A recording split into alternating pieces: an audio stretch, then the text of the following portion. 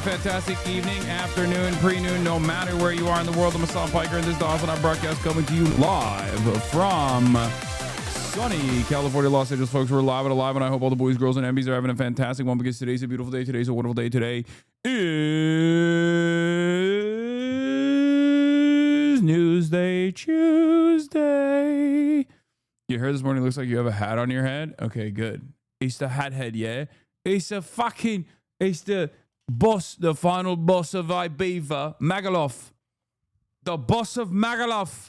The Ibiza final boss. Yeah. That's the type of hair that he has. Wait, you didn't say HasanAbi Piker, just Hasan Piker? Oh no, I messed it up. This is the part of the broadcast where I tell you about my personal news, about what's going on in the world of HasanAbi Piker, in between the time period where I press the stop streaming button and press the start streaming button. So help me God, that's what I'm gonna do. Ooh, goddamn.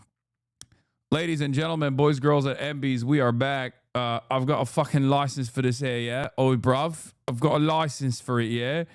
In any case, we're back, we're live, we're alive. And why are you so whimsical today? I don't know. I just did a good interview. It was long. I played basketball. Why you not answering Austin's calls? Because I was fucking talking, dude.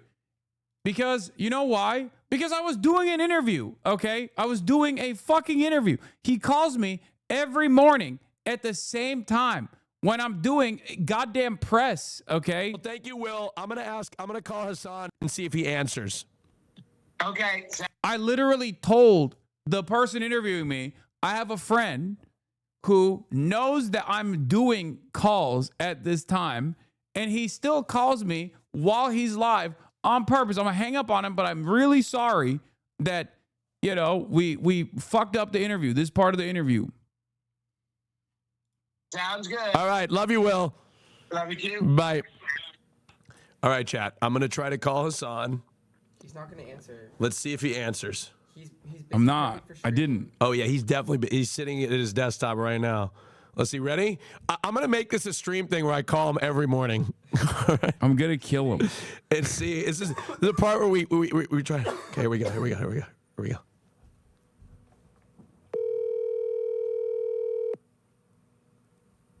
Your call has been. What? On the first Yeah, I one tapped it. I one framed it because I was on a call. Anyway, classic. But yeah, personal news wise, this is part of the broadcast where I tell you about what's going on in the world. Is 8/12, August 12, 2025. It's been August 12, 2025. Okay, folks. Oh, the Jam Boys talked about meeting you in there. Hell yeah. I will hold on. Last night I ended the broadcast. I watched a bunch of Fire. I watched a bunch of Fire Force. It's getting really good. The background.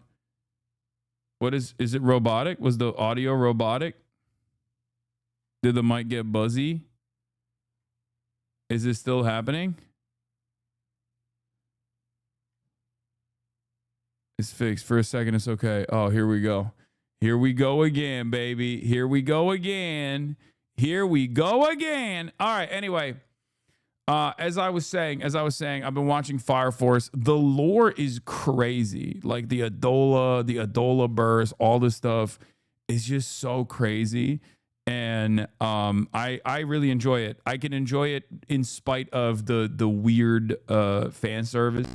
There's also some crazy ass shit happening as well in the show in general. Like there's just a dude that just like chops people up. There's a dude that. What's happening? The mic thing happened again. What is this? 2025. It's been August 12th, 2025. Okay, folks. Oh, the Jam Boys talked about meeting you in there. Hell yeah. Oh God, that's annoying. Might be an issue with the cable. No, I don't even know. I don't even know. It's happening again and again and again. Great. Love that. I love that, dude. I fucking love that. That's my favorite, dude. By God, that's HasanAbi's favorite music right there. I love to see it, folks. I fucking love to see it. I love when my shit's wrecked. It's not the fucking cable, dude. It's not the cable. Let's see. Is the Rodecaster, does it need a firmware update? Yeah, the Rodecaster, last time this shit was happening over and over again,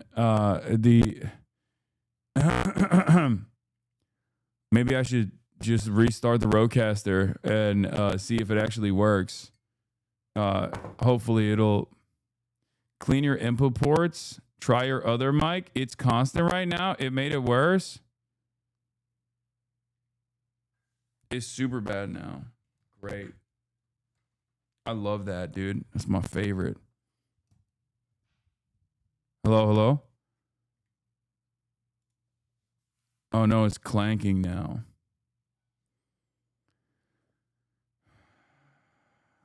Fuck. You sound like CNN. hate this fucking stupid ass. All right, you know what? Let's download the new firmware for Rodecaster.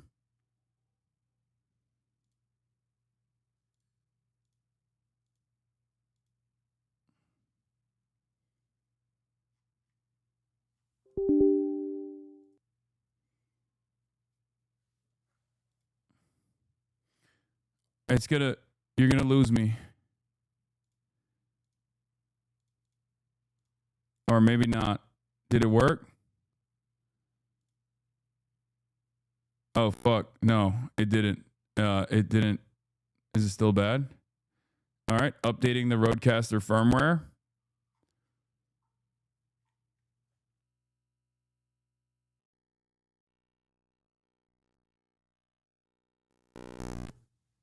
Oh.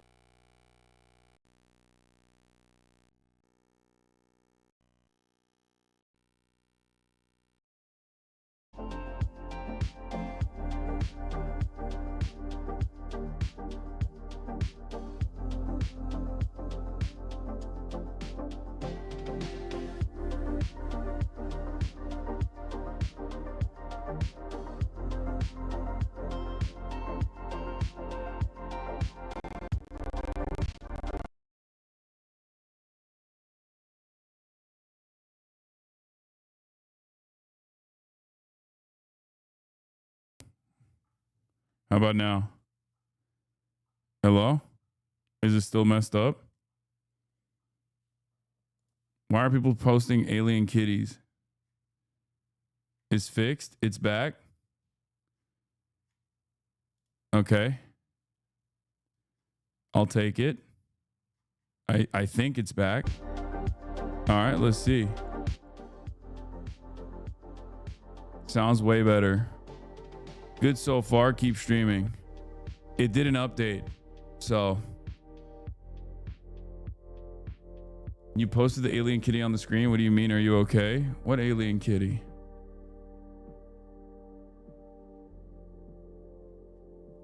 There was an alien kitty on the screen. I did not post it. I didn't see it. Was it Haas? Oh.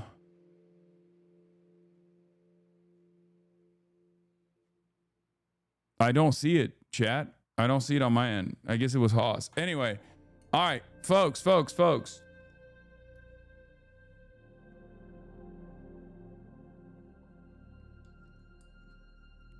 Where was I? Oh, personal news-wise. Not much going on. Watch Fire Force. Definitely like it a lot. The backstory is getting really fleshed out, and I enjoy it. And dear friend, you're getting gray hair if you didn't know. Yeah, I didn't know that I had gray hair on my beard. Thank you for informing me. But the fights are getting really good. I'm in season 2. I'm like halfway through season 3. It's like 15, episode 15. Season 2, episode 15 is pretty good. And yeah, that's it. That's all I got on the Fire Force side. Woke up this morning, played some basketball. Lost one game and then won every other game after that. So was cooking.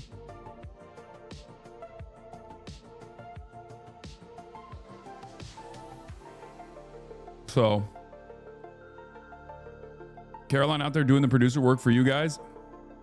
Singing in the rain. I think Thank you so much. I appreciate it. I was going to say, I'm friends with Hasan Piker. Oh, yeah. You should go on their podcast if you're in. Hasan Piker's podcast. I'd love to. Yeah, I want to connect you guys because my boyfriend's a huge fan too. Okay. He does the podcast as well. And Eric's got that Marnie, dude. That's crazy. That's crazy. My man's ripping the straight Marnie shirt. Okay. Okay, stunner. I see what's up. W networking, Caroline. Okay, let's go. And I said, I was like, you guys need to have Tim on the podcast. What is that little thing? Okay, I'll tell him I talked to you that you want to come on. Great. And I'd be happy to do it. Yeah, great. Okay. Sorry to put you on the spot, but I think you would be great on it. Anyways, nice to meet you. Thank you. Thank you so much. Appreciate it. All right. I got him on. Except his description literally says, I'm sorry, but I don't check DMs. Oh, wait, no, he follows me back. You already had Tim's contact? Yeah, I know. I did. But Caroline reminded me. I'm so stupid. I'm so dumb. I know. Everyone's going to be like, Hasan, this is what we tell you all the time. You forget to DM people, blah, blah, blah, blah, blah. Okay, well, Caroline reminded me, and now I DM'd him. I know Tim. Yes, I do. I saw she met Bob Odenkirk, which is, Bob Godenkirk, more like. That's so sick. Tim is literally the nicest dude. I was so nervous to talk to him when I saw him out in the wild. Yeah, Tim's great. I've done office hours. For those of you who don't know, I did office hours years ago. It's crazy that Northernline's coming for your job with a hard-hitting political commentary. Hey, you're 2 inches into Trump and Biden's 2 inches into you. Dude, well, I'm sorry. Coming for my job, this is literally not even a question. I'm pulling into Trump. I'm literally going as hard into Trump as I can, and I'm actually holding on for dear life as I'm nutting. This is not even a question, okay? This is only a hypothetical. This is only a hypothetical for the weak-minded, okay? I already have a fully flushed out worldview. I already talked about what I would do in this situation a million times over. I'm a real political commentator. What do you mean? Okay? I'm blowing up in those cheeks. Sorry, Donald Trump, I'm nutting in there, okay? Are you moving forward or backwards? Don't tell me to shut up. Just answer the question. I'm a political engineer, okay? I'm an engineer of politics. And as someone who got a political engineering degree, okay, let me tell you, the answer to this question is simple. I'm fucking not even pulling out, okay? I'm just staying in there. Hey, I follow that guy. That's Northern Lion. Was this on your final exam? Yeah, this is literally something that they ask you. When you want to get a degree in poli-sci, they straight up ask you, like, would you nut inside of Donald Trump? And you have to say yes, or they beat you. They don't let you do it. Anyway.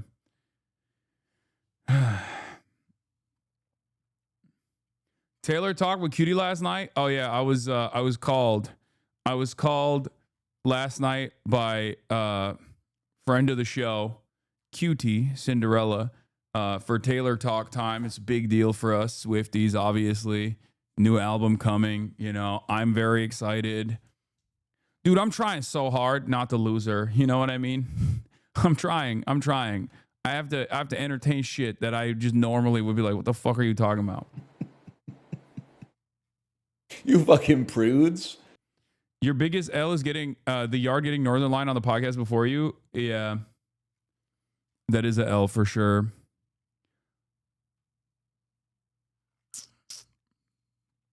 Please get a celeb guest on Fear and what? Who cares? What? Why? What? That's so funny. You need to get Northern Line on the pod, bro. I agree, but he doesn't leave Canada. So, you know, I don't know what to do about that. Anyway, what is this? This is the Jam Boys. A fucking nut ass week, right? This is my first time watching it. Hey, what's good? Written. This is so crazy. This is crazy, bro. This was like March is so cool though because March, bro, he like I can tell he just knows what the fuck to do. Who is that? What's happening? What's good? Yeah, March doesn't know shit. Okay, I'm glad that he was faking it like he knows what's up though. March, nice to meet you. What's good? What in the fuck? You're taller than I remember, bro. Hasan? I know people say Hasan is like big. Hasan is massive, like massive. That is a big nigga. Like he will put you in the dirt, nigga. Like, somebody said his ass scared. He really in the rack. Like that's another thing, bro. This nigga did not have to get on stream today and say anything about us. We took up so much of that nigga's time. Chat. We were with Hasan from like 4 p.m. to like 11 p.m. It was a great fucking day. It was absolutely fucking insane. Okay, dude, wrap it up. You made them look like children. Okay, but like they're like 21 to 25. It's crazy, man. They're so smart. Like, I was a whole ass dumbass when I was their age, and they are so locked in. They're so tapped in. They're so knowledgeable. I feel so old saying this, but they have a good head on their shoulders. Like, I'm unk status at this point, like, straight up. You know what I mean? And as unk status, like, when I was 21, it's a breath of fresh air to see people that are that age, that are this invested in politics and have like a really good worldview. And it makes me excited to see what they do with their podcasts. That's why I wanted to put them on. Nah, 33, 34 is still young. They're just growing too fast. True. I'm 26 to get called unk. I'm sorry, bro. Your grandpa status. I know people think 25 plus is unk, like, which is crazy. I feel like 25 plus is not even unk. 25 plus is not unk. I would say 35 plus is unk. And up until 35, you're big bro. But maybe I'm just coping. I don't know. Motherfucker, I started watching your shit at 14. The youth be getting smart. Cucumber skin harvester. Good name. No, I know. I know that there's a lot of people who started watching me when they were like 12. I know that. And they just like grew up watching me, which is good, I think. Under different circumstances, I say is bad, but I know what that environment looks like outside. Like, could you imagine a 12-year-old fucking learning politics from like watching fucking Andrew Tate or like Asmongold or some shit? You know what I mean? That's like, oh, devastating. That is you're just getting one-shotted from the jump. You're coming into an environment where you're just like, I am going to learn everything on the opposite side of reality.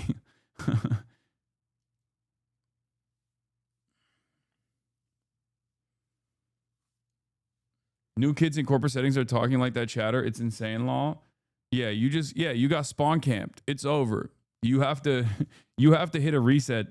It's over. You took L after L from the start.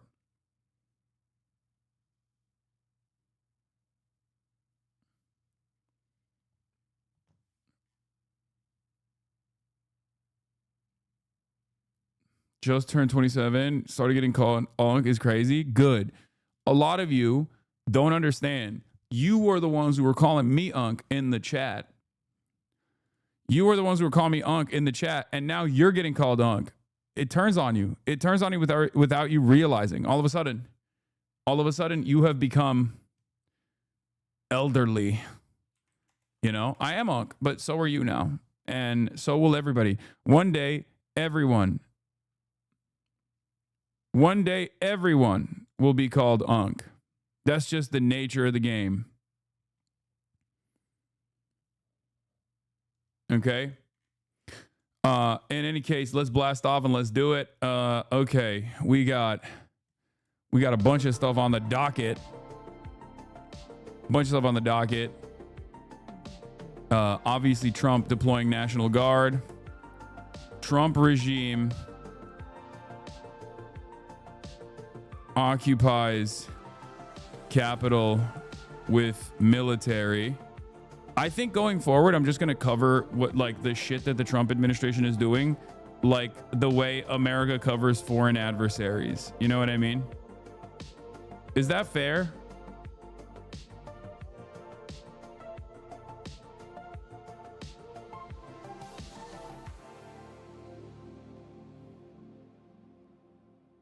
Like, I think going forward, I'm just gonna, because we are in that era.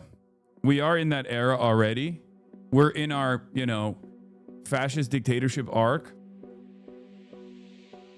So I think I'm just gonna start talking like this is a foreign adversary that the New York Times is covering. Like, Trump regime forces have occupied the Capitol militarily,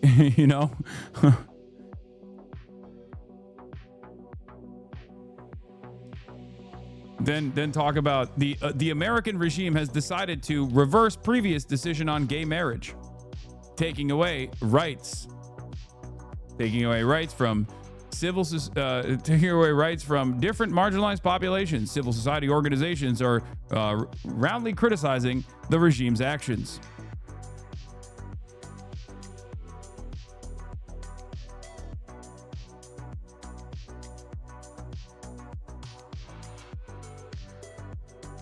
So yeah, Trump regime occupies Capitol with military.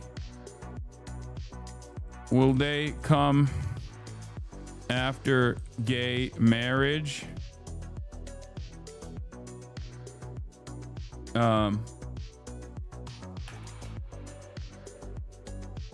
Opposition party resistance has come to a halt. Yeah, opposition party nowhere to be found. Controlled opposition party might be getting donations from the same oligarchs. Controlled opposition party nowhere to be found.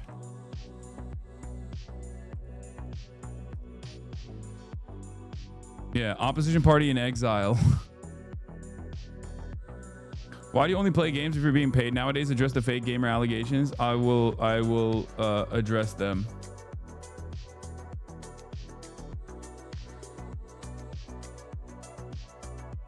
Korean filmmakers are all anti-capitalist. Yeah, why is this surprising to you? Why is this even remotely surprising to you? South Koreans literally have so much smoke for their own country, bro. They call it hell. It's a nation state that is completely dominated by like 7 families. And the entire industry is geared towards the 1 to 2 corporations those 7 families individually own. Everything sucks. Like, yeah, we see K-pop and we look at Asian food with cheese on it and we're like, that's delicious. And make no mistake, that shit is delicious. Okay. Galbijim with some fucking cheese on it. I love that shit. Okay. But yeah, they have a lot of fucking issues, man. They have a lot of issues. They're being they're being hyper exploited by like the worst aspects of capitalism on a daily basis. Shit sucks. Of course, it's going to breed a bunch of artists that just like despise that structure, despise that system. You know?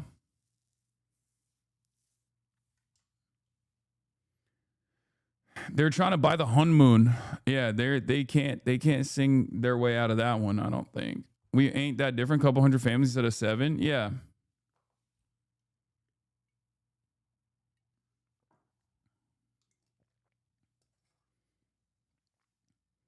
Parasite is a documentary. True. You're not slick, Unc. What is this? The regime has seized control of the nation's capital.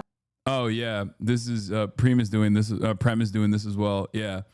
Hold on. Let me blast off real quick. K-pop artists are literally abusing to continue their careers. This is insane. Yeah, I know. As your current top gifter, I demand you acknowledge how hot Jem Psaki is. I earned this discussion since I've been here for so long. Jem Psaki, low-key hot. That's crazy. I will not be acknowledging things like that. You're insane. And you need to open a book. You need to open the good book, the Quran. You blasted off like half an hour ago? No, I never blasted off. What do you mean? I've just been live for the past 39 minutes. Obviously, I didn't blast off half an hour ago. Trump regime occupies Capitol with military. Will they come after gay marriage? Controlled opposition party nowhere to be found.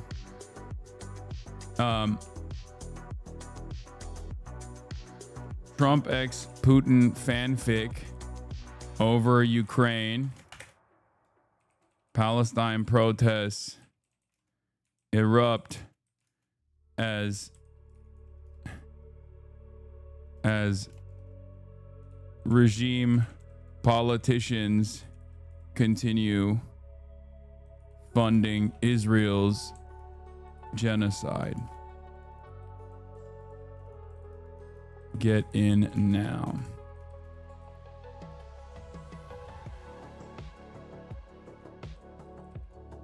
Boom. Do we have a blast off me? Oh, we do. Yeah. Did you cover the CDC shooting? I never got to cover it. What makes your White makes your head look bigger. Thank you for telling me that. I'm gonna do that more often. I'm gonna wear white more often now for that reason, so that my head looks bigger. Let the people know, ladies and gentlemen, we are live. We're alive. Here it is, a bomb's left. Blast off meme, rent control. Firing off a couple shots in your neighborhood to make sure that real estate investors don't come in there and fuck up the bag, fuck up the environment for you.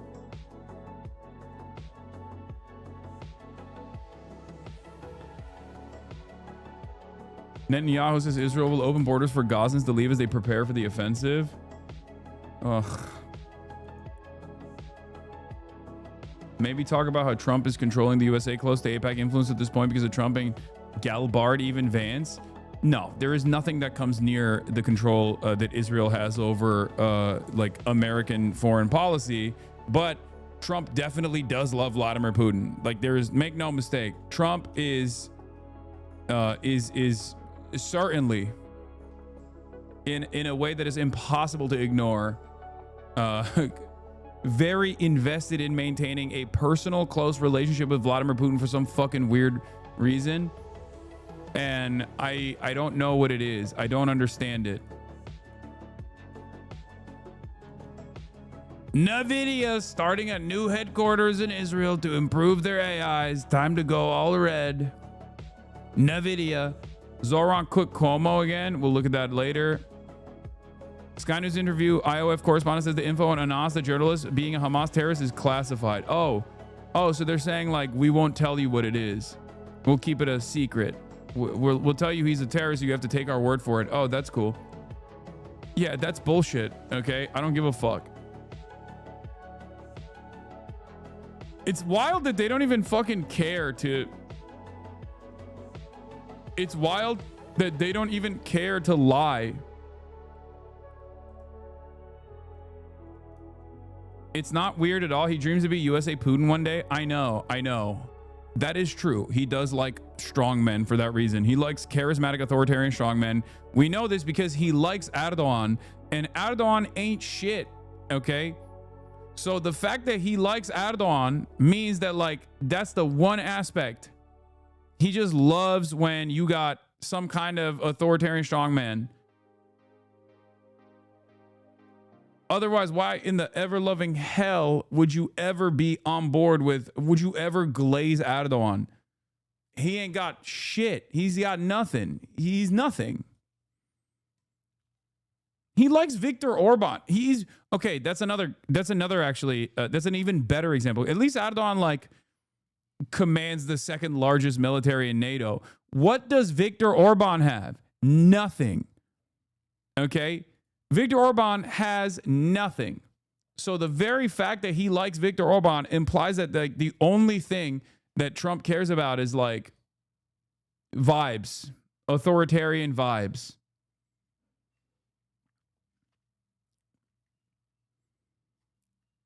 Kim Jong-un, I understand. At least, like, Kim Jong-un is unique, okay? Viktor Orban is not.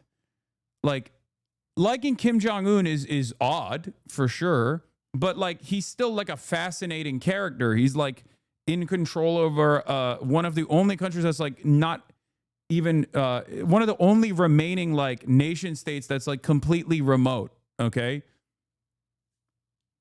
Viktor Orban is the leader of Hungary. He's smack dab in the middle of the fucking, well, not in the middle, but, like, you know, he's right there in the European continent. And he's just a fucking powerless autocrat. He has power over his own country, but ultimately in the global scheme of things, like, he has no motion. Do you not understand what I'm saying? Like, him liking authoritarian strongmen for only the quality that they are authoritarian strongmen is perhaps most evident in someone like Viktor Orban, because Xi Jinping is a charismatic strongman leader for sure, commands a lot of power I mean, he's the leader of China, okay? China is a hegemonic superpower. Kim Jong-un, again, understandable that you would, like, find him to be a fascinating character because he's responsible single-handedly for an entire nation state that is like a sovereign nation state that has nuclear weapons, and also on top of that has been completely outcast from the global marketplace. Like they're not a part of the regular international system that we've designed. But when you got, and even with like Erdogan is a feckless servant of the American state. But having said that, he at least has like NATO. He has like a NATO army. You know what I mean? But with like Viktor Orban has nothing. The only reason why you would say you like Viktor Orban is because he's an authoritarian strongman who's right wing, who like says he hates gays. He has nothing. What do you mean? He plays both sides. He's like beholden to Chinese influence, beholden to Russian influence. Obviously, still a servant of American reactionary sentiment as well. He's got nothing though. You know what I mean? No disrespect to Hungary, but like in terms of like all these other global leaders and shit, like he has no motion whatsoever, other than like the only quality that he brings to the table that you might find fascinating or good is that he just sucks. He's just a bad dude. He's a bad dude, and he's right wing, and he's authoritarian.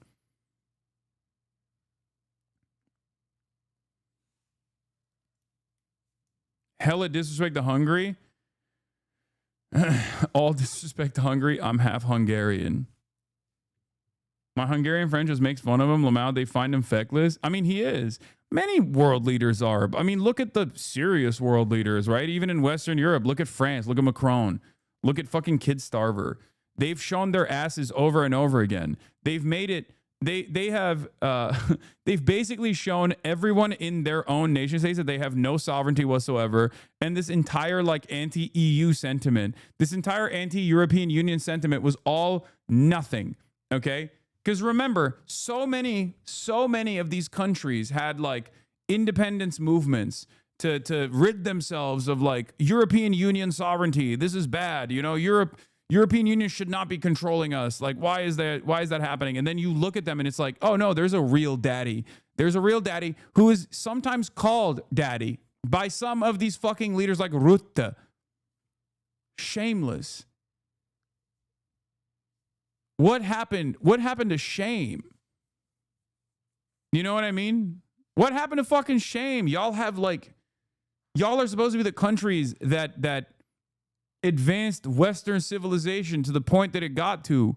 And now you're just like sitting around in charge of a bunch of vassal states demanding more taxable revenue from your fucking serfs so you can give it back to the real king, Donald Trump. It's crazy. It's really messed up.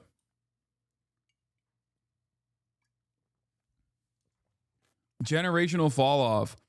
It just makes me upset because like I can't do anything in America. I constantly yell about America and the ways in which we dominate the planet and how unfair it is for everybody else. So I just expect I don't know, European leaders to be able to like get their shit in order and to actively push back against American intervention of this sort, right? Like, I wish. You support China and Korea, you're a weirdo, buddy. And Kim Jong-un isn't a bad dude. Okay, buddy, did I say anything of the sort? Did I say he is a good dude? No, you heard that. I said he is a fascinating character, so it's understandable that at least like in comparison to Viktor Orban, he's a more interesting character than Viktor Orban, given that he is in charge of fucking North Korea. That wasn't glazing Kim Jong-un, which I do with regular frequency. This is just not one of those moments. I'm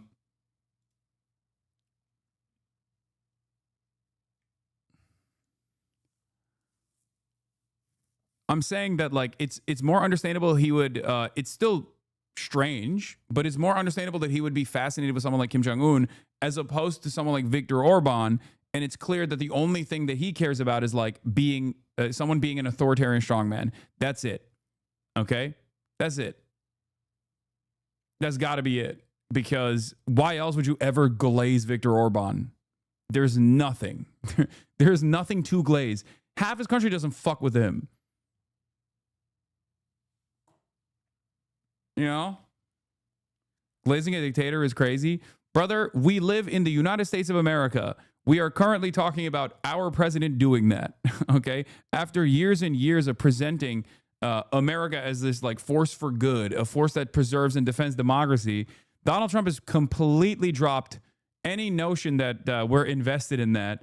He literally is moving the troops to the capital of the nation. Donald Trump is moving the troops to the nation's capital, okay? That's where we're starting off today. That is where we are starting our journey on this wonderful morning. The Trump regime, I repeat, is moving its military to the nation's capital. This is quite literally what happens in historic fascist movements. This is how it goes. Okay, this is how it starts. This is how it goes. We're doing it. And it's not even like, it's not on some like 2016 fuck Trump shit. This is just straightforward. This is a straightforward attempt to at least have like some semblance of control when full tilt fascism comes our way. And it's already at our doorstep. And of course, the hilarious side of this otherwise like somewhat scary story is that the inflection point for this military takeover of law enforcement duties in the nation's capital is that a dude by the name of fucking Big Balls got his ass beat by a 15-year-old teenage girl and a 15-year-old teenage boy. That is the reason why we are now having a fucking fascist military takeover of the nation's capital. What are we doing? I'm losing my fucking mind. The nation's capital put on notice, awaiting the arrival of hundreds of National Guard troops as the president places Washington, D.C. under federal control. This is Liberation Day in D.C., and we're going to take our capital back. President Trump declaring a public safety emergency in D.C., placing attorney... Yeah, Big Balls is the Franz Ferdinand, you know? That's what we're doing. That's like we don't even have like a real fake crystal knock inflection point. Like, hello?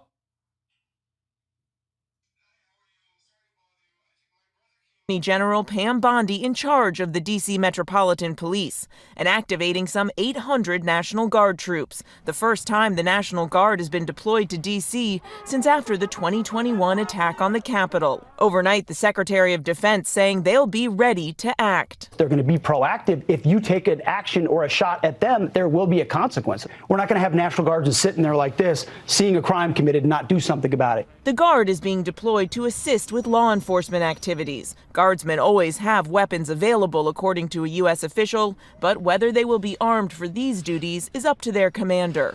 The president is painting an apocalyptic picture of the nation's capital, adamant crime is spiraling out of control. But the official figures show crime in the capital is actually in decline. Violent crime recently hitting a 30-year low, down 26% since last year. Burglary down 19%. Murder down 12%. When we think of emergencies, it usually involves surges in crime. Mayor Muriel Bowser acknowledges there's little she can do. D.C. is not a state, and the president has the authority to take over the city's police department. And while this action today is unsettling and unprecedented, I can't say that given some of the rhetoric of the past, that we're totally surprised. Trump, eager to show he's tough on crime, has shown a willingness to use military force in major cities. Earlier this summer, sending 4,000 National Guard troops and 700 Marines to quell immigration protests in Los Angeles.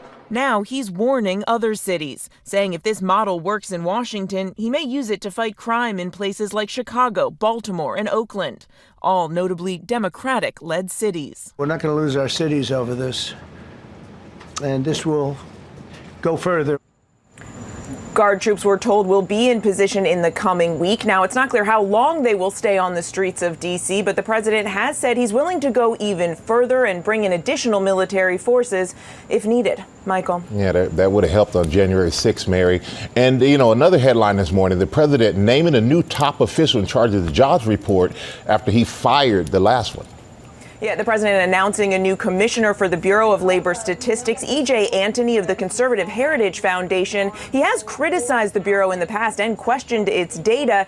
He also contributed to the Conservative Project. I mean, massaging the numbers, deploying troops to the fucking nation's capital, black bagging people from the streets, and then when there's any sort of inevitable resistance against that sort of thing, utilizing the military to violently squash attempts to stop that sort of thing from happening. It's here. We have concentration camps. We have concentration camps. We have concentration camps in this country currently. Okay. Is here. Is here. This is like, I think this is exactly how this kind of shit happens. Like historically, this is how it has happened. I don't know what more you need to see to arrive at this conclusion. It's just like, what do you want him to do? Run around saying he's a fucking Nazi? Is that what you want to do? Is that what you need to hear from him? I mean, he's got people in his cabinet that have fucking Sig Heiled. You got Elon Musk Sig Heiling at the inauguration. You even got that. Fuck the mainstream media bullshit reporting. This coverage is so weak. Brother, close your eyes and imagine Joe Biden doing that in a red state. Okay? Just do it. And there was good reason for him to do so when Greg Abbott was actively ruining the executive authority over immigration, actively defying the interests of the federal government. He could have done that. Imagine a military takeover of Texas.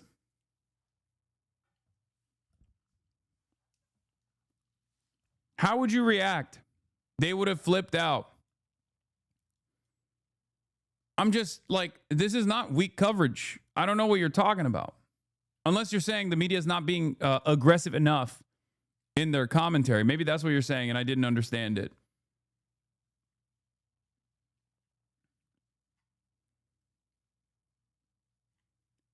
Like, I have detailed exactly how this is going to happen, and it's going along in the exact ways that I said it was going to happen.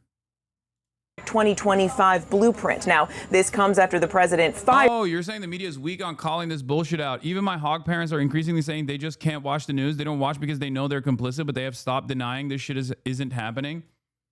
Yeah, this is exactly the kind of like aesthetic stuff that Americans, regardless of what their political background is not in favor of either.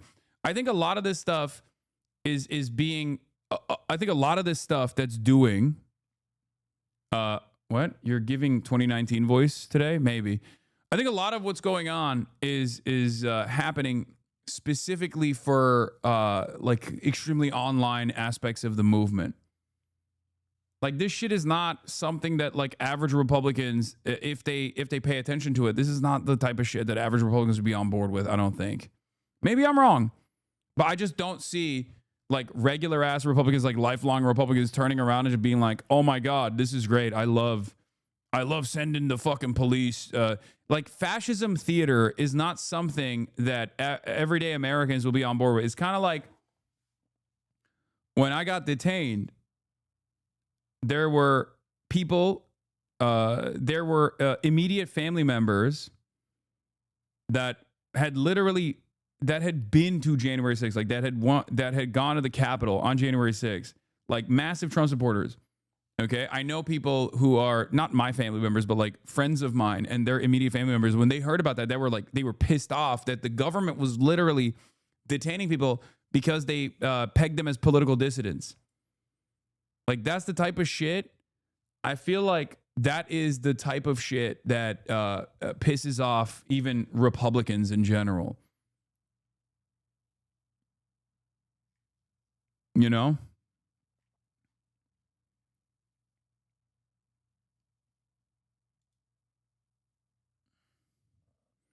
Big Balls got beat up by a 15-year-old in D.C. and Trump sends the National Guard. 15-year-olds get murdered in schools across the country and Trump sends thoughts and prayers. Yeah. There's a bunch of interesting stuff, but it's framed as law and order, so Republicans do kind of like it. Also, there's a lot of black people in D.C. No, for sure. This is for that reason. He's doing it for that reason because D.C. is a black city, okay?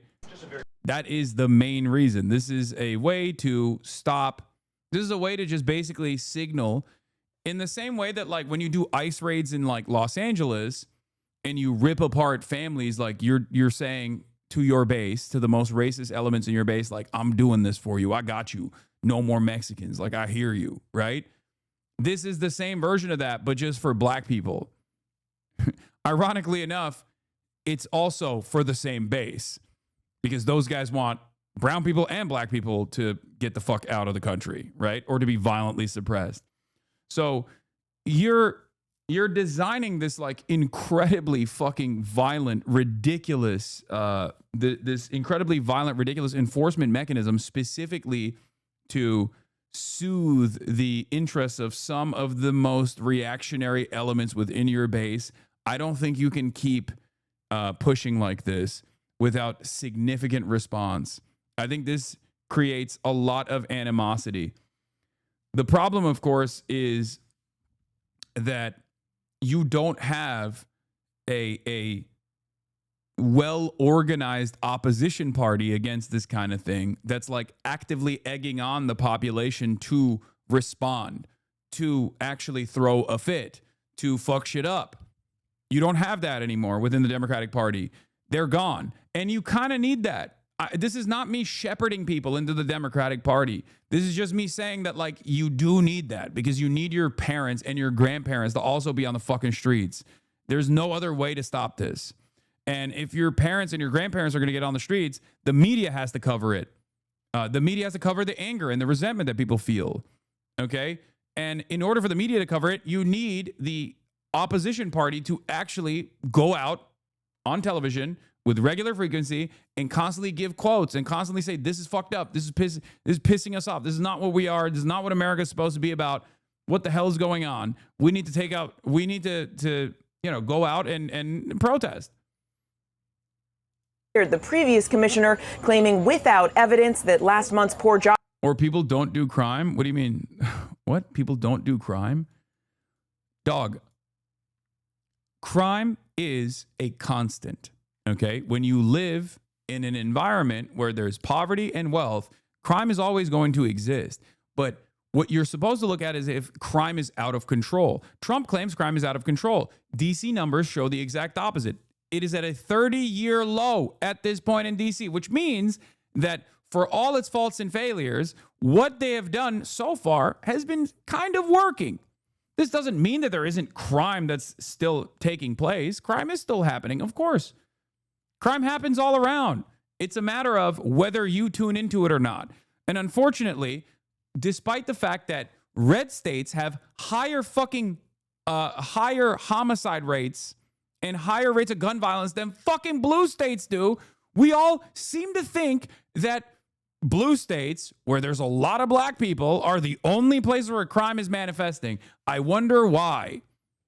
If I were to ask anyone, if I were to ask an average person on the streets, who has a higher violent crime rate?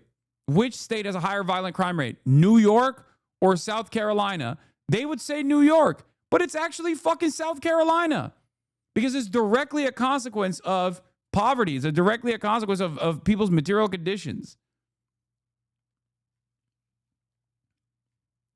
Military will only target criminals? Yeah, no, totally. Just like they always do. Brother, the military has no training for law enforcement purposes, okay?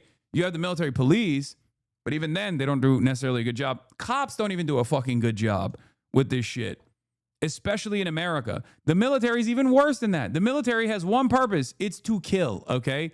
That is what the job of the military is. They kill people, okay? That's what they do. They kill people. They get sent somewhere and they shoot. They use lethal weapons and they shoot. They don't do crowd control. They don't do any of that shit. They are there to kill. This is precisely the reason why there are laws in the books against this very same thing that's happening currently. Okay? Now, DC, of course, is unique because it's not a fully fleshed out state. It's a District of Columbia. So obviously for that reason, you can federalize, you can basically do a forcible takeover of the policing in DC. That's probably why this is the entry point for Donald Trump to test this process out. There's also, after the 48-hour takeover, you have to justify, like in the first 30 days, exactly why you need to control or federalize the policing in DC. And then after the 30 days are over, you have to go back to Congress and get congressional approval to continue extending the military occupation of the nation's capital. Now,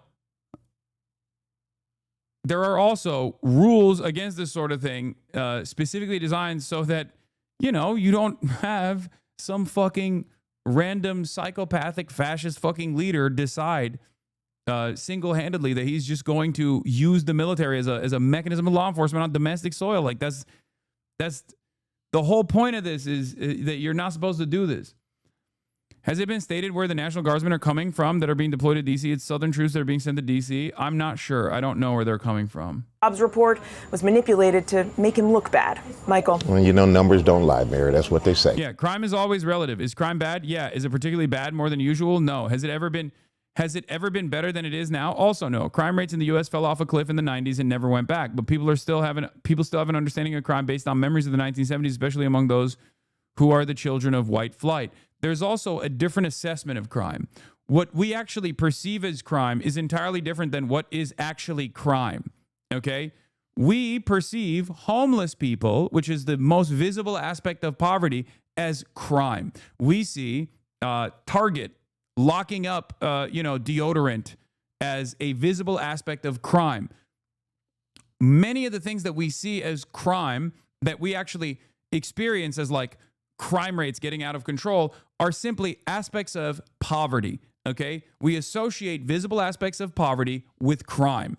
This doesn't mean that like there aren't criminals amongst the homeless population. Of course there are, but you don't make that assessment. You just see a homeless person and go, oh, ew, dirty, gross, crime. That's a criminal. He's going to come and yell at me. He's going to throw his poop at me. That's your immediate assessment when you see that. And then you walk around all day with that in the back of your head. You get in a fucking, you get in a subway car and you see a homeless person and in the subway car, you go, crime is out of control in the subways. Okay? Like that person might not be bothering anybody. Or even he might be loud and abrasive and experiencing a mental health episode, right? But even then, like our assessment of what is a crime, what is, contributing to the crime rate is entirely out of whack. And the example I can give you is like, if it wasn't a homeless person that was experiencing a mental health episode, but instead like, I don't know, a regular 9-to-5er in a fucking suit, you would treat that situation differently than you do with a homeless person. Okay? That's it. And you wouldn't immediately assume that this is like a criminal doing crimes. That's just kind of how it works. It is what it is.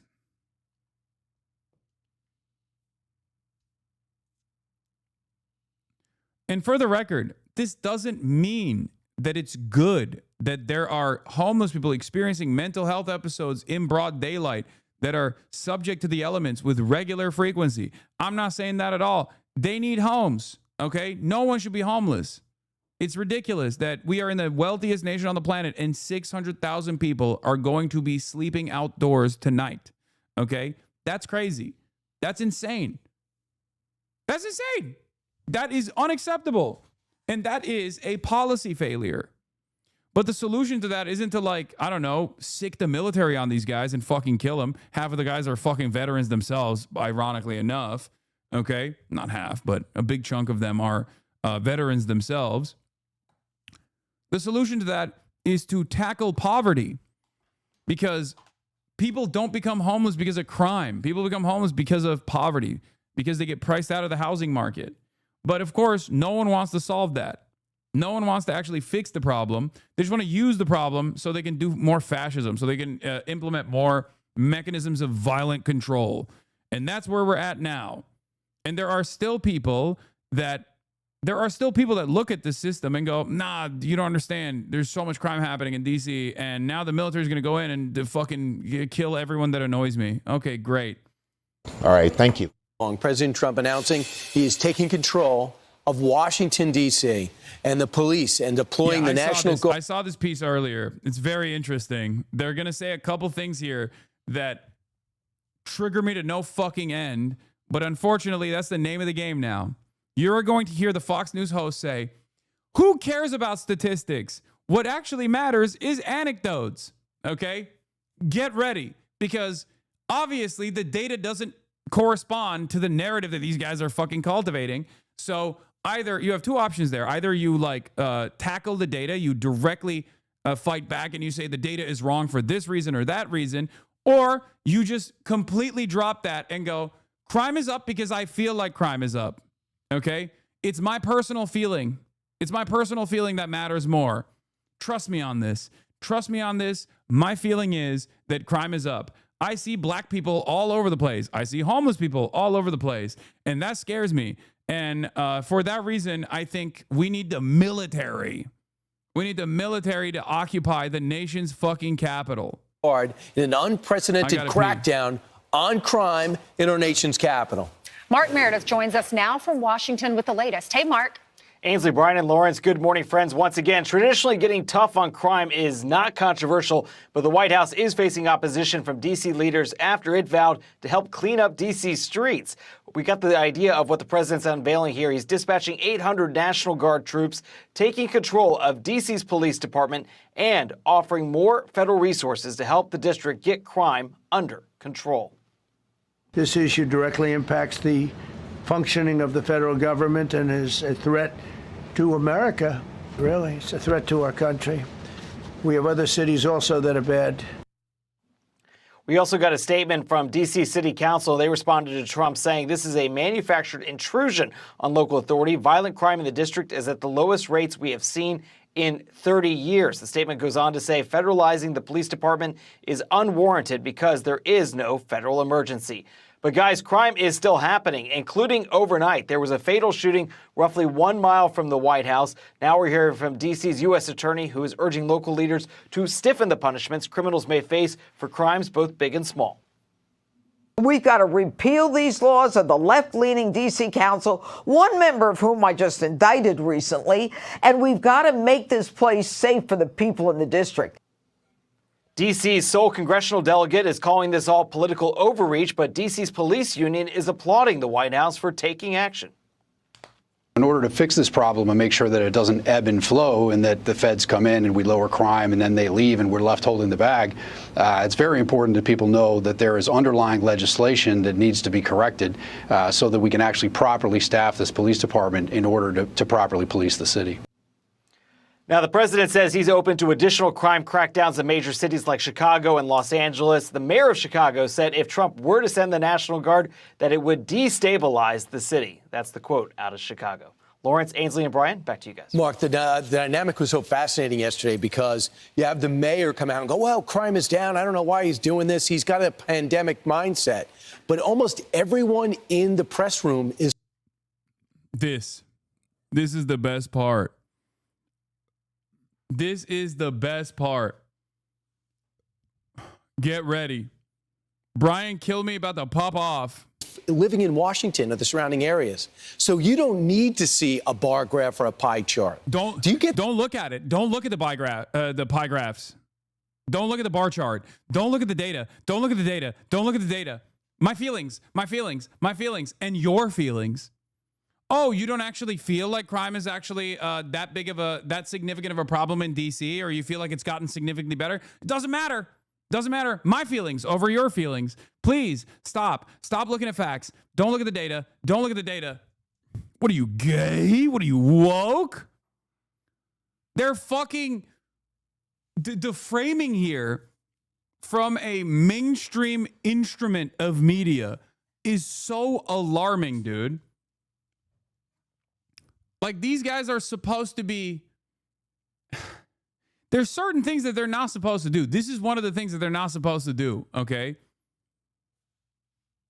As someone who studies criminology and lives in the DMV, this shit is so infuriating. It's just like It's so fucking frustrating to be like, no, don't look at the data. Data lies. Data is a liar. Please. Your feelings. That's what matters. The sense that no matter your proclivity or what you thought of the president, the people in that room know there's a problem with crime in that city, regardless of what stat is out there? Brian, I couldn't agree with you more because statistics don't tell the entire story. And obviously, if you're a victim of crime or if you know somebody. Statistics don't tell the reality. Oh, that's right. Hey, man, perhaps there is a need for statistics for this exact same reason. Because personal anecdotes, especially as it pertains to crime, are so emotional. When you have a degree of emotional investment, when you actually have like a low impact crime, let's say someone broke into your car. Okay. Someone broke into your car. They didn't even steal anything. They just broke your window. That is a costly endeavor for you. But more importantly, it's an emotional endeavor. Why is it an emotional endeavor? Because you feel like your sense of security has been ripped away from you. I totally understand why someone who's been victim to such an act is going to feel insecure, is going to feel scared. Okay, so that person is obviously going to think crime is actually completely fucking out of control. It's gotten out of hand, right? This is precisely the reason why we need empirical evidence. Why do we need empirical evidence? Because anecdotes are clouded by bias. Okay. And especially when it comes to something like crime, if you have been mugged or if you have experienced some kind of crime, low impact, high impact, doesn't matter. Your personal relationship with this, your personal relationship with whether or not crime is completely out of control is going to be completely out of whack. We have no way. You have no way at that point to like make an assessment. It's just your own personal individual experience. And it is completely clouded by the emotional impact that had on your life. This is precisely the reason why we have to rely on data to make policy decisions. Because if we don't rely on data to make these policy decisions and we rely on like personal anecdotes, then we're fucking cooked. Then this kind of insane enforcement comes into mind as the only solution.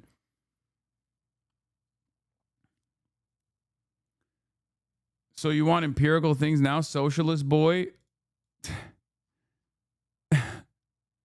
Yes.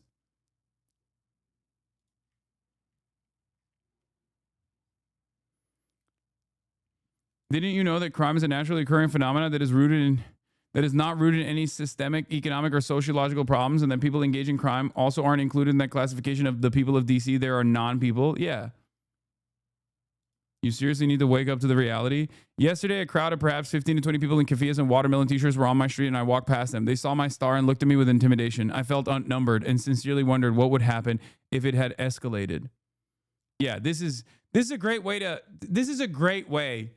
to describe exactly what I'm talking about. Like in E. Fatlow's mind, okay, this was an anti-Semitic hate crime. Do you understand? But in the real world, that's not what happened at all. Do you understand? Nothing happened. She is recalling an incident that wasn't an incident at all. She just happened to exist around other people. Okay? So what are we supposed to do? What are we supposed to do? Are we supposed to legislate off of the paranoid delusions of people? Is that what we're supposed to do?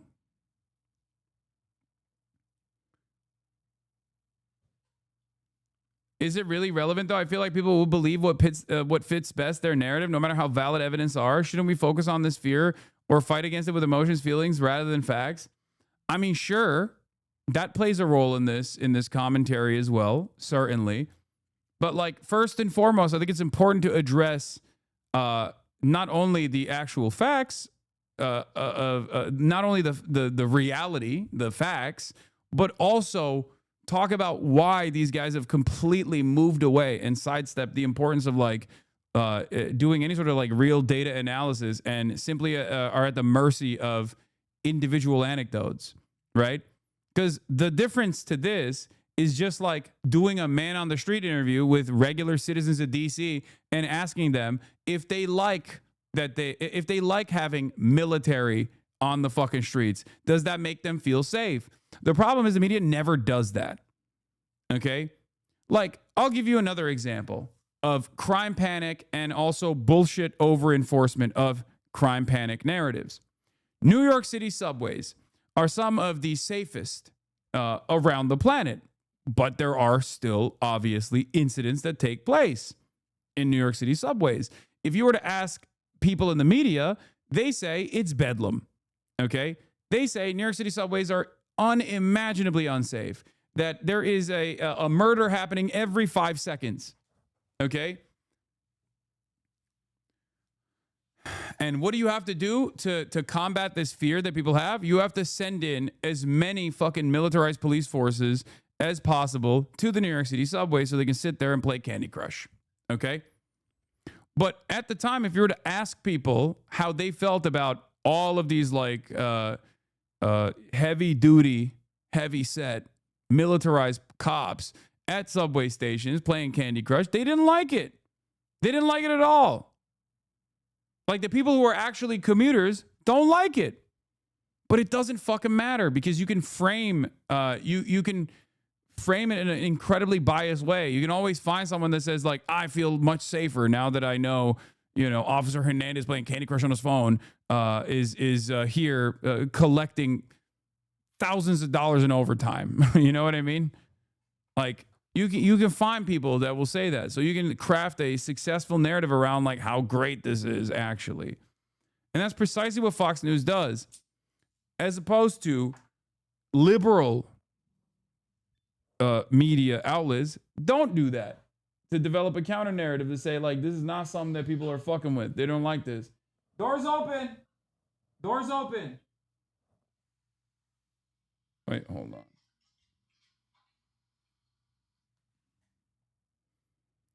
Feelings of unsafety is because guns are illegal. That's the other thing. You know what? One of the craziest things that they're showing in DC, they're like, gun violence is up. Gun violence is much higher in DC than these other fucking nations, right? It's like, dude, yeah. It's because they have hella guns, man. It's because we live in America. The solution to gun violence is obvious. It's gun control, but you don't want to do that. It's so fucking stupid. It makes me so mad that they do this, like, they do this thing that otherwise liberals used to do to describe like how bad gun violence is, where they'll like post gun violence numbers in DC to be like, look at DC gun violence numbers as opposed to fucking, I don't know, Honduras or some shit. And it's like, okay, yeah, because we're gunned up. Everybody's got a gun. Motherfuckers have guns for their guns, okay? We're printing guns.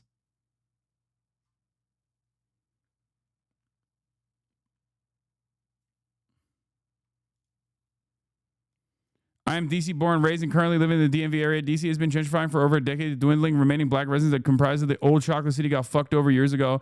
Since at least 2008 by neo-lib Dems and Republican Mayor Fenty. Most have been pushed into Prince George's County, MD, and beyond already. Trump is already 20 years too late into this plan.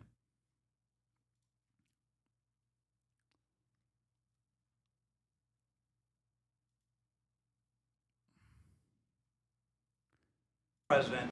Oh my God, Benny Johnson is in the fucking press pool today. Oh my God, I want to die. We got gum boo boo. Yeah, motherfuckers have la boo boo. We got gum boo boo. And we're talking about gun violence in DC. It's like, yeah, I don't know. I wonder why. Nah, it's just because it's black people. Black people are there. That's why. Please do not look at the one factor. The one factor that is ultimately so different in America. It matters a much bigger deal to you as opposed to just seeing something on a bar graph. And you asked a question about the reporters. I'll tell you, I went to the Starbucks yesterday before going to the White House. I asked this barista, she's got a 4-year-old boy. She's out there every day at 5 in the morning working her butt off. I said, what do you think about the National Guard coming? She goes, thank God they've got to get the city under control, because she deals with the homeless in the store. She's got to deal with the crime in Anacostia, DC residents, yes, they are aware that this is going to be a huge political fight, but there is absolutely a crime problem in the nation's capital. Yeah, if you live in a neighborhood, you just want safety. You don't care how it's done. So Donald Trump said that he's invoking this under Section 740 of the DC Home Rule Act. He had to notify Congress, right? Yeah. And he is able to bring in the National Guard for the next 30 days without having a vote from Congress. Brother, a cool story, by the way. But also, even if it was true, how is the military the solution to this? We're such a stupid society, man. We are so fucking stupid. This wave of anti-intellectual thought has completely destroyed any kind of good governance that we could have. Okay? It's over. It's done. It's fucking Jover.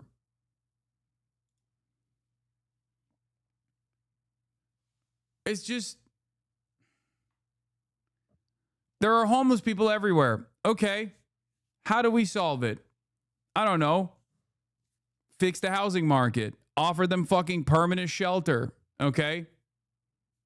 And then start the rehabilitation process with the housing first policy. Okay. Those are successful methods of combating homelessness.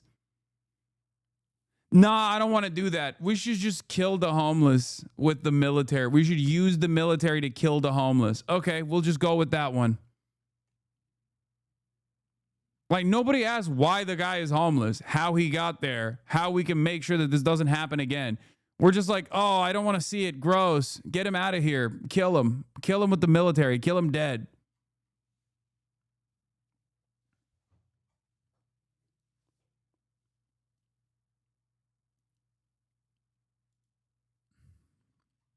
Congress, is that right? Ainsley, that is right. And he did notify the appropriate committees yesterday. So basically the clock is ticking. This gives Congress until mid-September to decide whether or not they want to extend the emergency. But this is unprecedented. We don't know what this is going to look like in the next week, 2 weeks, whether or not this is actually going to be well received by DC residents. Or what do I say to people who think they're just lazy? I mean, majority of homeless people actually have jobs. They're just living out of their fucking cars. And it's not about laziness at all.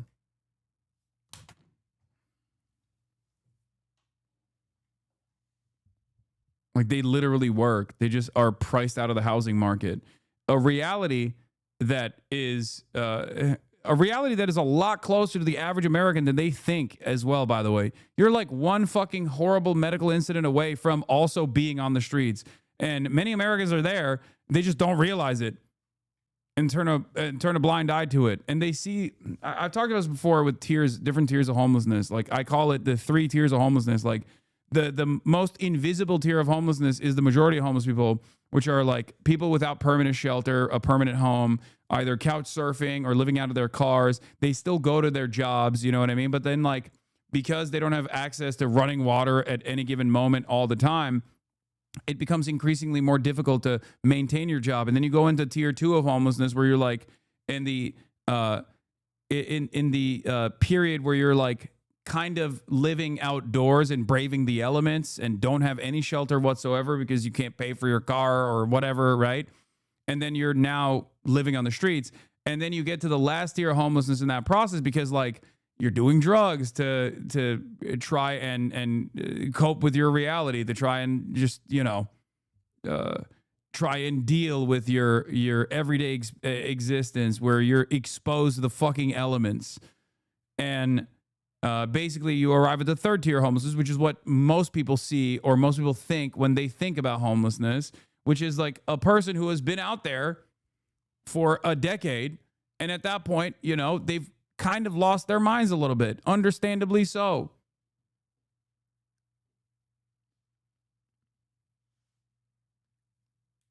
And they're constantly experiencing like mental health episodes in public. They have nowhere to go, and it's much more difficult for them to be reintegrated into normal society. But the idea that like people are homeless for fun is so idiotic. I don't understand how people say that. Like they just don't think about it at all. I guess like they in their minds they have it like never considered how insane that statement is. Like, I will never understand that. When people just go like, oh, dude, people want to be in that situation. It's like, dude, you are insane. Nobody wants to live in that situation. Brother, animals need shelter. Like, they find caves to live in. You know what I mean? The idea that like a fucking whole ass human being is going to volunteer to live out in the fucking streets is insane. The only reason why you think that is because the shelters have no drug policies, and the shelters actually have a lot of violence and a lot of theft. And therefore, some people do prefer to live literally outside in a fucking tent rather than living in a goddamn shelter, especially because shelters are not permanent anyway.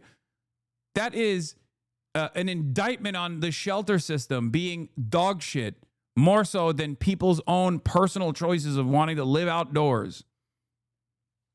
Yeah, you can't keep a pet. You can't keep your stuff in the shelter. There's so many different things. Like these are not non-persons. These are human beings, you know?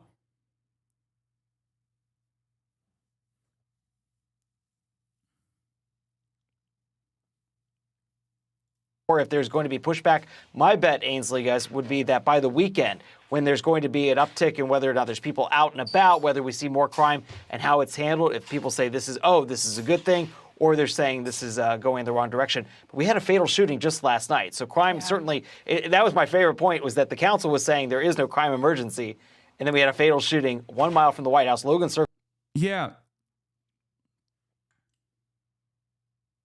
Yeah, one fatal shooting a mile away from the White House does not mean there's a crime emergency. What are you talking about? There's never going to be zero crime, dude.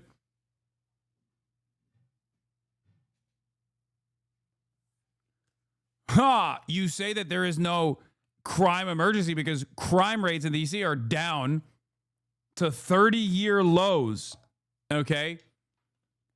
Well, my retort to that is that a crime happened last night. Oh, shit, dude. I didn't realize that you know, not having an imminent crime emergency, I didn't realize that meant that, like, you know, no crimes are supposed to happen ever. Fucking got him. Sick.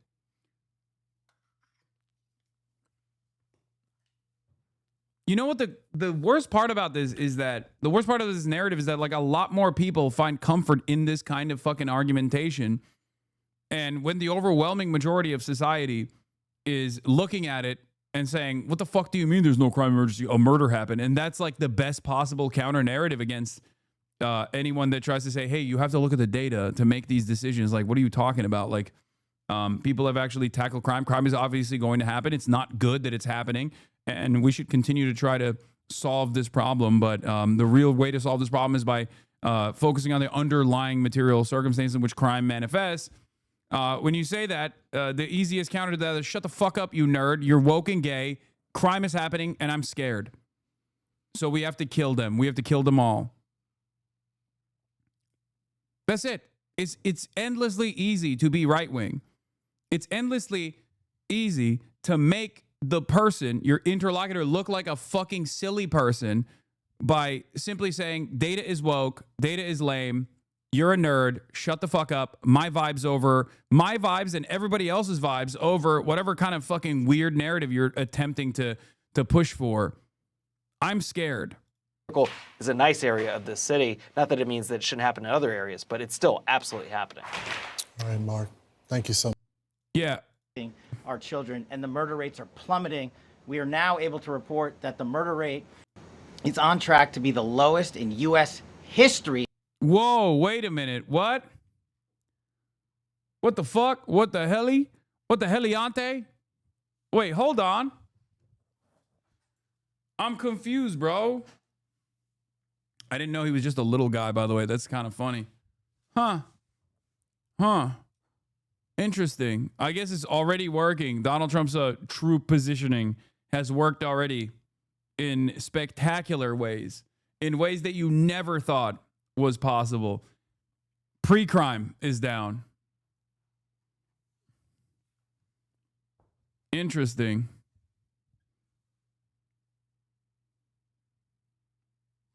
In modern recorded U.S. history, thanks to this team behind me and President Trump's priorities, our children, and the murder rates are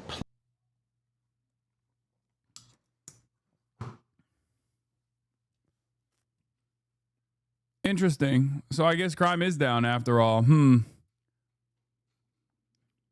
reason why they won't use statistics is that they would have to show that red states have higher rates of crime than blue, and they will never admit that to their base. Yeah.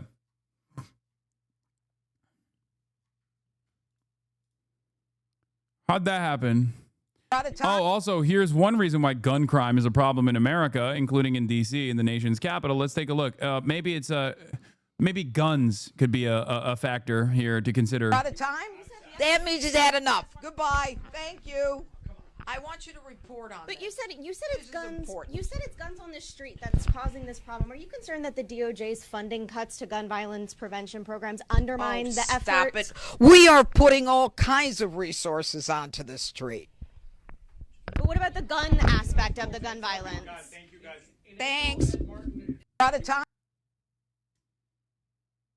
That's great, man. I love having members of the administrative state and people in positions of power that are just like visibly drunk. You know, I feel so safe. I feel so fucking safe, dude.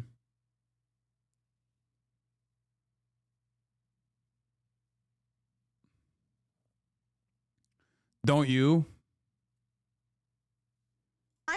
That means. Oh, stop it. Thank you, Mark.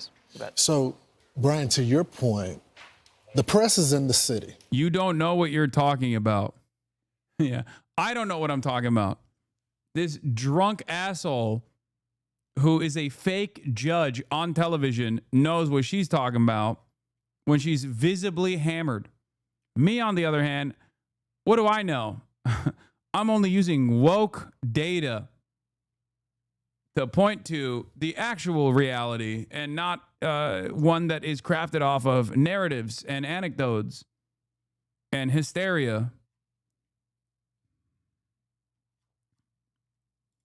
Right? We've heard stories for years. We've seen camera crews be attacked. But I'm sorry, their questioning of the president during the press conference yesterday wasn't reflective of that. And they kept citing numbers. Well, we have some numbers for you. So if you compare Washington, D.C., the District of Columbia's crime to everyone in the country, when it comes to total violent crime, it's the 10th highest in the country. When it comes to homicides, it's the 4th highest in the country. And vehicle theft, which we've heard this for years now with the carjack, they're number 1 in the country. So don't tell us that it's safe and the president's overreacting and that the numbers are going down when this is the case. Yeah, we hear all about drugs down in Colombia, right? But when you compare D.C. to other countries around the world, look how much higher the murder rates in that capital city per 100,000 people is.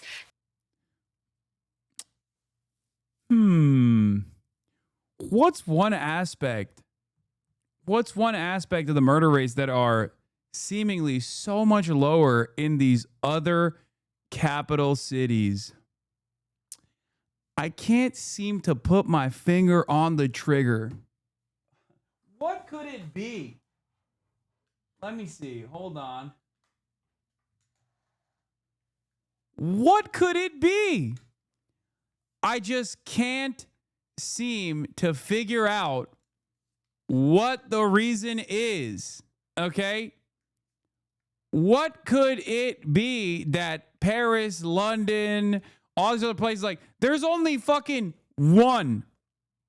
There's only one gun store in the entire fucking state of Mexico, in the entire nation, okay? They get all their guns from us. We give them the guns in exchange for drugs, of course. And even then, it's seemingly lower.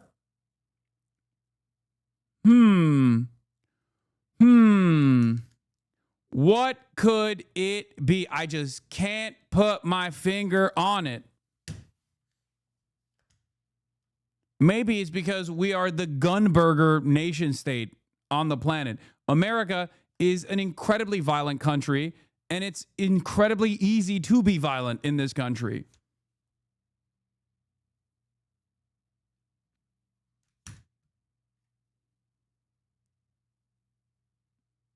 D.C. has almost 28. Colombia, 15. Mexico City, almost 11. Islamabad, 9.2. Lima, Peru, 7.6. Paris, 1.6. You get the idea. But D.C. is, what, 27 times higher than London? So here's the thing. I think the mayor gets it. So she was like torn at her press conference because what city wouldn't want additional law enforcement to help suppress crime? It makes them look better. Number one, you want to make sure your neighbors are safe, and everybody knows it's not safe. The numbers are down to compare it where it was. And then I see this story yesterday. The Metropolitan Police Department confirmed that Mike Pulliam was placed on paid administrative leave. Why? Because he accused his commander of deliberately falsifying crime data. So Pullman, the former commander of the 3rd District of the Columbia Heights, was placed on leave with pay and told he's under investigation for, get this, questionable changes to crime data. Now, he says that came after a week after he filed a complaint against the executive assistant chief for doing the same thing. So the one crime way or numbers another, might not be right. So more problems with the numbers. We always wonder, what are you doing with the numbers? It doesn't feel as safe. In New York City, they say it's never been safer. Eric Adams was here saying that. Well, you go, it doesn't feel that.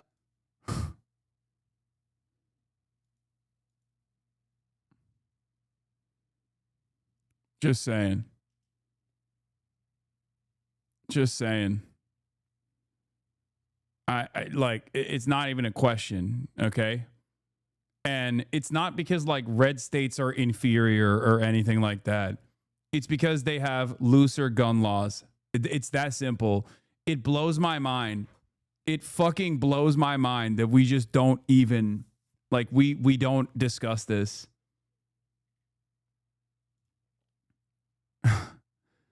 America's murder capitals 2025 ranking of the deadliest cities.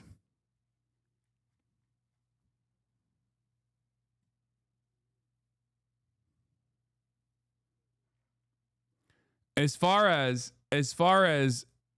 the murder rate, as far as cities with the highest murder rate, it's poverty and access to weapons. That's it. When you have poverty and you have access to weapons, it's a PvP unlocked area, okay? America is a PvP server. American cities are a PvP server. There is a major reason why people talk about how fucking safe they feel walking in the streets of European capitals. There's theft that happens there too, But it's because motherfuckers don't have guns, and you know that. So when you don't have guns, when you don't have readily available weapons, okay, when the guy coming up to you probably doesn't have an arsenal under his fucking coat, you feel a lot safer. Income inequality has a higher correlation than straight poverty, for sure. Yes, income inequality is right. It's not just poverty. It's poverty relative to wealth. I mean, even wealth and poverty are relative concepts anyway, but if you have an area that is wrought with poverty and then an area that is not, an area that is wealthy, you're going to have a lot of crime.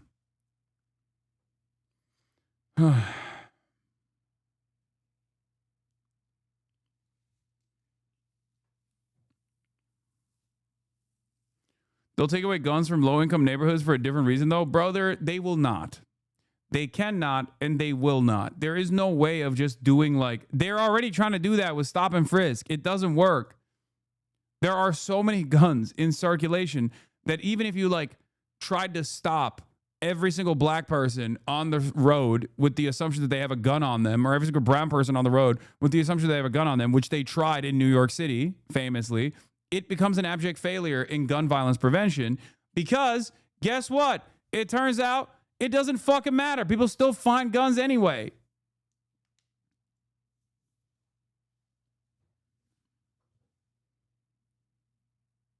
They have tried this. I suspect the Trump administration will try to nationalize stop and frisk anyway. And it'll make people feel like this police state is doing some kind of enforcement. And it's enforcement that is heavily racialized anyway. So then the white people will feel safer about their guns. Using New York City as a benchmark for high crime rate is so unimaginably false and grasping at the highest reaching straws. What?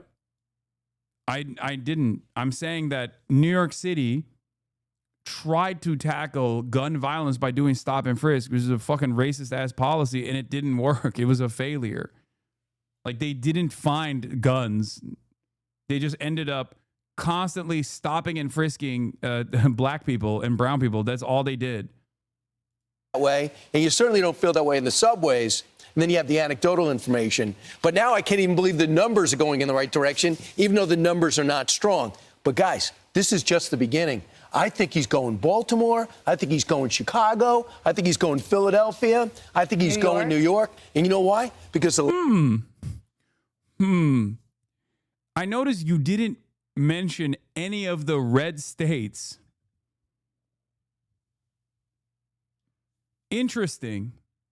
You didn't mention any of the red states or any of the cities, red cities in red states. I wonder, because like they have higher rates of gun violence in general by like a wide margin. I wonder, what is that about?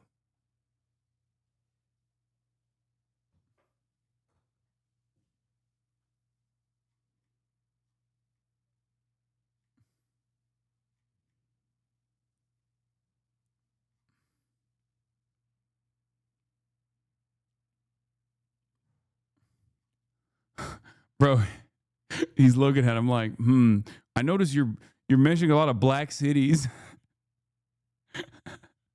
last time he saw what happened, he listened to the... What's up with that? You mentioned a lot of places where black people live.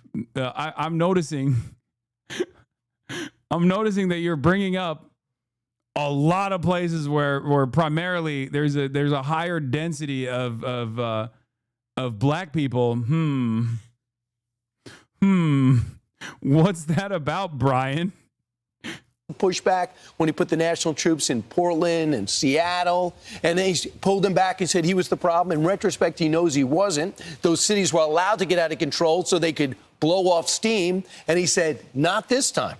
And I'm doing it not for me. I'm doing it for the people of that city who didn't vote for me. I'm doing it for the country. It's adults that deserve to be able to work safely, but it's also the kids. They deserve to grow up in safe neighborhoods and not be impacted by the gangs as well that is forcing them. Either you choose the Yeah, Brandon Scott is a great example of like lowering the fucking homicide rate in Baltimore. I've talked about this briefly.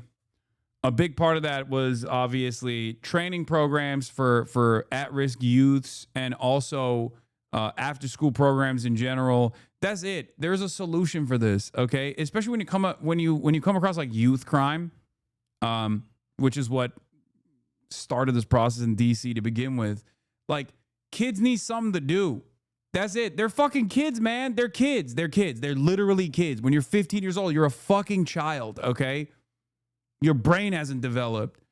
And they just need something to do. And if they don't have anything and they're fucking poor and they have, access to weapons, they're just going to fucking do crazy shit. It's that simple. It's literally, it sounds crazy.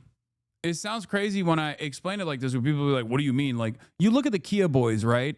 Like, Tommy G has done extensive reporting on this stuff. He'll go to like some of the most like underserved, impoverished neighborhoods that are primarily black. Okay. And he'll interview these kids like that steal Kias with regular frequency and they're just like joyrided and shit. And it's incredibly fucking dangerous. Those kids, I can't believe like how people get mad when I say this kind of shit because they want me to like engage in heavily racialized, like aggressive language when talking about these children. But it's the same. They're no different than like white kids from rich neighborhoods. Okay. As a matter of fact, they have more reason because they have less options than white kids in rich neighborhoods that engage in similar kinds of like fuck ass behavior. Okay. If they had parks, if they had fucking tournaments, like sporting events and things of that nature, then they wouldn't be doing this shit.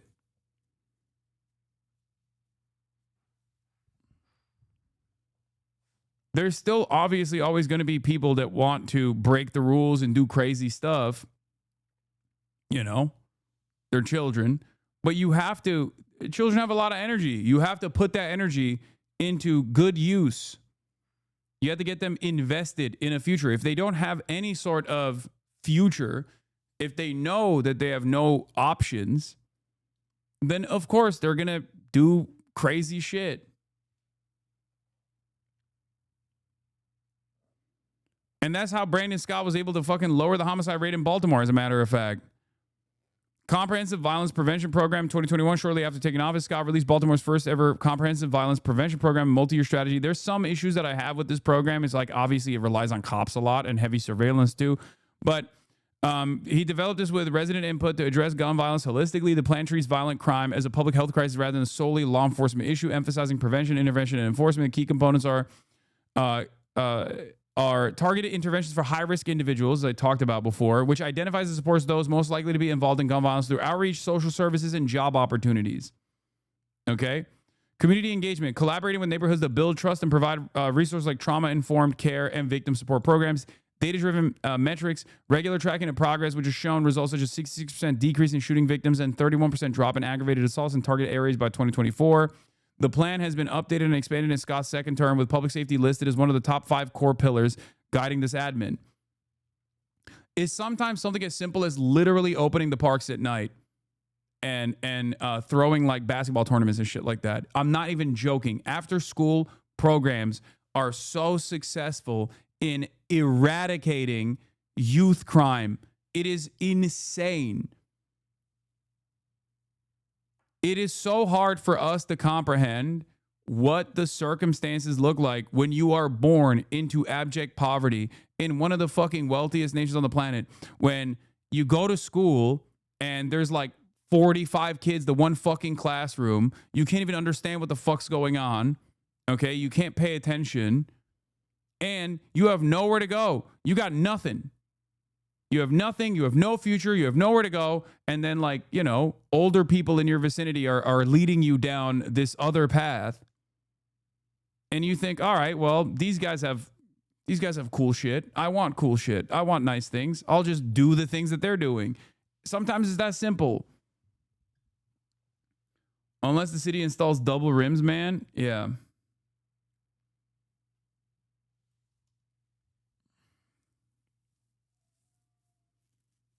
Slight pushback. I went to a parochial high school with a bunch of other rich brat white kids, and even my school had a small band of boys who went around stealing cars, radios for the thrill. I don't think it even needs to be desperation. Kids are dumb and are going to fuck around. Poverty makes it worse, though. Yes.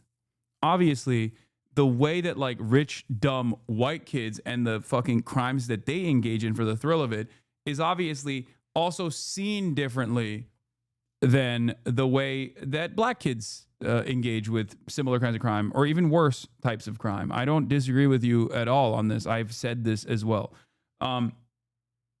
Idle hands are devil's tools is what my mom would say. Yeah, for sure.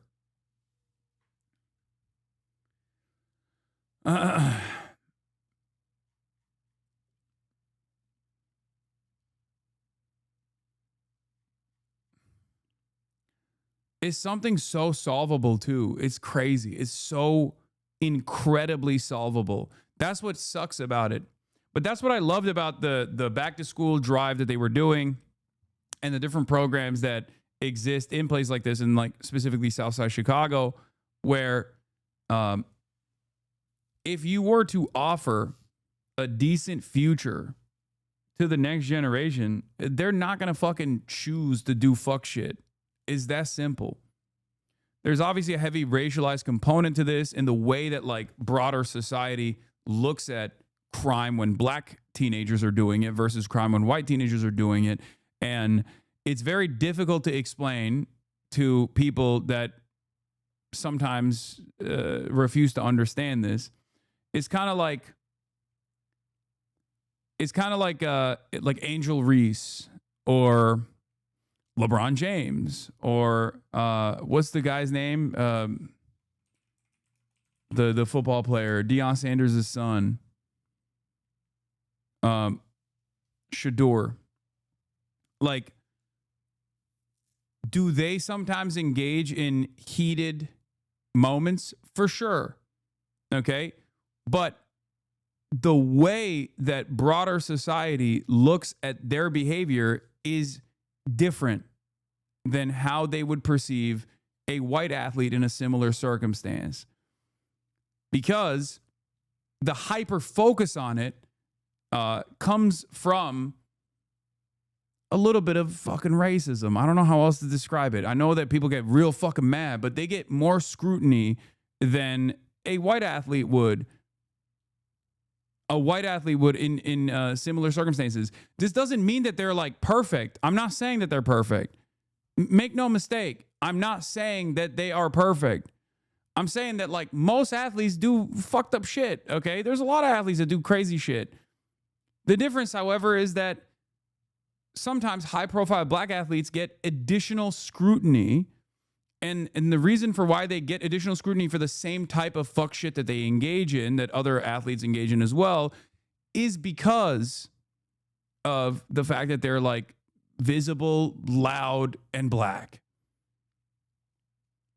Draymond Green, the angry black man. Okay, let's not take it that far. Okay, I'm not gonna fucking defend Draymond Green here on the virtue of anti-black racism. You've gone too far. Okay. Pull back a little bit. Draymond Green does deserve the smoke that he gets. That's crazy. He literally went to Israel and shot with IDF snipers, okay?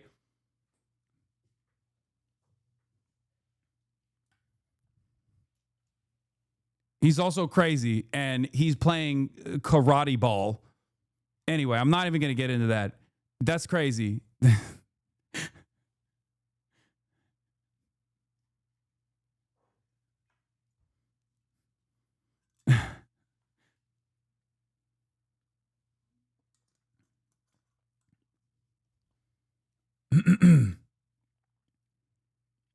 Shot with snipers in basketball or shot rifles? No, like sniper rifle. What about SGA foul baiting versus when Luka does it? That could be one aspect of it, sure. Look.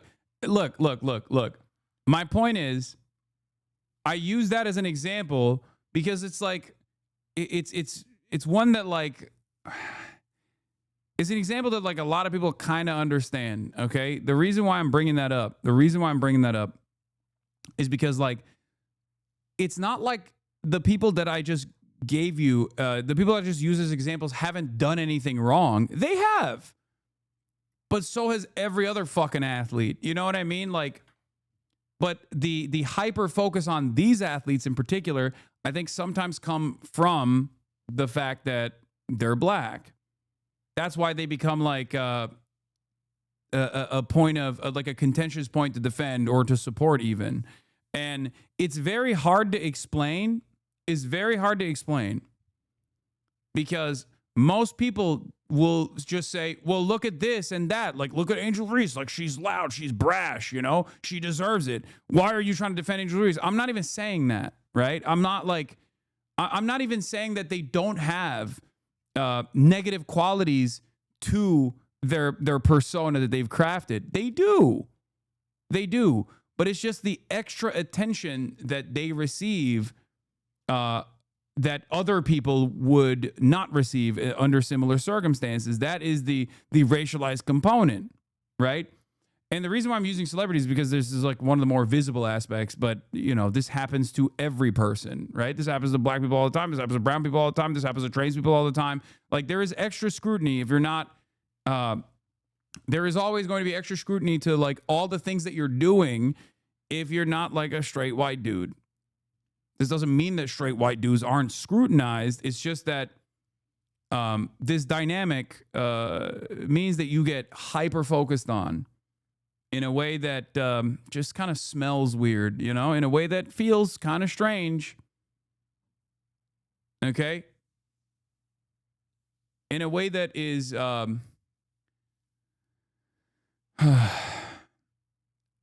I don't know, in a way that it feels like there's a extra attention on the things that you're doing. Okay?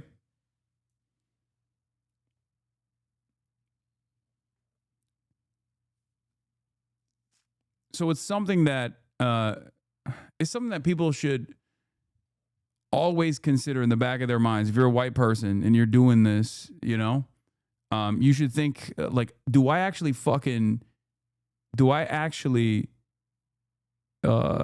get mad at this person because of like what they did, or like, is it normal for me to fucking hyper scrutinize this person? Like, is there some other reason why I'm like hyper focusing on this person? Why am I bringing this up? Why am I bringing this up? The reason why I'm bringing this up is because crime is just crime. It's the same crime when black people do it. It's the same crime when white people do it.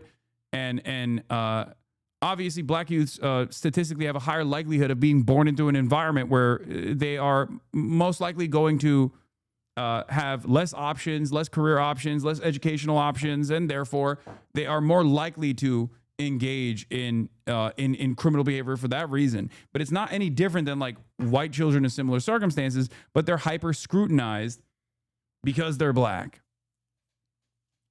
And this presents a real issue in terms of finding an adequate solution, because the solution here is not to over police these neighborhoods. The solution is to actually offer additional resources to these neighborhoods, these communities.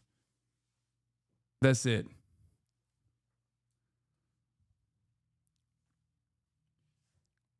But we're not interested in doing that. We're not interested in doing that at all.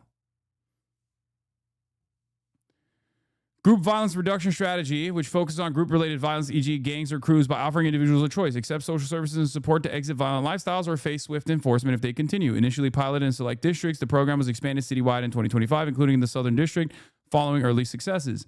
Scott has publicly credited GVRS for ongoing crime reductions, noting its role in lowering homicides to levels not seen in 50 years by mid-2025. Baltimore Mayor Brandon Scott brought the murder rate down to 62% so far this year. How? Focus on youth and equitable development.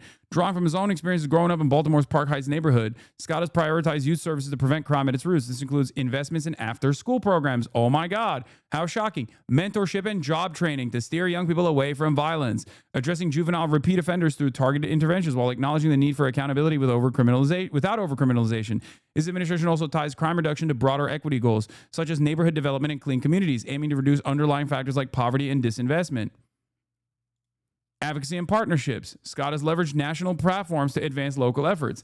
As co-chair of Mayors Against Illegal Guns, he advises on gun violence prevention, including collaborating with the White House under former President Biden. He has pushed for sustained funding for victim support programs, criticizing federal cuts to grants that aid organizations like Victim Connect and Survivors.org.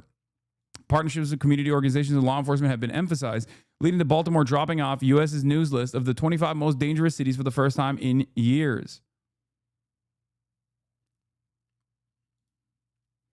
Measurable outcomes and ongoing efforts. By July 2025, Scott announced continued historic reductions in violent crime, with homicides at their lowest in 5 decades. In 2023, the city recorded 262 homicides and 636 non-fatal shootings, down significantly from prior years. While satisfied with progress, Scott has stated that he is not complacent, continuing to expand programs like GVRS and advocate for comprehensive strategies. Some note that factors like changes in prosecution under State's Attorney Ivan Bates also play a role, but Scott's administration highlights the plan's multifaceted, non-punitive elements as a key to sustainable change. We ask ourselves all the time, like, what's happening with young men? What's happening with young men? Why are they so fucking violent? Why are they so reactionary? Why are they so reactionary? And when we're talking about that, we're usually talking about white men, right? We're talking about white boys. And the reason why even white boys are experiencing more reactionary thoughts and more reactionary attitudes than ever before is also for the same reason, because they also don't think that society is going to give them a leg up or offer them a decent future. So when you shut off, when you shut off, yes, I said even white boys, as in the in-group that is supposed to be the most sheltered from the negative impact. Yes, in a white supremacist society, the in-group is not supposed to experience these sorts of negative consequences. But the reason why they are experiencing it, the reason why they're also angry, is for the same reasons.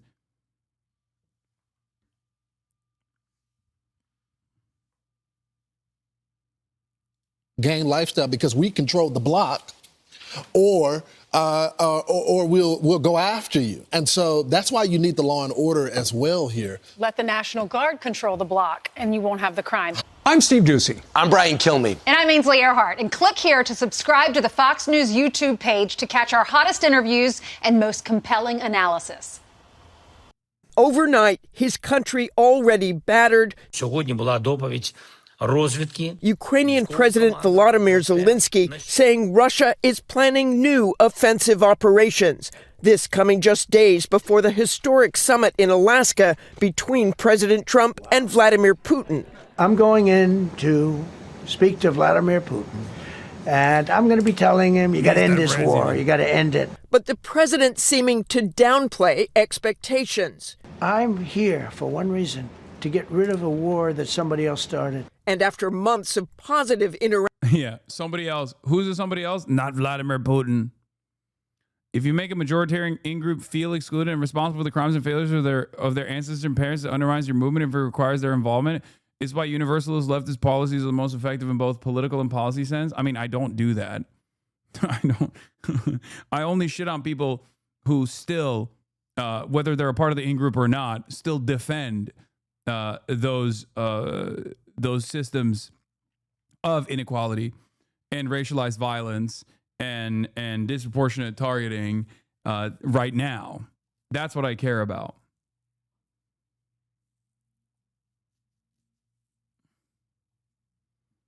Be nice, the white people take.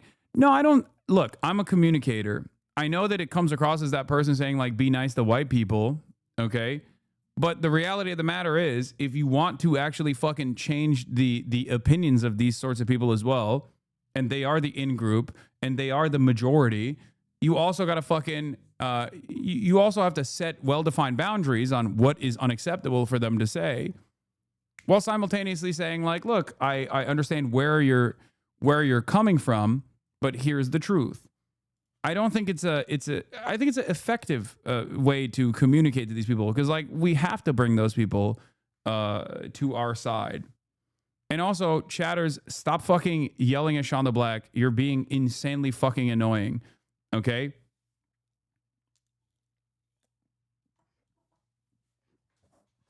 It's a bit of both.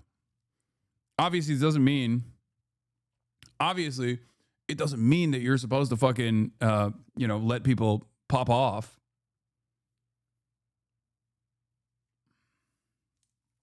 You can't do that. I'm going to start banning Sean the Black haters in the chat.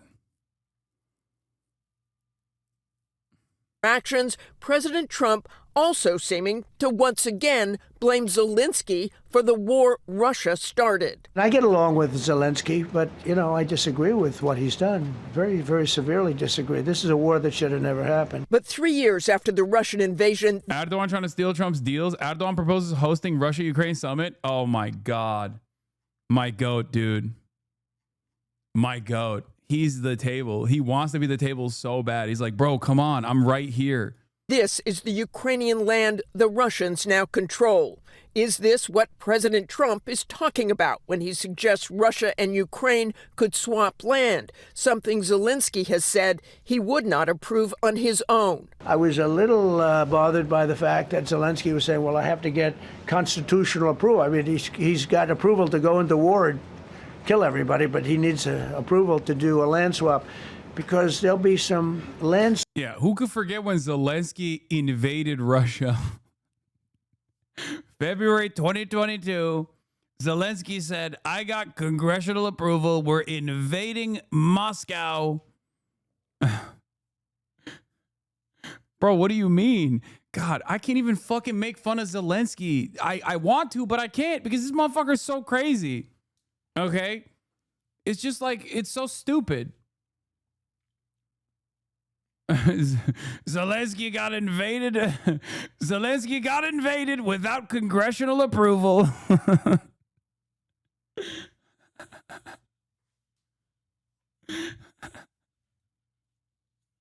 No congressional approval then. What now?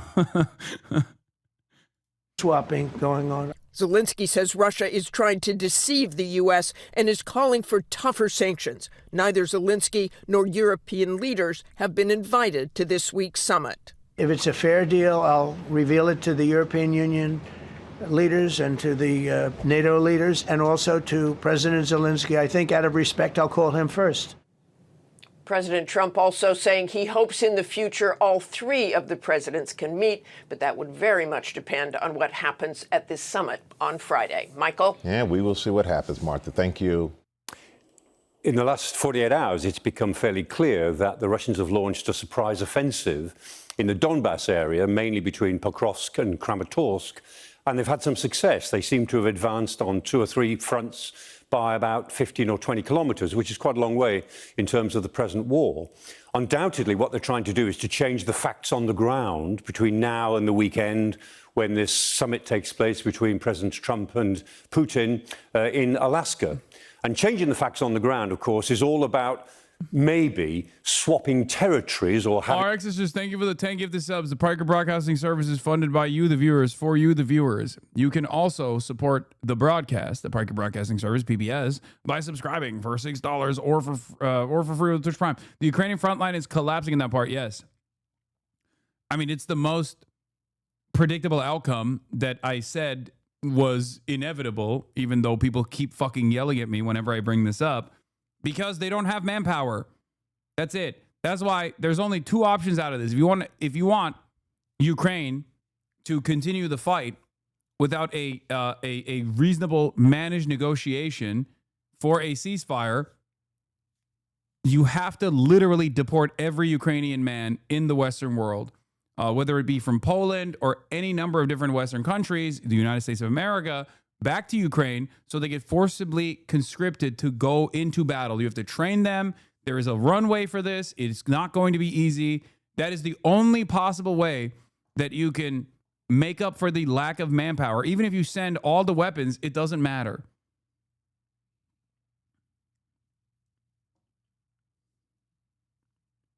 Or you can lower the age of conscription in Ukraine and forcibly draft younger and younger Ukrainians, which, of course, cooks the next generation of Ukraine as a nation state until there's nothing left to defend. You want to kill more Ukrainians? Did I say that this was the right thing to do? No, I didn't say that. I don't think it's the right thing to do.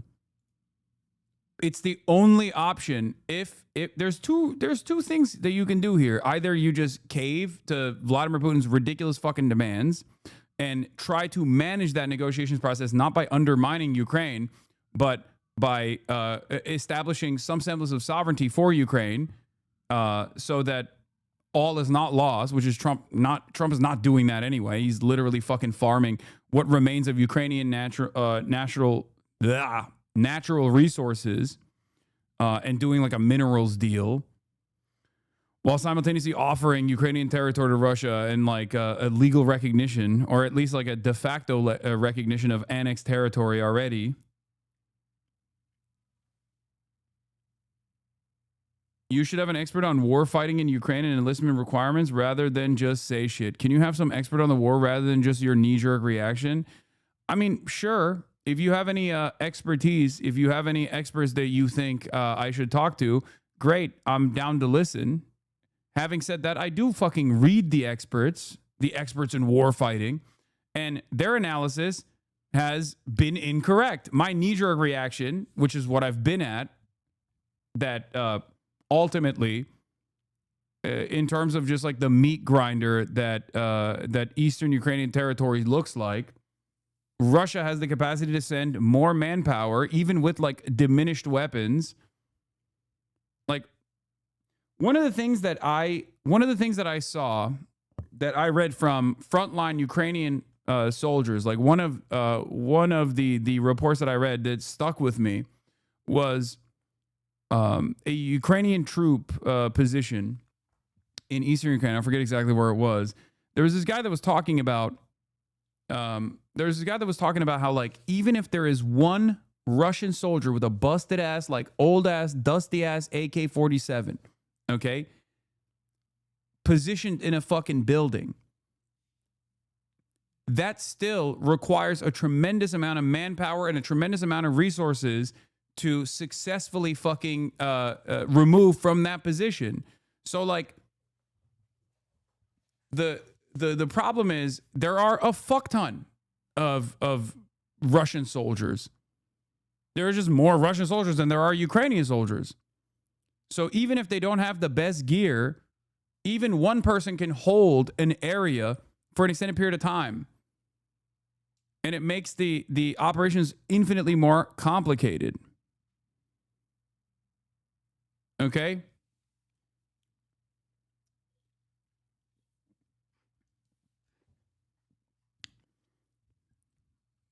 It's a war of attrition.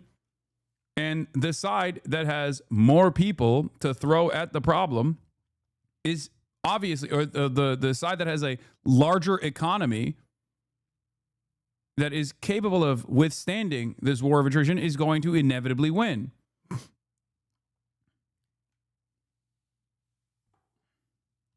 Ukrainian here, if the U.S. and other Western countries allowed Ukraine to use their weapons all the way, including on Russian territory, and did not undermine our counteroffensive in 2022, we would be having a very different conversation.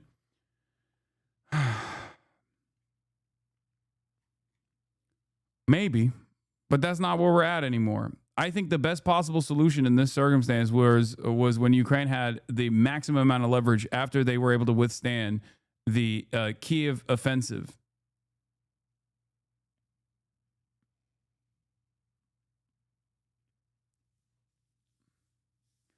But ultimately, right now, what we have in front of us is a smaller country, Ukraine, completely incapable of withstanding further Russian offenses. Their positions are dug in eastern Ukraine, and they're slated to take violently more territory.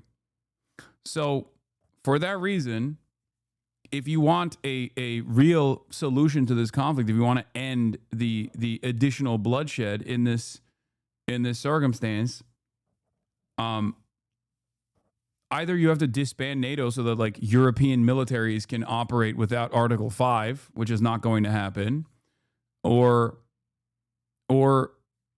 forcibly send Ukrainian refugees that currently live in the Western world back to Ukraine to be conscripted, to get trained, and then to be sent to the front lines with weapons in their hands, with an additional push of weapons, which, by the way, is not a guarantee that it's going to succeed. Or in terms of what to do, considering that Russia is a foreign adversary, and people say, can't you say the same thing about Palestine? Great question. There's a difference. We are the belligerent in Palestine. Okay? We are the party that is allowing our extension to continue doing a genocide, which is, again, different than a war, against a captive population of Palestinians. Okay? We are the belligerents.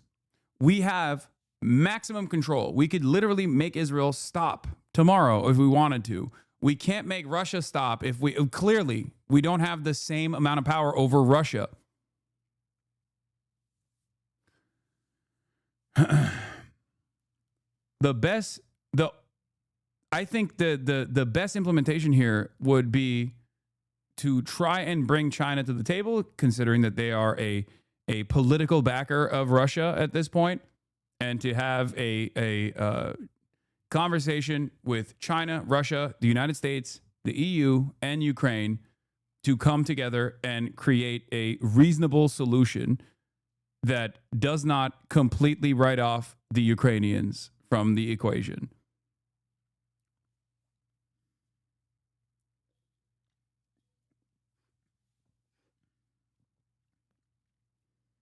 Does Ukraine have nukes? No, they gave up the nukes, and that's why they're currently getting fucking destroyed. A territorial transfer ahead of some sort of ceasefire. So what might that transfer look like? If there is going to be some sort of territorial transfer, I'm pretty skeptical myself, but this may be what we're talking about. There are 4 areas to think about. One of them is Crimea. Crimea is really important. The Russians will not give up Crimea. The Ukrainians are in no position to take it back anytime soon. So although Crimea is very important legally and militarily, it's off the table as far as present negotiations go. A second area... Remember when I said this and everybody fucking yelled at me? Well, 3 years in the future, now you got fucking traditional mainstream outlets saying it too. They got there. This is still something that people fucking point to. They'll be like, dude, what are you? I can't believe you said that. You love Russia. You're pro-Russia. You want Russia to fucking take over the entirety of Ukraine. Would be the marginal areas up in Sumy and Kharkiv. The Russians... No, you were saying Crimea is closer to Mongolia than Ukraine. That's what you get yelled at for? Wait, what? Crimea is closer to Mongolia than Ukraine.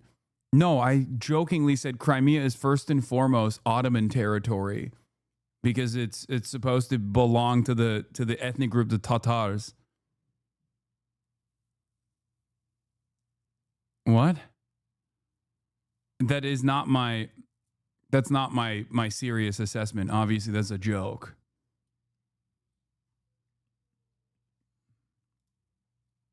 After the Kursk offensive, hold a little bit of Ukrainian territory opposite Sumy, a little bit of territory in Kharkiv.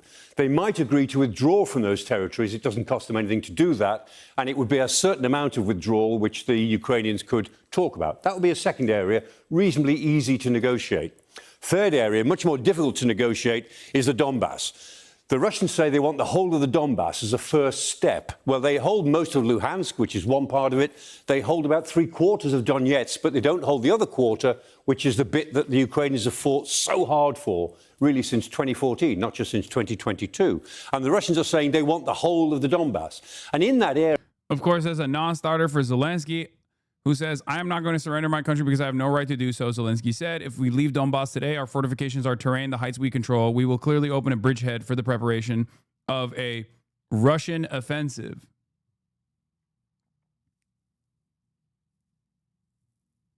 You said appeasement over and over again? Yeah, no. From the river to the sea, except not for Ukraine. Why? What am I missing? By this logic, Palestine should give Gaza City... Dog, I'm an American, okay? Do you understand? I am an American citizen, okay? I am an American. As an American, we have technically, theoretically, some kind of say over what America says and does around the world. And as an American, I'm telling you that Israel would not be able to genocide the Palestinian people without America's go-ahead.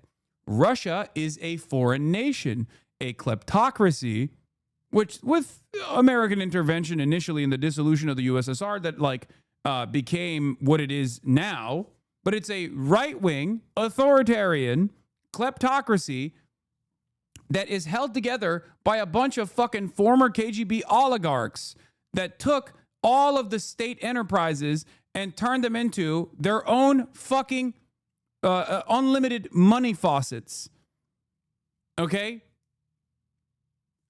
We, as Americans, do not have the same level of control over what Russia does. Russia's incursion into Ukraine is unjustifiable, immoral, incredibly violent. Okay? Its invasion is completely unacceptable. No one is disagreeing on this. I'm not disagreeing on this. I've never fucking said it was good. Do you understand? I'm simply looking at the situation right now in front of us. If you think this is, if you want my moral opinion, okay, my moral opinion, yeah, of course Ukraine should be fucking free of Russian incursion. Yes, I agree. What do you mean? Of course. But that's not what we're having a conversation around. Russia is not Israel. Israel, well, a lot of Russians in Israel, but Russia is not Israel, okay? Israel is a extension of the United States of America. Israel cannot exist in the violent, belligerent ways that it does without America's go-ahead, without America's unlimited support, okay? That's it.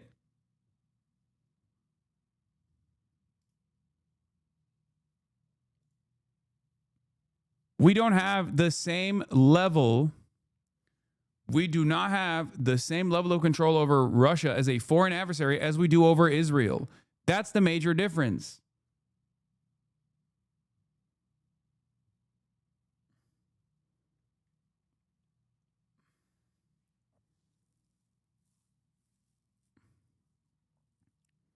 We have the same level of control over Ukraine that we have over Israel, but Ukraine is the wronged party here. So obviously, it doesn't fucking matter. Do you understand?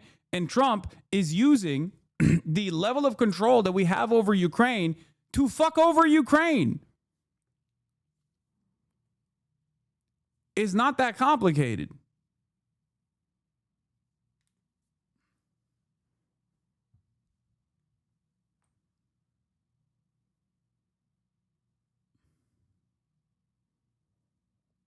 If we leave Donbass today, our fortifications, our terrain, the heights we control, we will clearly open a bridgehead. Which, by the way, I don't even think this is a false assessment.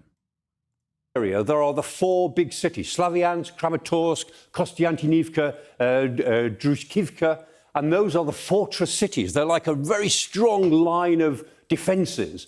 And the Ukrainians will be required to give up those strong line of defenses and let the Russians in. And west of that, it's harder to construct defenses. So that's a third area, very, very sensitive. Yeah, while we're having this conversation, in recent days, Russia's troops broke through a segment of Ukraine's defensive line near the city of Pokrovsk, a longtime stronghold. They advanced several miles into Ukrainian-held territory, threatening to outflank Ukraine's positions. I want to point to something here, okay? This article is from the New York Times. And in the past, the New York Times' assessment of what was going on in Ukraine was infinitely more cheery.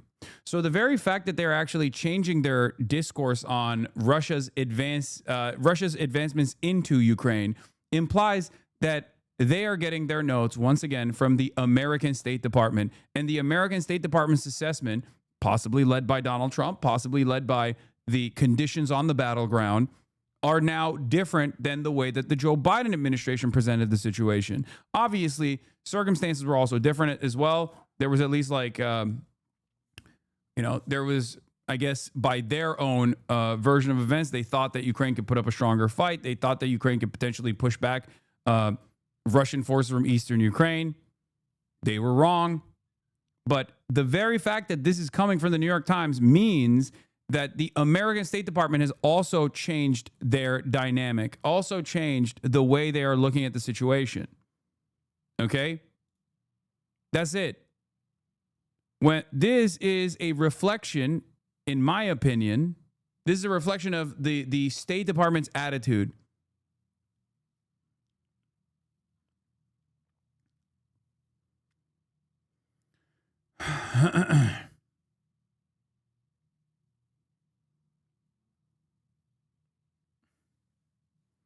Part of that is due to Donald Trump. I mean, this next incursion further into Ukrainian territory is only made possible by Donald Trump routinely fucking going back and forth and undermining the Ukrainian positions, for sure.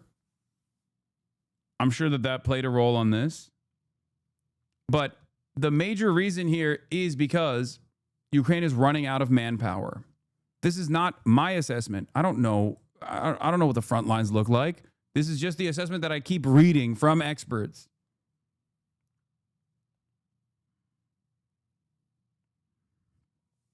Having said that, do I believe Russia has the capacity to militarily occupy eastern Ukraine permanently? I do not. For the record, I don't. I don't think that they have that capacity. So this will cook Russia in the long run, is what I think. Okay, there will be covert operations. There will still be guerrilla warfare. I'm certain that there will always be Ukrainian resistance in these areas against the newfound Russian annexation. It's going to be incredibly difficult for Russia to hold the eastern Ukrainian territory. But that's for the future. For the time being, it doesn't seem like this can continue as like state versus state warfare.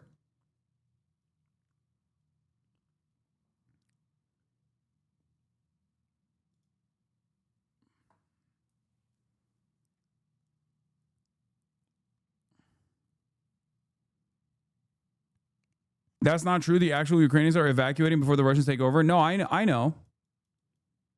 But that doesn't mean they're not going to come back eventually.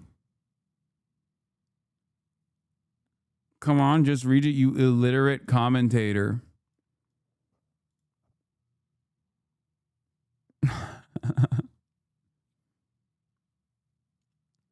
It's crazy because a lot of people would see Israeli annex of Gaza with full rights for Palestinians as a much better situation. Israel isn't just grabbing Gaza for land. They want the Palestinians dead completely and pushed out. They want the land with no Palestinians on it. I don't want to make that comparison. You're not wrong to make that. You're not wrong for that statement, but if I make that comparison, everyone's going to fucking freak out on me, okay? Because Russia's invasion of Ukraine is completely and utterly unjustifiable. But yes, that is the major difference. Israelis will not offer any fucking citizenship, even with like complete re-education and whatnot, and ethnic domination over the out group. They will not offer any citizenship whatsoever to the Palestinians. They literally want to eradicate the Palestinians. That's the major difference between what Russia is doing, which is military occupation and making that quote unquote a part of Russia, and all the citizens a part of Russia as well, which is again completely unjustifiable. But there are differences between what Russia is doing in that regard as opposed to what Israel is doing to the Palestinians, because Israel does not want Palestinians there. Israel does not want to give Palestinian citizenship.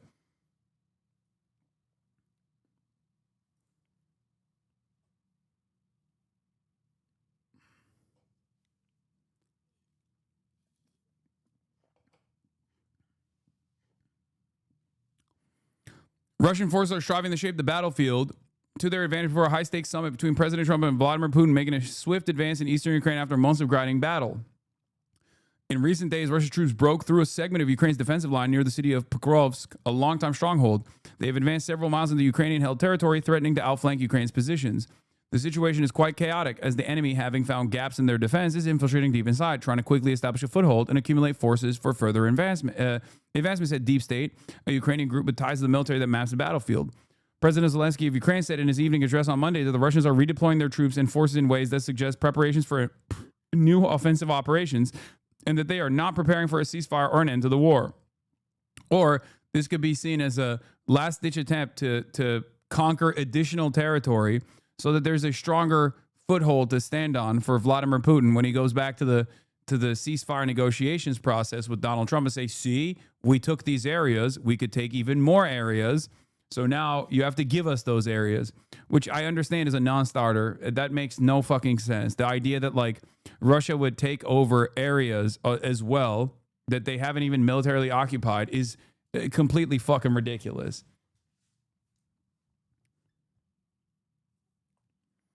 Ukraine, too, is seeking an edge before the Russian-American peace talks on Friday in Alaska. Kyiv has ramped up attacks on Russian oil refineries, doubling down on a strategy of pressuring Russia into making concessions during negotiations by targeting the Kremlin's main revenue source to fund the war. Pressing their advance as peace talks gather pace has been a recurring tactic of both sides throughout the current war and the one that preceded it starting in 2014. Ukraine's bold June drone attacks deep inside of Russia, which destroyed many strategic bombers, came just a day before negotiations in Istanbul. In 2015, Russia intensified fighting during ceasefire talks surrounding the eastern town of Debaltseve to force political concessions from Kyiv. Russia's recent push near Pokrovsk in the Donetsk region, Oblast, sends a stark warning that Moscow's forces remain capable of making rapid gains on the battlefield. It comes as Mr. Putin is expected to present Mr. Trump with major demands during Friday's talks, which could include an insistence that Ukraine cede part of the Donetsk region that Kyiv still holds. Pokrovsk, which was once a critical logistical hub for Ukrainian forces in the east, is now semi-encircled from the northeast to the southwest. Ukrainian troops must pass through a narrow 10-mile corridor to enter the city, leaving them vulnerable to drone attacks. Russian forces are likely to try and tighten their noose around the city to force Ukrainian troops to withdraw, a tactic they have successfully used to capture other cities. Pasi Peronen, an analyst for the Finland-based Blackbird Group, which tracks battlefield movements, said Russian forces have quickly infiltrated Ukrainian lines at a depth of roughly 10 miles in the past 3 days, a contrast of Russia's usual slow grind. The next 24 to 48 hours will likely be crucial in whether the Ukrainian army can contain the push, Mr. Peronian wrote on X. Even as both sides keep fighting, they have tried to show Mr. Trump, who has long condemned the war as a costly waste of lives and resources, that they remain committed to pursuing peace.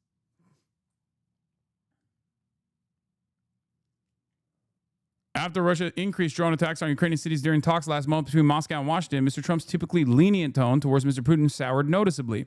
He talks nice and then he bombs everybody in the evening, Mr. Trump said over Mr. Putin. So there's a little bit of problem there. I don't like it. Just a little bit of a problem. I'd be very surprised if we get any sort of ceasefire out of this. Putin needs this for his ego and he won't agree to anything other than his ultimatum. I think you have to grease his wheels. And I don't know how much, basically, there are people who say this doesn't mean a ceasefire will be abided by, right? There are people who say, how can you trust Russia? I don't. It's simple. I don't. Okay? That's it. Just like I didn't trust Israel to abide by a ceasefire, and I was right. Okay? So the goal of a real solution to this conflict is supposed to revolve around making it so that it is less costly to pursue the path of peace for Vladimir Putin in order to preserve his, in order to basically throw some red meat his way to make it seem like he got a tremendous victory over this, okay? While simultaneously making it so that it's more costly to continue pursuing further land grabs and further land incursions.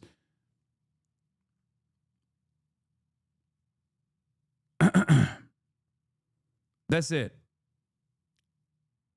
I guess like one aspect of that is to punish India for allowing Russian oil and gas to enter the market by trying to shut off another way to continue funding Russia's war economy. But then again, I don't know how much success Donald Trump will have in that regard, considering that we have basically fucking cast aside all of our international allies in Donald Trump's mass tariff terrorism.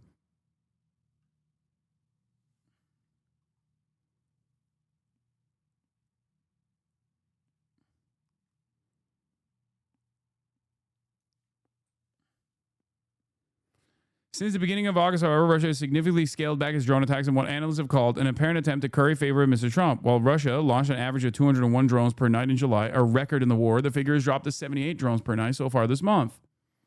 The Russians know very well how to read Trump's mind, Alexander Krayev, the director of North America program of the Kyiv research group Ukrainian Prism, said in a phone interview. It is not a coincidence that the drone attacks have decreased. Kyiv has been hit especially hard this summer, has been largely spared from attacks so far this month, with air raid alerts now sounding only briefly at night and lasting for an hour at most. When Mr. Trump's special envoy to Ukraine, Keith Kellogg, a retired Army general, visited the country for a few days last month, Russia significantly eased its drone attacks, prompting Ukrainians to refer to him jokingly as the Kellogg Shield.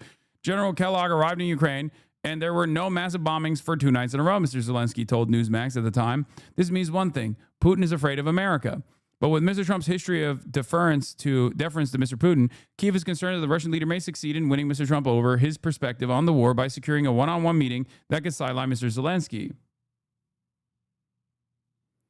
The Kremlin has long said an end to the fighting would need to address what it calls the root cause of the war, shorthand for a range of issues, including the existence of Ukraine as a fully independent and sovereign nation aligned with the West. To prevent that outcome, Kyiv has rallied its European allies to pressure the Trump administration against letting Russia dictate the terms of peace talks. A statement released by Tuesday by all European Union members states, except for Hungary, said that no Hungary there, said that the path to peace in Ukraine cannot be decided without Ukraine. All of this is purely symbolic. It's no different than the way that they go, oh, we're going to recognize Palestine as a state. Okay? Europe has shown its belly over and over again to Donald Trump. They have no autonomy. If they do, they should show it. I highly doubt, maybe I'm wrong, but I highly doubt that they have any real autonomy outside of whatever the American state decides.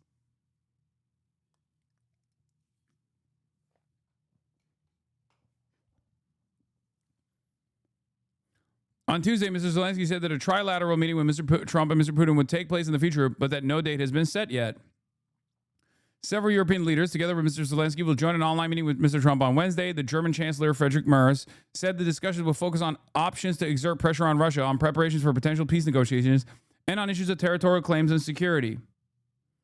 Kiev and European capitals are especially worried that Mr. Trump could agree to Russia's demands that Ukraine cede sizable portions of the land it still controls. The American leaders have insisted in recent days that a peace deal would involve some land swapping, or to which Mr. Zelensky responded, Ukrainians will not gift their land to the occupier. Kiev and its European allies insist that any meaningful peace talks begin only after a ceasefire and that the current front line should be the starting point of negotiations. But with Russia's swift gains in the East in recent days, this line may have shifted by Friday. And that's their goal. Their goal is to take over more parts and I guess like completely demand the entirety of the Donetsk region. Like that whole area, including the part that they encircled.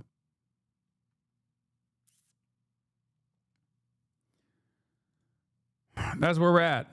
And then a fourth area is that it is reported, I'm not sure at all about this, but it is reported that maybe the Russians would give up some land in southern Zaporizhia and in Kherson as long as they could keep a land corridor between Donetsk and Crimea.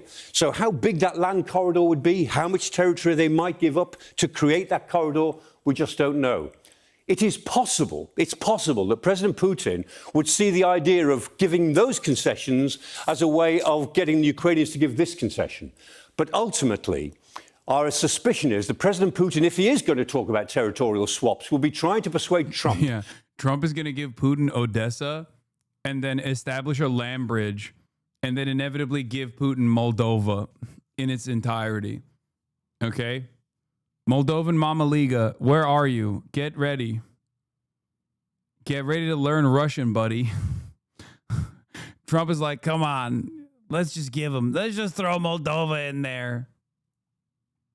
Let's just throw it. What is Moldova? It's fake news. To present Zelensky with a deal he simply cannot take. And Zelensky will turn it down, and then he will be blamed for the breakdown of the talks. And the reason that the Europeans are so active at the moment, ahead of this meeting on Friday, is that is a trap. Yeah, Moldovan Mama Liga is in America currently. They're desperate not to fall into. We are just... It would be possible for a liberal to wheel and deal this. Even a Reaganite could do it, but Trump is so bad at diplomacy, his patience won't last in these negotiations. Putin will play that all the way to win. Yeah. No.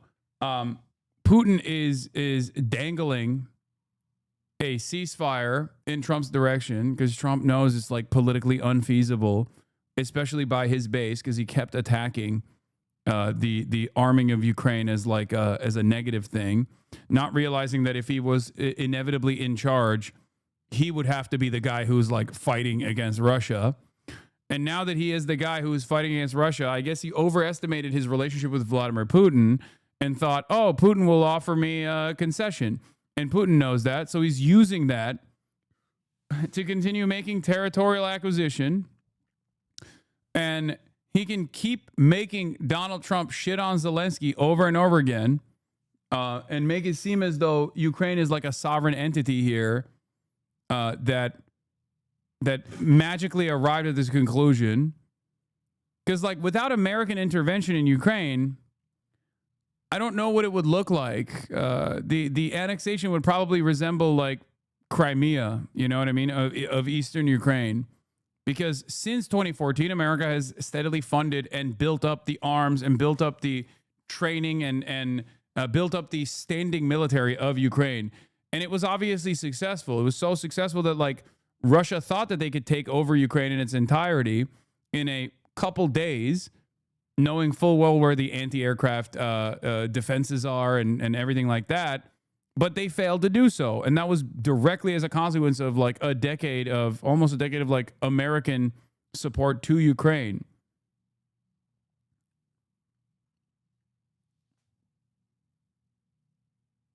I hate how different the coverage is between Israel and Ukraine. I hate how different the coverage is between Ukraine and Israel. What do you mean?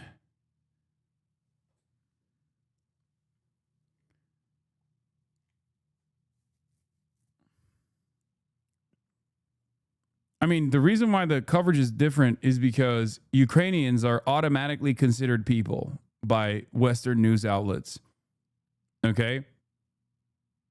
Like, the greatest example I can use here is like when you see videos of like Ukrainian teenagers training for like community defense initiatives, there would never be a positive association with like Palestinian teenagers learning how to do self-defense against the genocidal army, like the Israeli occupational force.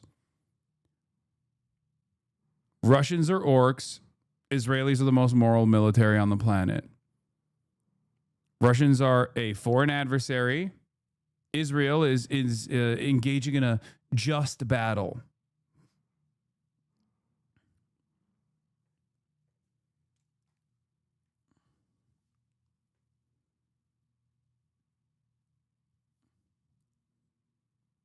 One is certainly an incredibly bloody war with a litany of war crimes. You can absolutely make that argument, especially like with Bucha and things like that. The other is a Holocaust. 3 days away. Both are obviously evil, but there is a degree.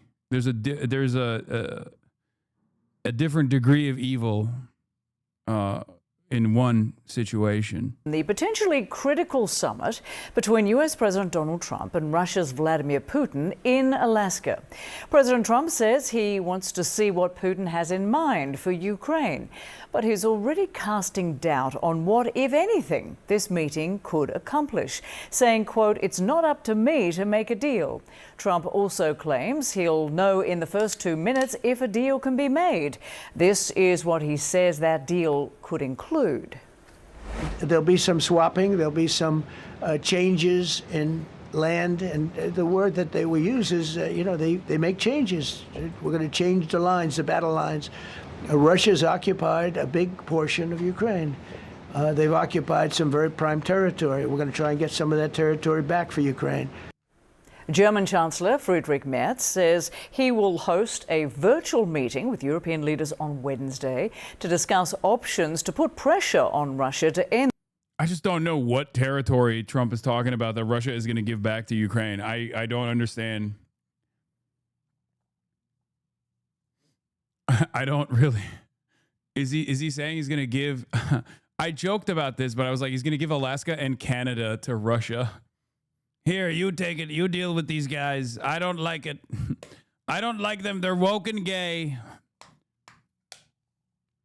Canada is yours now.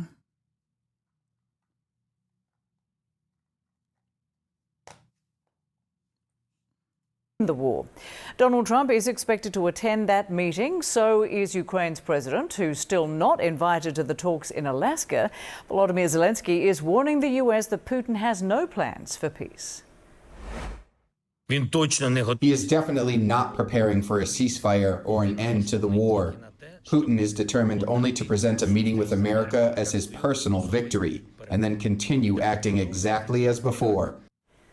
Donald Trump's casual comments about possible land swaps are striking fear in those living in eastern Ukraine, with the prospect of their cities and towns being traded away to the man who started this war in the first place. Do you think he's unironically considering giving Alaska? No, dude. What are you, fucking nuts? Of course not.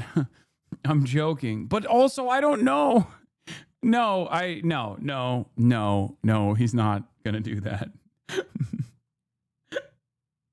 It's a joke. It's a joke. It's a joke. I'm joking. Please don't be real. It's just a joke.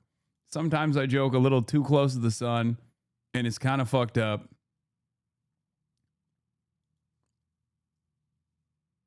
Place. CNN's Nick Payton-Walsh speaks to some of the Ukrainians who could lose everything after already losing so much. When President Trump talks about what parts of Ukraine to, quote, swap with Russia, this is ground zero. Real towns where bomb shelters loom over beaches. I feel like I just float away from this reality. Here in Donetsk region, diplomacy has turned dark and surreal and threatens local journalist Mikhailo's medicinal swim. What do you think about the idea of Trump and Putin meeting so far away in Alaska and deciding the fate of a place like this? We all, people I know, will have to leave. But frankly speaking, I don't think it's gonna happen. What Trump did wrong, he just pulled him out of the bog. The Putin was just drowning in the bog. And he took him out and said, Vladimir, I want to talk to you, I like you. He didn't care that every day Ukrainians die. Beaches, births and deaths, they all persist in ravaged Slavyansk. Wudust Ruya, thank you for the 50 gifted subs. They've dug defences around it to stop a Russian military advance, but never imagined high-level diplomacy might just give their town and future away. Taisia gave birth to Azul yesterday. The calm of her maternity ward bed now riddled with complications she never saw coming. Ну, дуже погано. Я бачила новини ці, На що ми можемо повпливати? Це вже буде рішення. Like, this kind of attitude is fucking bullshit. Sorry you're losing, you don't get to dictate shit is crazy. Okay? I don't entertain that stuff. A lot of people are like, Hasan, why don't you fucking have this kind of attitude towards Hamas or whatever? But, like, I don't do that. The idea that, like, Ukraine doesn't get to dictate any fucking sovereignty in this process because they're losing this war that they didn't fucking, they didn't deserve to go, you know, get into by being invaded by a much larger regional power is ridiculous. Is ridiculous.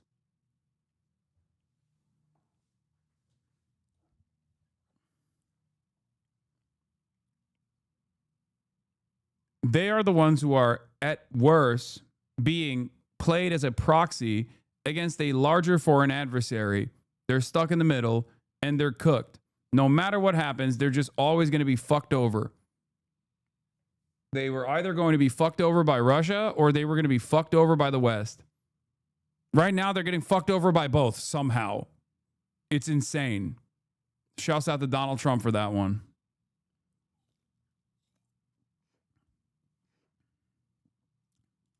Не за нами конкретно. Люди просто віддадуть свої будинки. Staying here has been, for many, an act of defiance and bravery. But for Sviatoslav and Natalia... There are still a lot of people who thought, and I think still do think, that, like, America joined this not as a fucking proxy. Like, America joined this not to use Ukraine as a proxy against Russia, but instead for, like, honorable reasons. Like, they want to defend Ukrainians and whatnot. And I've just kept trying to explain to people since the beginning that that was not the case. America is on the right side, but for wrong reasons. Okay?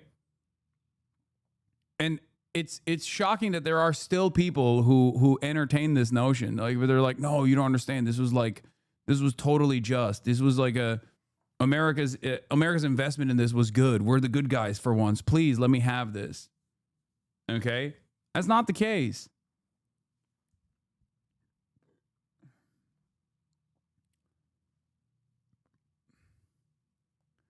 Ultimately, it still falls. The responsibility is still entirely in the hands of Vladimir Putin. That is the case. He is the party that invaded Ukraine. He is the singular responsible party. It does not matter if like America agitated and tried to create a security, like tried to create a security problem for Russia by saying, like, oh, we're going to bring Ukraine into NATO. We're going to do this. We're going to do that. None of that matters. Russia, at the end of the day, as a regional power, had every option not to invade Ukraine, and they should have never invaded Ukraine.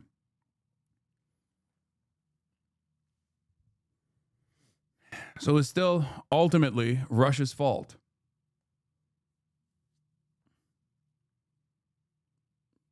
Their position is the West's primary fault. Russia warned Ukraine and the U.S. Not saying Russia is correct, just saying Putin warned about the presence of NATO. Yes, America also knew that that would be a non-starter. I mean, this is the Mersheimer assessment, and it has been shown to be correct.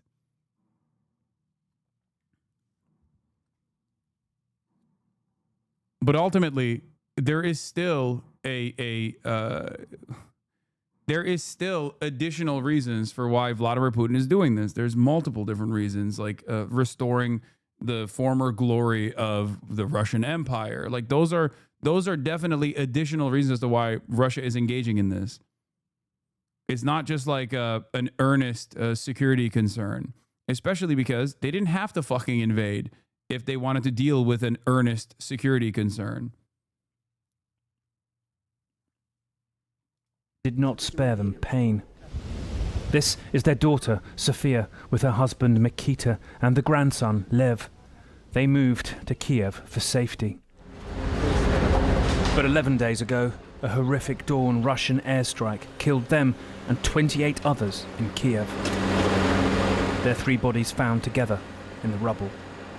Уехала она от войны. От войны уехала туда, было на данный момент там тихо, а потом такое, вот видите, как бы семья здесь, в Славянске, и война настигла их там. Так. Да, справиться с этим, знаете, по-человечески это невозможно. Невозможно справиться с потерей детей. They had been due to visit days later, bringing news that Sophia was 3 months pregnant. Do you remember the last time you spoke? Да, это было в 8:30 вечера. Она шла со Львом, она так готовилась в Славянск. Она говорит: мамочка, я так хочу в Славянск. И поделиться этой радостью, этой новостью с другими. И, не приехали. Приехали по-другому все вместе. They came together to be buried on the town's outskirts. I hate to break it to you, but it's too late. It's Alaska over. He already gave Alaska away, brother. Wait, what? Trump, it's embarrassing. I'm going to see Putin. I'm going to Russia on Friday. Wait, what? Tragic emergency. And it's embarrassing for me to be up here. You know, I'm going to see Putin. I'm going to Russia on Friday. I don't like being up here talking about how... Never mind. He already gave it. Okay. Well, R.I.P. R.I.P. To the Alaskan HasanAbi heads. Better start learning Russian, buddy.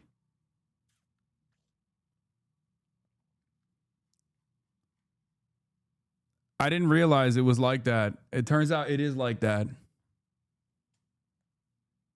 Stop joking. It becomes real. Yep. Got to change the flags real quick. Everything is Tesla. Everything's computer. Everything is Russia, Russia, Russia. Where the war permits no calm for grief. A Ukrainian jet roars overhead.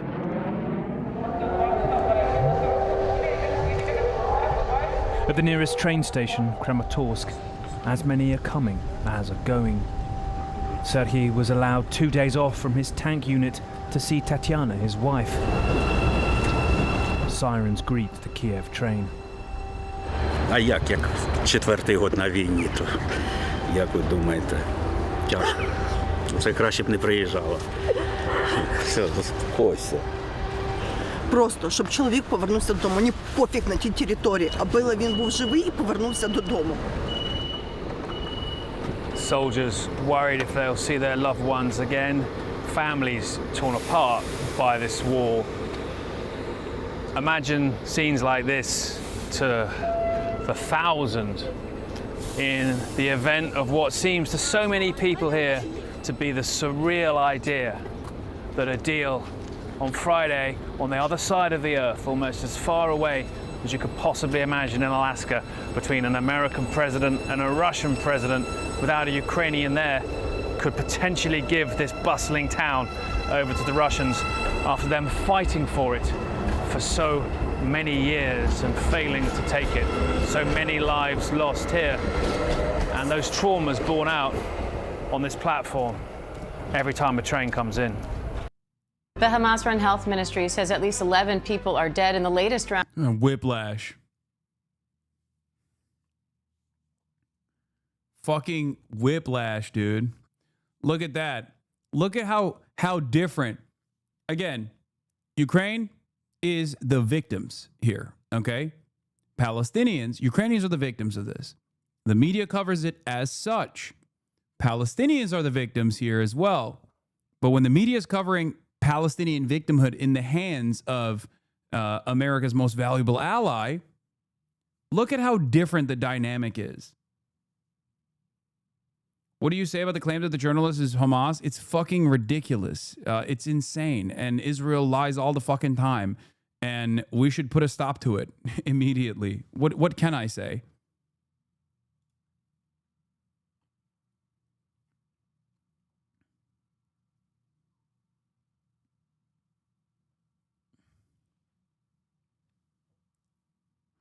Palestinians barely get a blip of the same coverage, the same humanizing coverage that Ukrainians experience.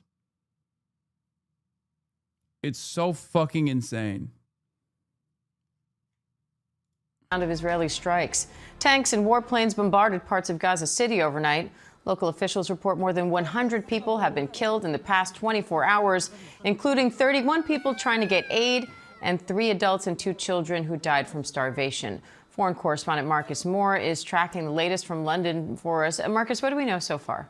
Hey, Diane, we know that there are the reports of the increased bombardment in Gaza City, and according to the health ministry, a number of victims remain under the rubble of collapsed buildings, and that at the moment there are areas that ambulances and rescuers cannot reach. And so it remains a dire situation there. And all indications are that Israel is preparing for that expanded military operation to occupy Gaza City. And this is a plan that sparked outrage and also concern about the impact it could have on the humanitarian situation in Gaza.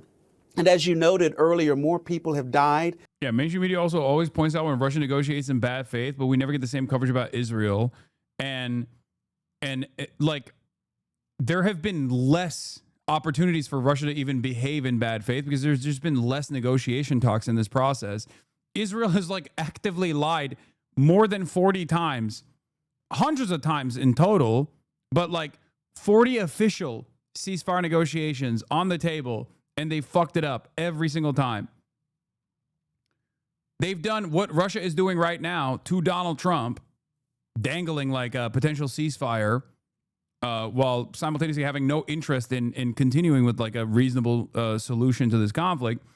And they just keep lying over and over again. And our media also, literally, if they were covering Russia's actions as though Russia was like Israel, they would keep saying like, well, Russia wants a ceasefire, but those pesky little Ukrainians constantly want sovereignty. It's really fucked up. Which, by the way, if the State Department change in attitude holds, you will probably start seeing that. That's what I was trying to imply with the way that the New York Times is covering Ukrainian positions and how they're losing territory to a final Russian push right now. So maybe it won't be that far in the distance when you will hear the media offer cover to Russia dangling ceasefire as a carrot and pulling back, like just like Israel does, and then have favorable coverage on that part and make Ukraine look like they are the spoiling party here. While trying to get aid, while others have passed away from malnutrition. And there's also, Diane, been a new condemnation over the deaths of 6 journalists after an Israeli airstrike. Well-known correspondent from Al Jazeera, Anas al-Sharif, was among those killed. Israel claimed that he was a Hamas terrorist. Yeah. It's like, can you imagine anytime someone talks about like how unjustifiable Russia's invasion of Ukraine is, you just hear, don't you think Russia has a right to exist? Don't you think Russia has a right to exist? You're being Russophobic. You're being Russophobic. Wow, you hate Slavs. You know who else hated Slavs? Hitler. Why don't you think Russia has a right to exist? The Al Jazeera network vehemently denying those allegations. And Diane, the United Nations has condemned what happened, calling it a violation of international law. And Marcus, it seems hopes are growing that there could be a ceasefire back on the table soon. What are you watching for? The thing is that's what tankies online say on a daily basis. Brother, you're fucking out of your mind if you think that there is any like serious political movement in this country that is like that is so insignificant. Like, you're talking about 10 total people online, okay? That's it. In America, there are certainly a lot more people. This is what I try to explain to people. Like, there's a lot of animosity, understandable animosity in the global South against the United States of America. So for many of those people, they see it as like, oh, this is the enemy of my enemy. Like, they see, and this is incorrect, but they see Russia's actions as like the only country to violently push back against American influence and American incursion. That's the way they see it. That's the reason why you see so many other countries around the world, not in the Western world, okay, but outside of the Western world. That's why you see so many countries assume the pro-Palestine, pro-Russia position. That's real. There's a real position.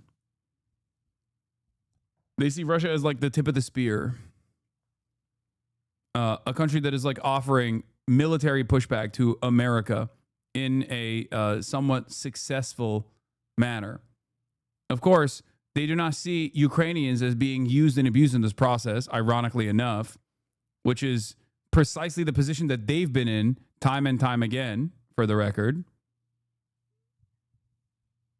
Like, if you're from a country that's been fucked over by Western Empire, then you should be perhaps even more supportive of the situation that Ukrainians have found themselves in currently.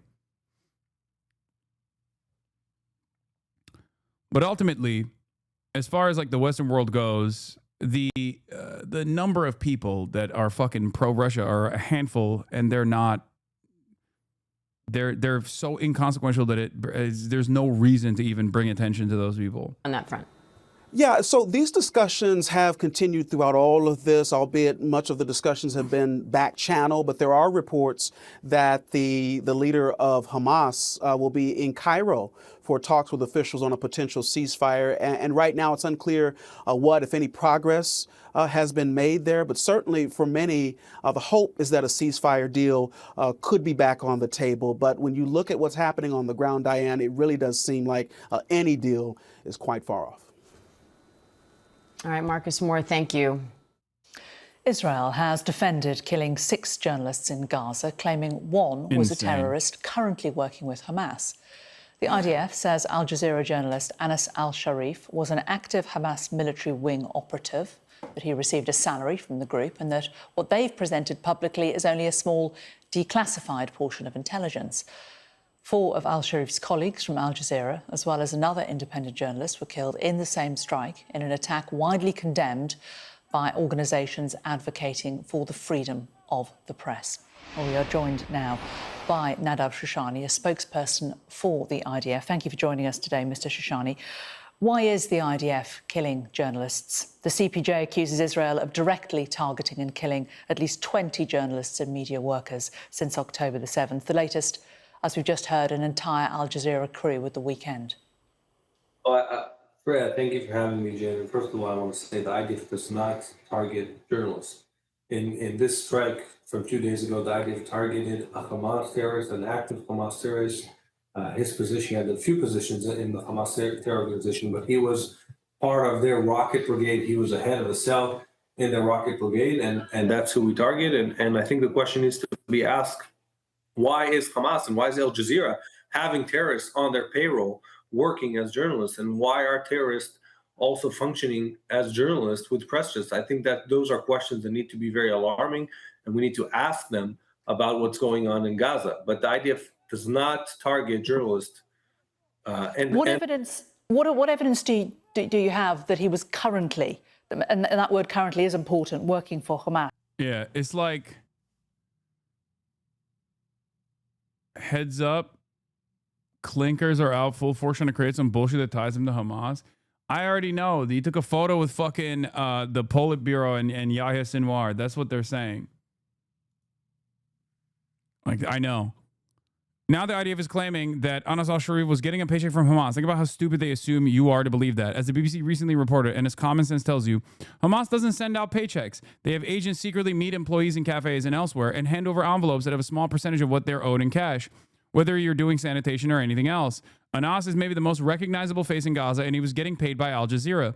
Israel expects you to believe that he secretly sneaked away from his Al Jazeera job to meet an agent who would hand over a few shekels. The man was on air constantly. When did this happen? Anyway, when they think you're an idiot, and in many cases they are correct, but not in most. They're literally trying to say that in between the time frame where this dude was like 24/7 live, he was actually doing terrorism for Hamas, which is so fucking crazy. Because if you ask Ahmed Fouad al-Khatib, another Palestinian collaborator of Israel, who works for the Atlantic Council, as you guys know, his collaboration with Hamas was actually when he was doing journalism.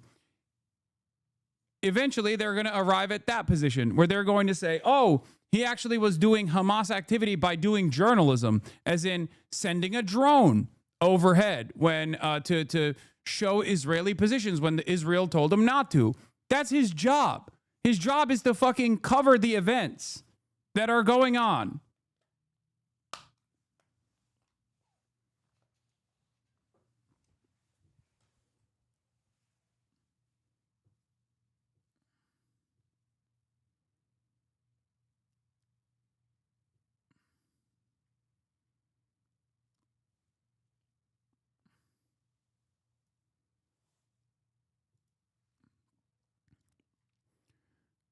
The playbook. They make up a lie. There's no evidence for it. Western journalists spread it like wildfire. Diplomats and politicians parrot it loudly. A narrative is built. The general public believes that the damage is done. Then they finally admit it never happened. This was on October 10th, 2023. Mohammed El-Kurd today says, and we fall for it every time without fail.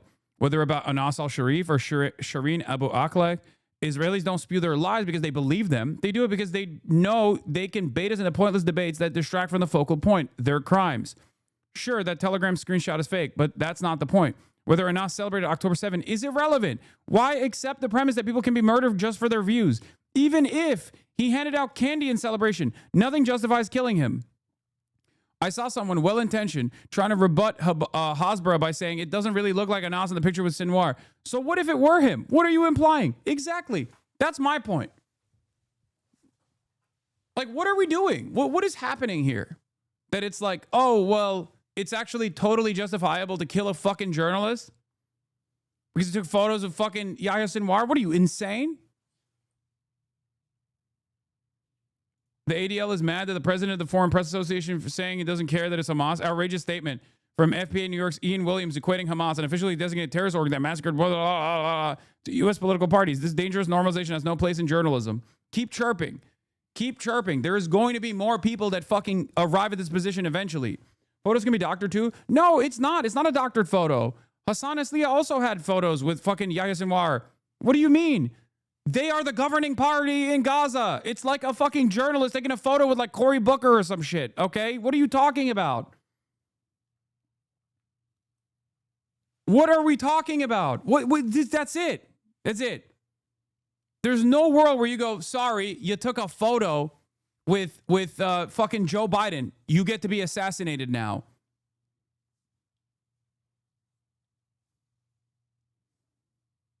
What? This is a ridiculous framing, okay? This is a ridiculous fucking framing. What are we doing? Stop eating the fucking propaganda dick, okay? It does not matter. It literally does not matter. Israel cannot kill someone because they don't like them. That is fucking ridiculous. Israel can't kill someone for thought crimes. That is not allowed. That is insane. What the fuck?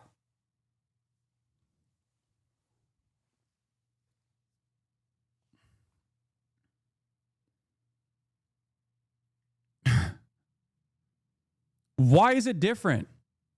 Why is it different when they're Palestinian? Why is it different? That's where the terrorism designation kicks in. It is a way to justify any amount of war crimes that you can do to a captive population of Palestinians. They're brown, They're terrorists. They're scary. They're Muslim. Therefore, they deserve to die. Stop arguing with fucking idiots.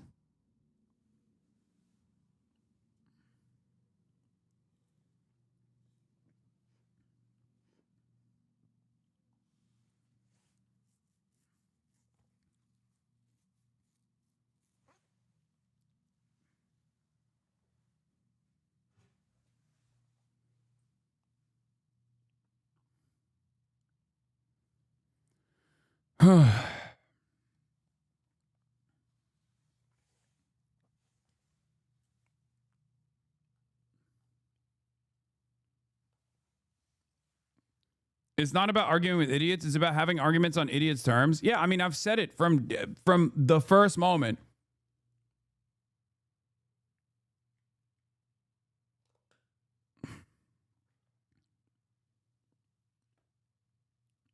A former Wall Street journalist shared a post saying just because a guy shot some rockets at Israelis with his followers as if it was verified despite no evidence. That's crazy.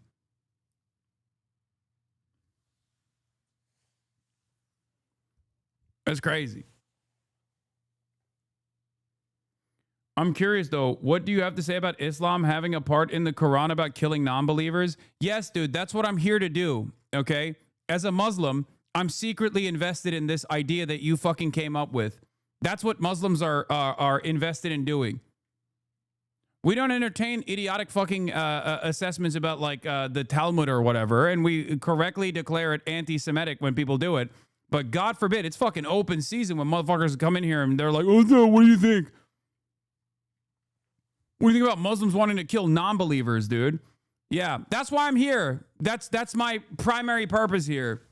As a Muslim, I'm doing taqiyya and sheltering you from the truth about my religious perspectives, my religious belief. Jesus Christ.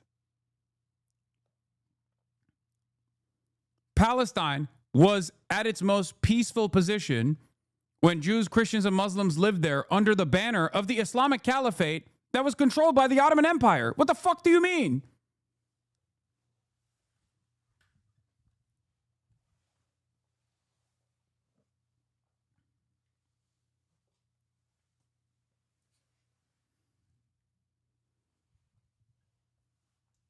If we're not stoning people for mixing fabrics, if we're not stoning people to death for mixing fabrics, I think it's a really idiotic assessment to assume that this is something that people are following on and not a fucking idiotic, out of context, misunderstood sentiment.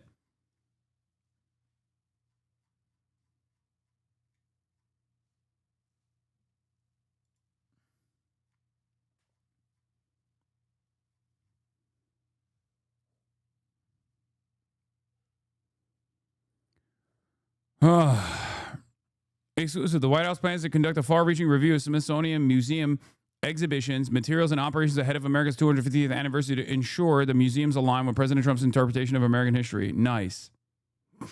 Hell yeah.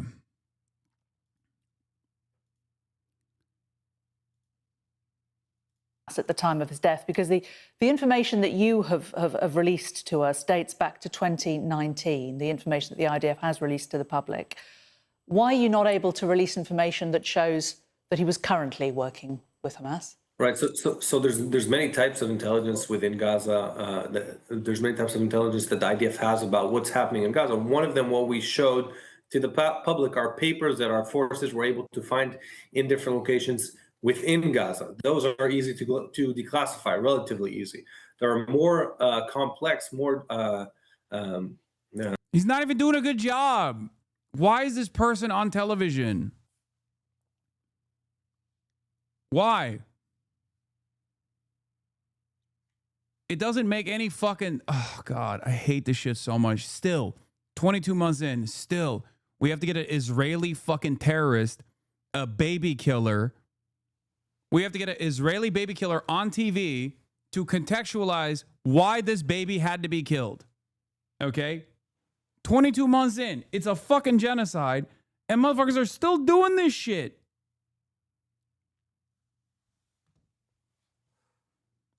Delicate intelligence that we have to treat very carefully, because intelligence that you declassify, if you do it in an uncareful manner, you can't use it the next time, and it's important for us to save life and to have relevant, real-time intelligence. I don't think it's easy to find a specific person in the Gaza Strip, and we're able to do that. We're able to have intelligence on who's a terrorist and who's not, and it's important for us to keep that ability. That means that you can't declassify everything you have.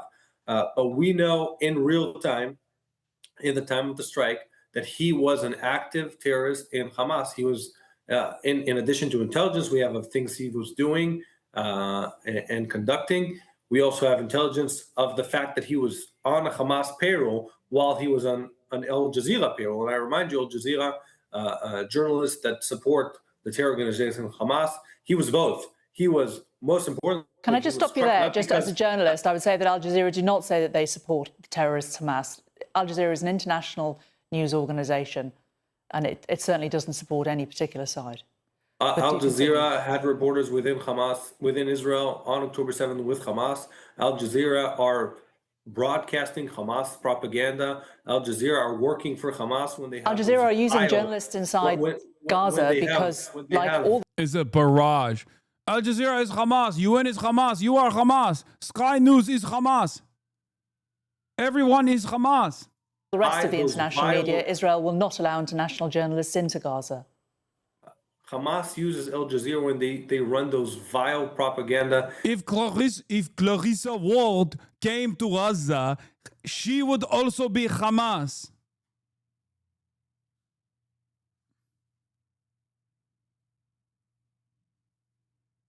Everybody's Hamas, baby. Excellent. Excellent technique. Undefeated. And vile ceremonies with our hostages in the last ceremony. And I think Al Jazeera is far from condemning. Yeah, remember when that was like a fucking massive incident where they were like, I can't believe they're like releasing our hostages with fanfare, as opposed to the way we release their hostages in the dead of the night, quietly, as they are literally fucking starving when we have all the food. That was really fucked up. Remember when that was a point of contention? Hamas, and Hamas is a terror organization. So if they're supporting Hamas, they're supporting terror, and we should call it by what it is. And yet, that is not the reason we conduct. For the record, and I can't believe we're even having this conversation, I don't know if Anas al-Sharif actually celebrated October 7 or not. I don't believe anything that Israel says on principle, okay? But even if he were to have done so, you can't fucking kill him. What are you talking about? What are we talking about? Like, what is that even, like, what do you mean? Once again, if Israel's standards for combat were applied evenly against Israel, you could literally nuke Tel Aviv. You could nuke the entirety of Israel, and it would be considered a just act of war by Israel's standards, because Israel has mandatory conscription. Israel has numerous politicians that have actively fucking engaged in war crimes. You have former IDF, Israeli Occupying Force veterans. You have current Israeli Occupying Force soldiers. You have their wives and their children living in the same fucking buildings as them. Okay? This is not a normal precedent to set.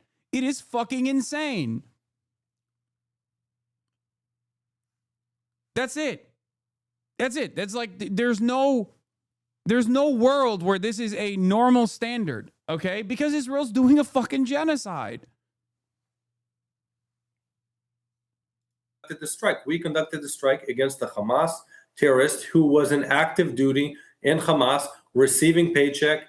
What was his active role within Hamas? Yeah, that's a good question, actually. I mean, it's such a stupid argument, but like, what was he doing? Pointing a camera at the slain children that Israel was murdering? Was that his role in Hamas? Well, what was his active role within Hamas? He had two roles. One of them was head of a cell in their rocket launching brigade in northern Gaza.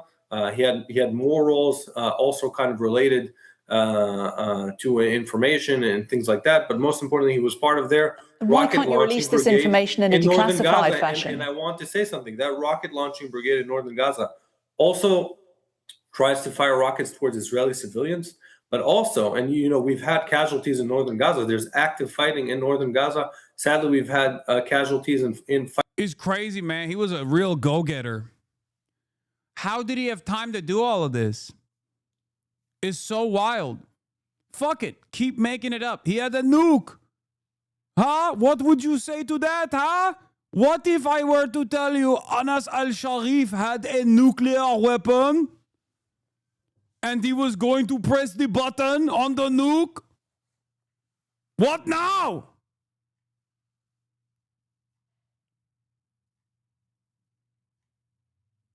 Yeah, he was a rocket launcher specialist in northern Gaza, which of course he was killed in southern Gaza in a tent with other Al Jazeera journalists.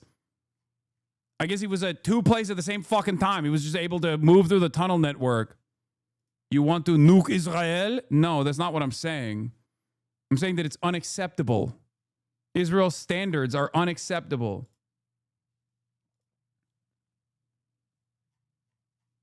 Just a few more random instances where prominent Israeli media channels referred to Anas al-Sharif as a terrorist. Channel 12 News, the IDF eliminated Hamas terrorists who served as a senior Al Jazeera journalist. Israel Hayom, a hug from Sinwar and documents in Gaza. The IDF proves the eliminated journalist was a terrorist. Haaretz, the IDF, we've killed an Al Jazeera reporter in Gaza, served as a unit commander in Hamas. By the way, Haaretz also engaging in that atrocity. 2 terrorists in 1 photo. The incriminating footage of the journalist eliminated in Gaza from Channel 14.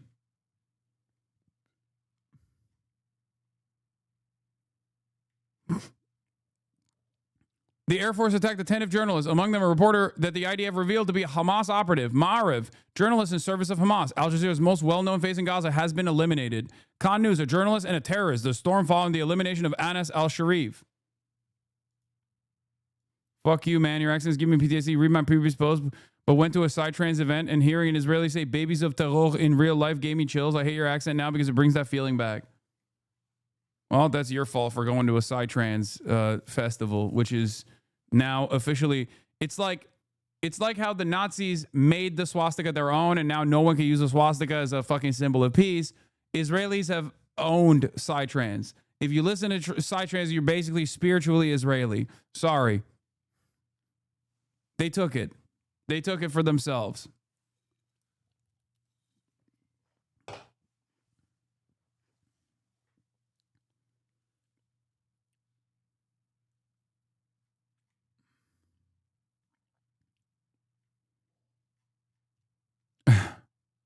Yeah. Psytrance and Star of David are now stained with Israel's bloodshed. They literally fucking used tanks to put the Star of David in the middle of the fucking Gaza Strip in apartment complexes they took down with the Israeli Air Force.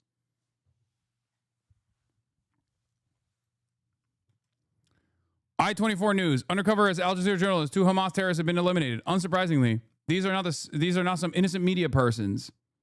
Anas al-Sharif served as a unit commander in the terror organization, and there are many documents to prove it. Again, they just fucking keep repeating over and over and over again.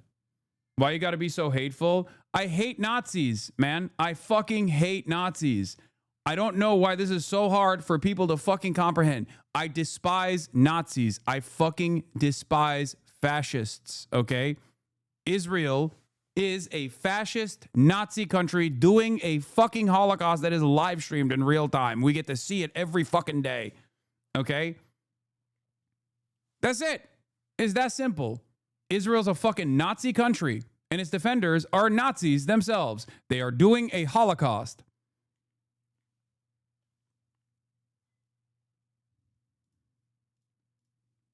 Fighting there in northern Gaza, and there are people, Hamas terrorists, fighting mortar shells from those rocket brigades against IDF, and it's very common practice for IDF when we're operating in an area to go after people in the rocket brigade to make sure that we have freedom of movement, freedom of operation, and that those people are eliminated. I'm just struggling to understand why you cannot release this information in a declassified fashion. You've released... Because it's fake. Because they need time to doctor it, okay? They need time to doctor it, which I will never believe. I will literally... If Israel... I'm telling you right now, get mad at me if you want. If Israel fucking showed me a photo of like Yahya Sinwar with a fucking envelope of cash, handing it directly to Anas al-Sharif, I would still not believe it, okay? There's no way. There's no way. I'm not a fucking moron, okay? I'm sorry. They've lied far too much for me to ever take anything that Israel says seriously. They've lied far too much while defending their genocidal actions, while defending their genocide. They are doing a genocide. If you are even a remotely reasonable person, you would look at this and go, okay, fuck you. Suck my dick. The information that you've released already is very old. Again, there are specific types of intelligence that are very delicate and are very complex to declassify. We can speak of them in some sort of paraphrase. It's more complex than that to explain the process of declassifying intelligence. It's a long process, very complex, and you need to keep your sources of intelligence active and not harm them by taking out information from them in a way that would harm those sources from functioning. As you know, the International Committee of Journalists, which is an independent non-profit organisation based in America that promotes press freedom worldwide, absolutely refutes the allegations that you're making about Anas al-Sharif, as did he when he's alive. Based on their dealings with him, he also refuted your allegations whilst he was alive. Isn't the burden of proof on the IDF to prove this now? Well, I think, first of all, we've put out documentation that we found in Gaza. We put out the original papers in Arabic that we found in Gaza proving he is a terrorist. And I don't think in any case in the world, anyone would take someone's word as just saying, hey, I'm not a terrorist. Okay, we believe you. And that's exactly what happened in this case. That's what's happening in this case. And I think it's just very easy and comfortable. And to be honest, you've been fair in this segment presenting him as we say that we claim he's a terrorist. But in many outlets, they don't even present IDF proof that we put. If you don't believe it, it's okay, but do your job and present it. And more than that, do your job. Every person that is remotely connected to Israel, the Israeli state, has this insane attitude of arrogance and entitlement. What do you mean, do your fucking job? I mean, if she was doing her job, she would have shut off this conversation. She would have just never had this conversation to begin with. I don't think it's a productive conversation to literally have a fucking Nazi 4-star general at the age of 22 come on the broadcast and fucking defend the Holocaust. Okay?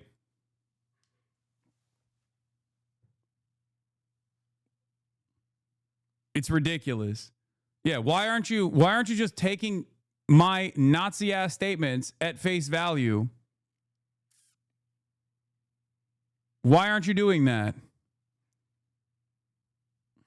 Person who celebrated the death of civilians, I think it's worth mentioning. He's not this angel people are speaking about. He's a terrorist.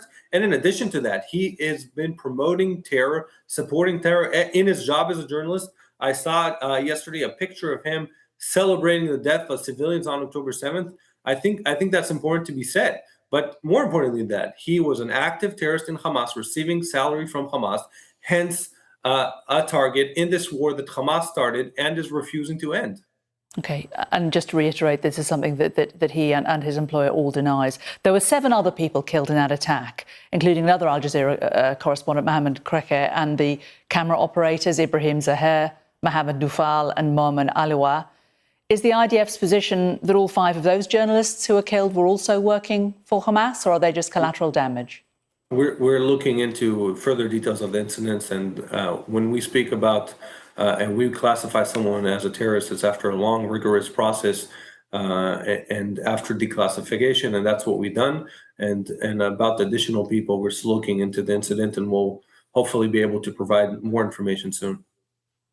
But clearly you must have understood that there was a risk if you're going to drop a bomb into a tent containing a load of journalists that more than the one that you are trying to attack would perish. Well, we conduct our operations, and as you see, he wasn't with his family, and we try and conduct our operations in a way that goes after terrorists in the most minimal way.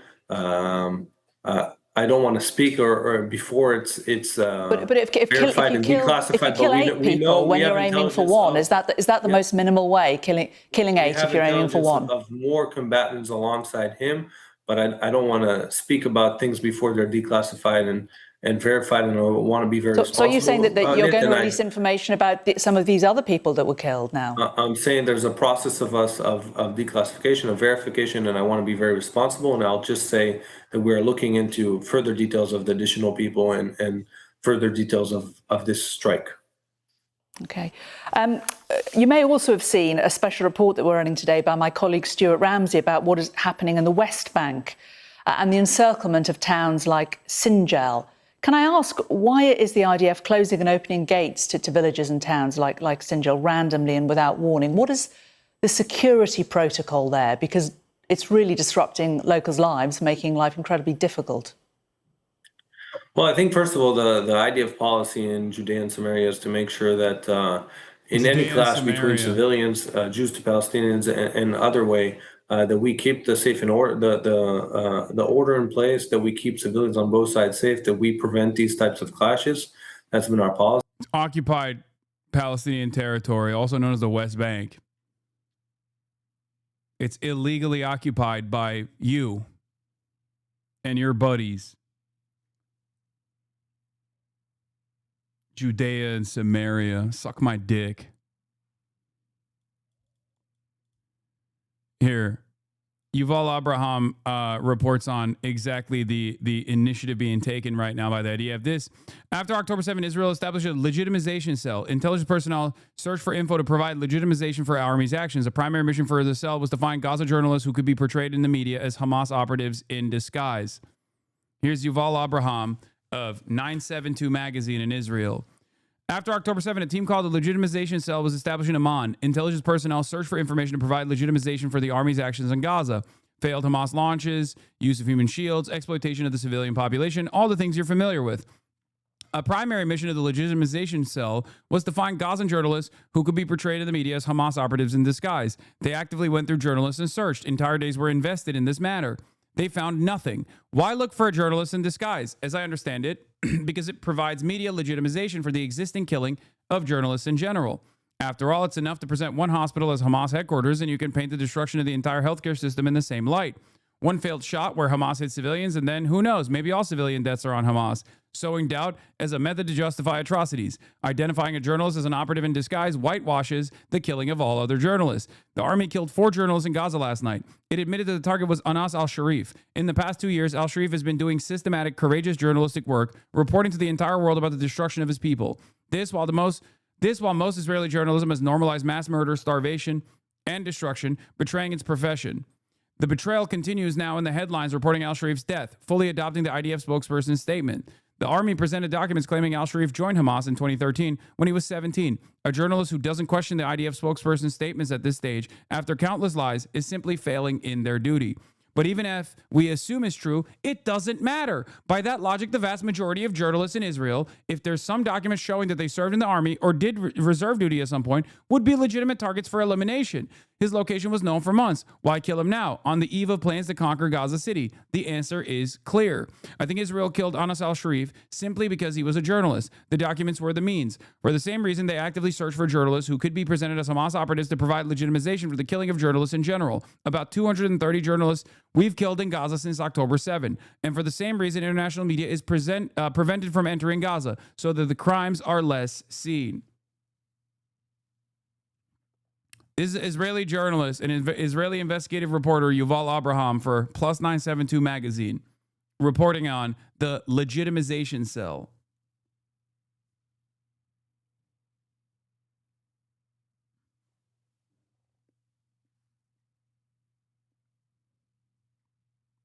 It's all fucking bullshit. Everything Israel is saying is bullshit. The notion that he has taken photos with Hamas leaders is not a justification for his extrajudicial assassination. It's not a justification to even punch him in the fucking face. What are you doing? Suck my dick. 10 toes fucking down. Once again, these are the types of things that I feel like people took advantage of for the longest time. That you couldn't just like say that. You could be like, what do you mean? He took photos with Hamas. Of course he can be fucking killed. No, that's not the truth. That's not the case. You can't fucking do that. If someone were to entertain a role reversal in this regard and put Israel in the crosshairs, you would cry about how anti-Semitic this is.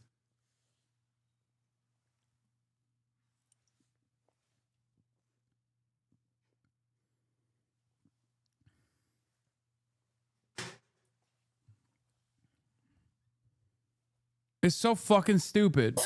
And specifically in some You guys voted for Trump. Ha ha ha. Does it make it easier to fantasize about a thing that did not happen so that you can feel more comfortable in your position of not giving a fuck about Palestinians? Like, even at this stage.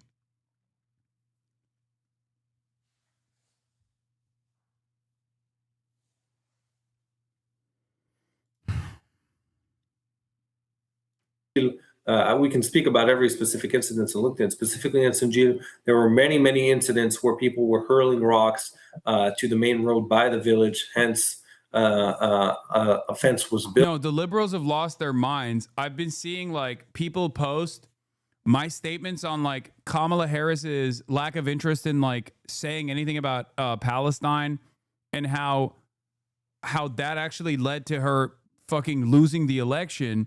And liberals keep posting that over and over again without context to make it seem like I'm saying like Kamala Harris would do the same thing as far as like, you know, taking away a gay marriage or something. Like whenever Trump does some other fuck shit, something that I'm like actively fucking pushing back against, when they're not doing that, they're too busy trying to fucking tarnish the reputation of someone who is actually fucking anti-Trump, because they're not, clearly. And they use my criticisms of Kamala Harris and the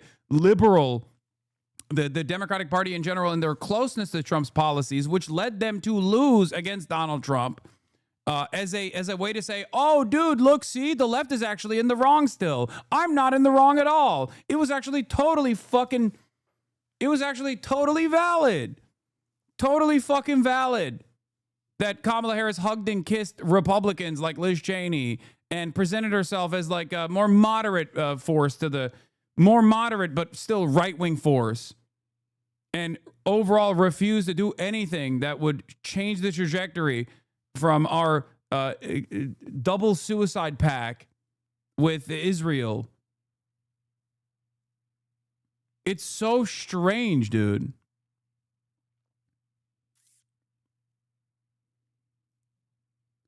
If at this point your hyper focus is still on like trying to prove to yourself and others around you that you weren't wrong and that this leftist political commentator on Twitch was actually wrong for correctly identifying many of the issues with the Kamala Harris campaign because he didn't want fucking Donald Trump to win again.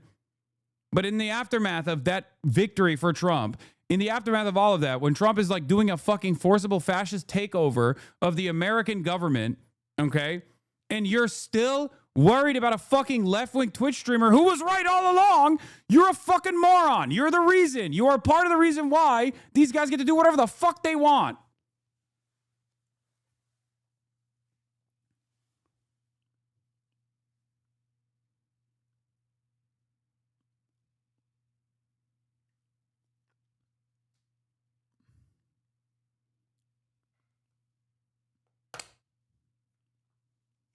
It blows my goddamn mind that liberals are still trying to fucking do that.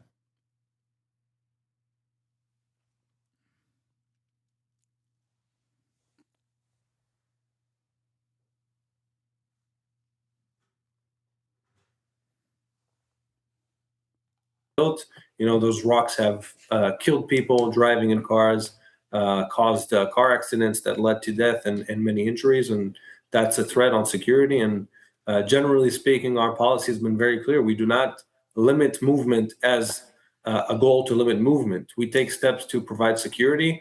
We take steps to... Great argument. Yeah, but this is why single issue voting is dog water. Great argument.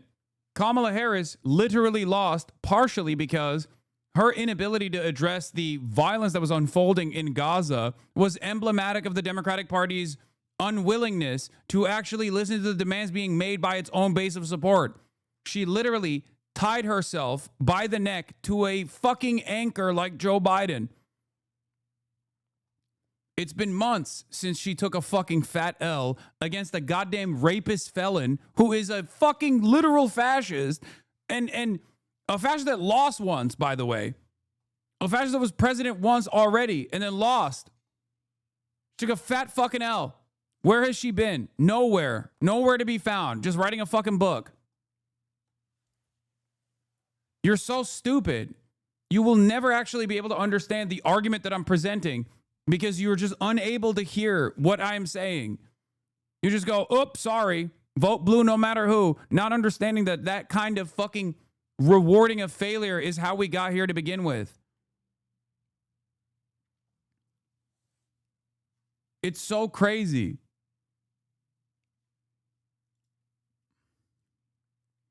Kamala Harris did not lose because of single issue voters, you fucking moron. There is no analysis that points to that for the record. That's so crazy. The idea that it's like you have to create this like false notion. There's even less evidence. There was at least a concerted effort in the aftermath of Hillary Clinton's defeat in 2016 to present Bernie Bros as the major reason why Donald Trump lost. Kamala Harris lost the fucking popular vote too.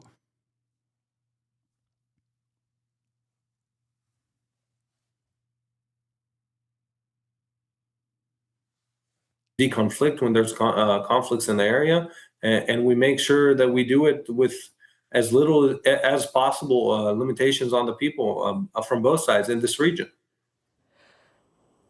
If you well know, as a result of the Oslo Accords, it divided up the West Bank into three areas: Area A, B, and C. Area A, these are areas governed by the Palestinian Authority and its security services. Israeli forces aren't meant to be in these areas. They have access to areas B and C. You must know this. Why are the IDF shutting down markets and See, look at this fucking active cope. But you guys voted, but you let Trump win. Virtually every single person here voted for Kamala Harris, you dumb fuck. It doesn't matter. At the end of the day, a Twitch streamer cannot fucking change the trajectory of American politics if the Democratic Party is unable and unwilling to listen to the demands being made by its fucking base of support. Kamala Harris pushed people to stay home. It is ultimately always going to be the fault of the party. Stop trying to defend the party. The party does not give a fuck about you. Do you work for the DNC? Show me your motherfucking pay stubs. Why the fuck are you defending the DNC for free? What is wrong with you? Kamala Harris lost 7 fucking swing states, dude. What are we talking about? What is this argument? It's so insane. It is so, like, I can't comprehend it. I can't understand it. These guys, these liberals, they fancy themselves to be more intelligent than the average Trump supporter. And yet here you are regurgitating idiotic arguments like you're a fucking Trump supporter, but this time for the Democratic Party.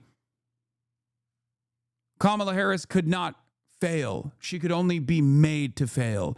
Failed by who? The voters who didn't understand that she would be far better. It's like, no, that's her fault. It's her fault for not being able to present herself as a better alternative to a fucking rapist fascist, brother. What are we talking about?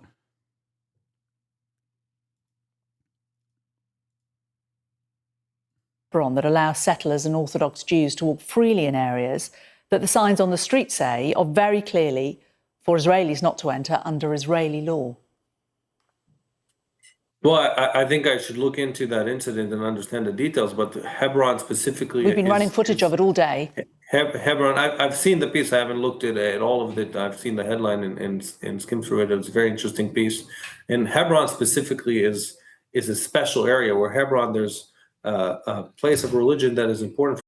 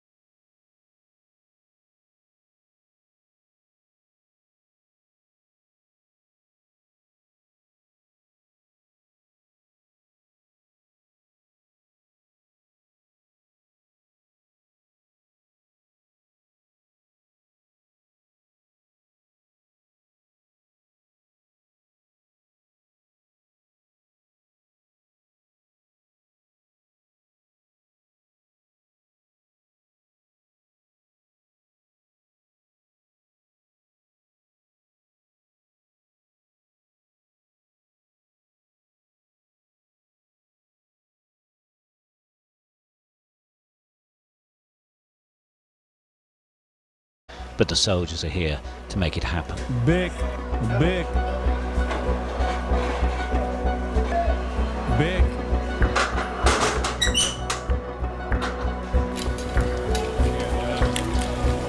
It's obviously massive disruption. This is a massive market. Now the whole of this section of town is being closed down. The idea is to take control of this street for security reasons so that they can bring the settlers through. They'll put up a screen, yeah? They're going to put some, cover. And then they'll walk them up. And they're going to walk up to the street. But are you reporting live? No. We're just for them.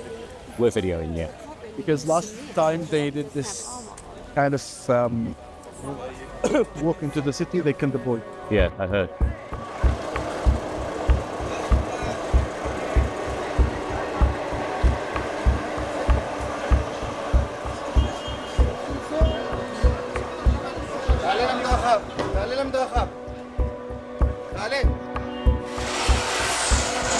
Hold the pressure, all right? Don't play with me, all right? For now, this part of Hebron is a military zone, and nobody at all is allowed past the Israeli lines. This is Armed Settlers and Segregation Inside the West Bank, a new Sky News documentary that just came out 16 hours ago. No politic here. Israel number one. No Palestine, no Palestine. No Palestine here. No politic here.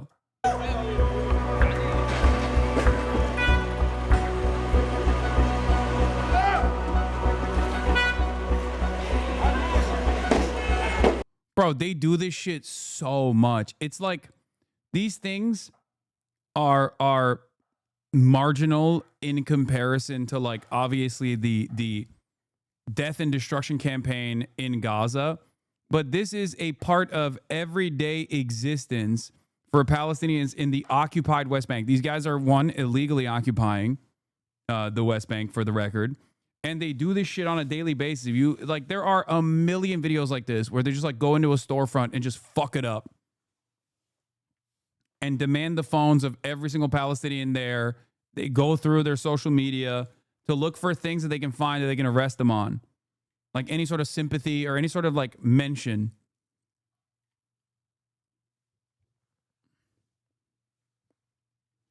These are images not dissimilar to the Gestapo harassing random fucking citizens and packing up Jewish people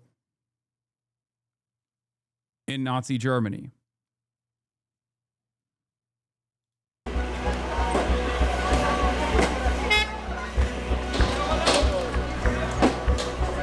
Yeah.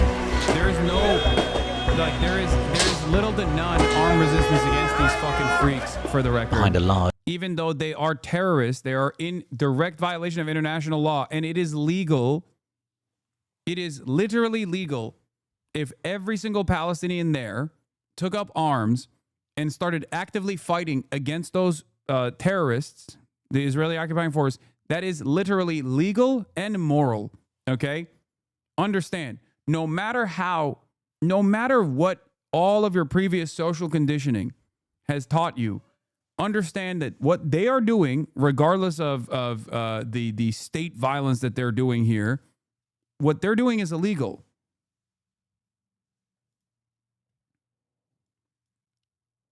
Racist? Why use a racist voice to mock Israelis? I don't know. Because it's funny. They're doing a genocide. Does that hurt your fucking feelings? I agree with you, but I don't think legality is the issue. No, I'm just explaining to people that, like, what they think is legal is obviously seeing armed military, members of the state, members of the fucking military, members of the police force. And automatically we're conditioned into thinking like, oh, what they're doing is a legal thing. Maybe it's racist, but it's like still a legal occupation. It's not. It is completely illegal. Okay? This is not like a member of the police force like being of racist to a citizen. This is like even beyond that. That is abhorrent. That is fucked up. That should be prosecuted. But this is a step beyond that. Green screen, the visitors arrive in small groups to look at a tomb up the street. The Palestinian city of Hebron is in what is known as Area A of the West Bank. It means it's technically under the full control of the... That chatter literally said, "Why you no love Israel? You are being racist."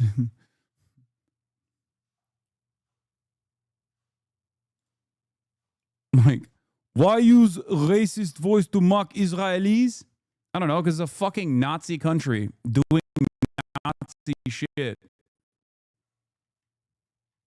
You're like a German that comes in here and gets in their feelings when I'm doing like a bad German accent. Is it an F? What happened? Palestinian Authority. But everyone here says the presence of Israeli soldiers and settlers is designed to make a point, to emphasize who's really in charge. This is a journey around the West Bank, and inevitably it starts at the wall separating Israel from its Palestinian neighbors.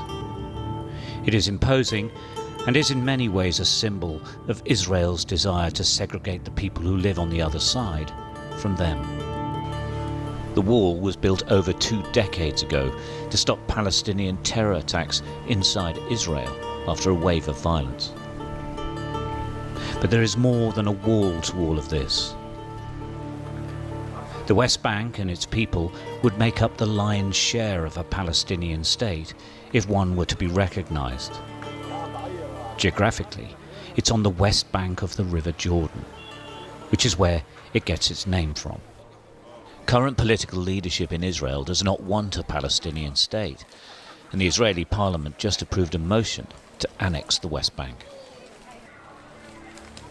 It doesn't necessarily mean it'll happen, but it shows the thinking. Like any kind of violence that Israeli settlers or the Israeli military experiences in the West Bank is literally legal, okay? It is legal resistance against an occupying military force. I cannot repeat this enough. Just like any kind of violence that the Israeli occupying force experiences in the Gaza Strip is actually, once again, totally legal and totally moral resistance by the Palestinians. Doesn't matter if they're the Al-Aqsa Brigade, doesn't matter if they're a part of the Palestinian Islamic Jihad, doesn't matter if they're DFLP, PFLP, or even former Fatah militants, okay? It is perfectly legal, perfectly valid, and perfectly moral, okay? 100%. This is not like this is not a gray area. This is black and white, okay? It doesn't get more black and white than this.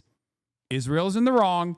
Israel is actually engaging in an apartheid, which is a crime in and of itself. Israel's doing a genocide in Gaza and an apartheid in the West Bank, 2 crimes in and of itself. And every type of armed resistance against both the settlers and also the Israeli occupying force in the West Bank. Doesn't matter if it's your favorite podcasters like Wife that participate in these raids. The violence that the Palestinians engage in an act of resistance against this illegal occupying force is literally legal, definitionally legal, okay? It's just the truth. Straight up. It doesn't matter that they look to be in garb that makes you think that they're in the right, okay? And right now, life is tough for Palestinians in the West Bank. They say they feel powerless. Random military operations, security checks and barriers restricted movement can happen anywhere and at any time, making normal movement impossible. There's the continuous threat of attacks by settlers who believe the land is theirs, and roads to villages and towns are barricaded. The building of iron gates that close off vehicle entry and exit to Palestinian communities has dramatically increased since the October the 7th Hamas attacks on Israel that led to the Gaza Wall. These gates are monitored 24 hours a day. This situation is so fucked up that even when like liberal or right-wing Western outlets try to like present it as like a nuanced and complex political situation, I think the takeaway from people is just utter horror. You know? Like the average person sees it and they're like, what do you mean? What nuance, bro? This is fucking insane. Like you can't frame this in a way that is like justifiable for Israel at all. I don't know. Maybe I'm too hopeful about my fellow citizens that encountered this kind of thing for the first time ever. And are impossible to break through. Beneath the village of Al-Magaya, we watched as IDF soldiers oversaw a digger working on a roadway. Well, you can just say anti-Semitism. I think that was an effective method only when people weren't aware of Israel's actions. Like if you were kept in the dark for a very long time about Israel's like most violent actions and its violent mechanisms of control, then yeah, you would hear someone describe what Israel does as a part of its regular policy. And you'd be like, well, that sounds a little anti-Semitic, you know? But Israel has looked at the checklist of like anti-Semitic shit and was like, oh, we're going to do it. We're going to do it to the best of our ability. Whichever is within the confines of whatever we can do. Whichever technological, like poisoning the well, right? Poisoning the well initially comes from an anti-Semitic canard. The idea that Jews poisoned the well and that's why there's disease. And then it's usually the lie that uneducated villagers literally fucking engaged with before they ended up doing a pogrom, like a violent pogrom of Jews, right? Well, okay, Israel literally destroys water wells. What are we doing? Like, you got settlers straight up trying to poison the fucking well in the West Bank. What are we doing? Like, it's on video. It's not like they're hiding it either. They're just like literally doing it on video and being like, I am poisoning the well. I do not want Palestinians to drink water. They are terror. This is my land. They're not hiding it. They're gloating.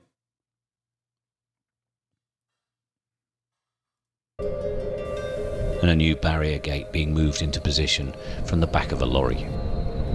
My name's Stuart Ramsey. I'm a reporter for Sky News in England. Okay, and what's the problem here? No problem, we were just going to go up to the village, but I can see obviously you're putting in a barrier. Not now. Okay, so no, it's a military territory, so please turn around and go away. Okay, could you just explain though, are you putting in a new gate? This is classified. Please turn around and go away. Okay. Thank you very much. All right, we'll just be up here. No, so please turn off the camera, turn around and go away. Thank you very much. Okay, but Listen, I told you 3 times, this is military territory. Please turn around, turn off the camera and go away. All right, can I go to the village though? No, you can't. Is there another way round? Maybe, I don't know. Okay. I'll leave you at that then. Thank you very much. Goodbye. Turn off the camera. Well, obviously there's another gate being built, as simple as that. They're going to get fucking shot at, like, eventually. We expected them to be Because these bitch asses, they're getting way more fucking cocky, too. Unfriendly, or at least unpleasant. They're always so skittish and wimpy with these checkpoints, almost like they're shamed. I don't know if they're ashamed. I think they're just pussies in general. Only a fucking weakling would do this kind of thing to a captive population. They're fucking cowardly little monsters. The worst kind.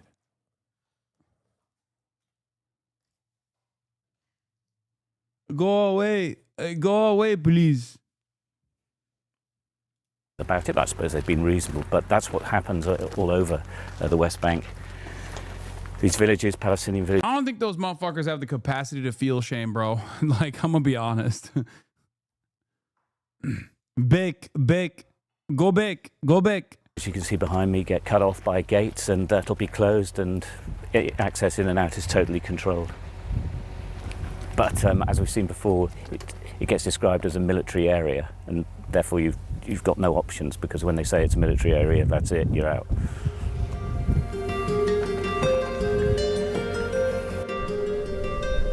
Just as security checks and barrier gates have increased since October the 7th, Turn off the camera. so I would like has the to shoot you. expansion of settler outposts.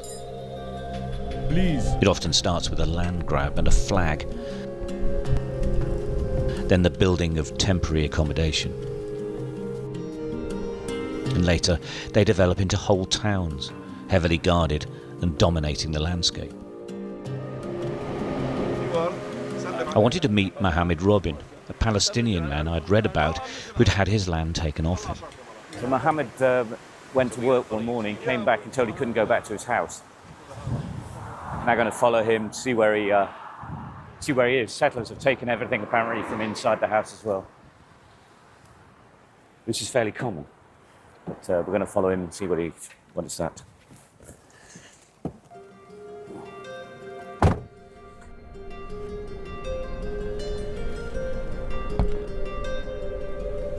He's taking us to the only place, he says, we can still see his land from without getting into trouble. It's off the main road, on gravel and dirt tracks leading to a windy hilltop.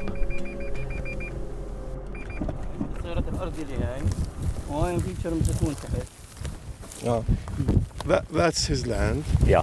Where is the cars are standing now, and they also took over there another 2 dunams. How long have you been here? قديش لك أنت؟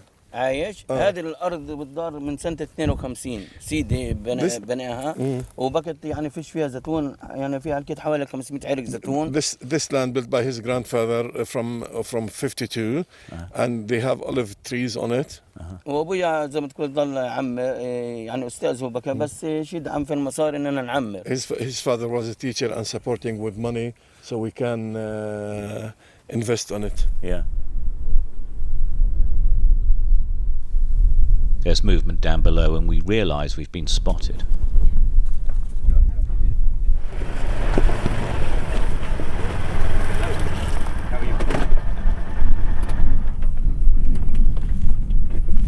Oh, here come the No Politik Here Brigade.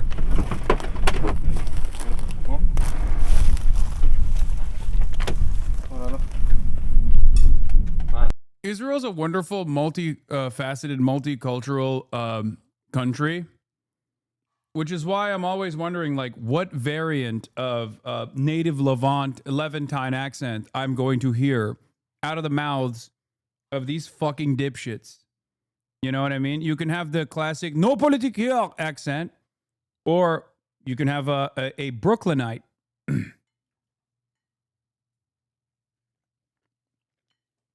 There's only 2 ways it goes, though, aside from the Hebrew accent. You're only going to hear an American hog variant or a Russian hog variant. One or the other. Let's see. How are you? Do you speak English? ما جاء على البيت. Sky News تلفزيون بريتي. English television. جاء على البيت عندي على الأرض شو المشكلة يعني؟ إيش؟ ترى ما في مشكلة. We've just come up here because Mohammed's saying that you're onto his land and he's wondering if he's going to get it back.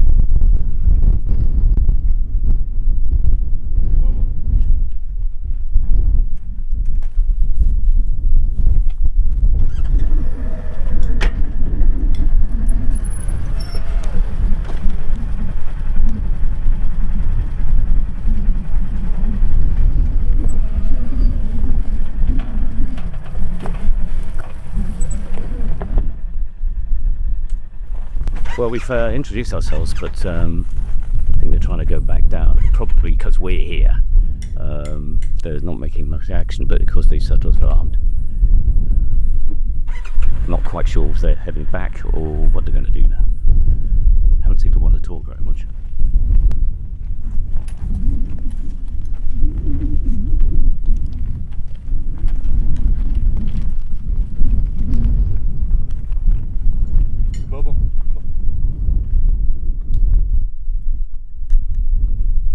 They barely speak, they just check out our cars. We don't know if they're soldiers or settlers or both. They don't identify themselves. What? They're not soldiers, bro. They're settlers.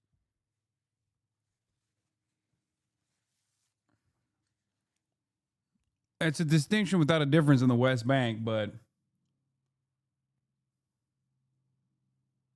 the soldiers have way more fucking gear. They went non-verbal.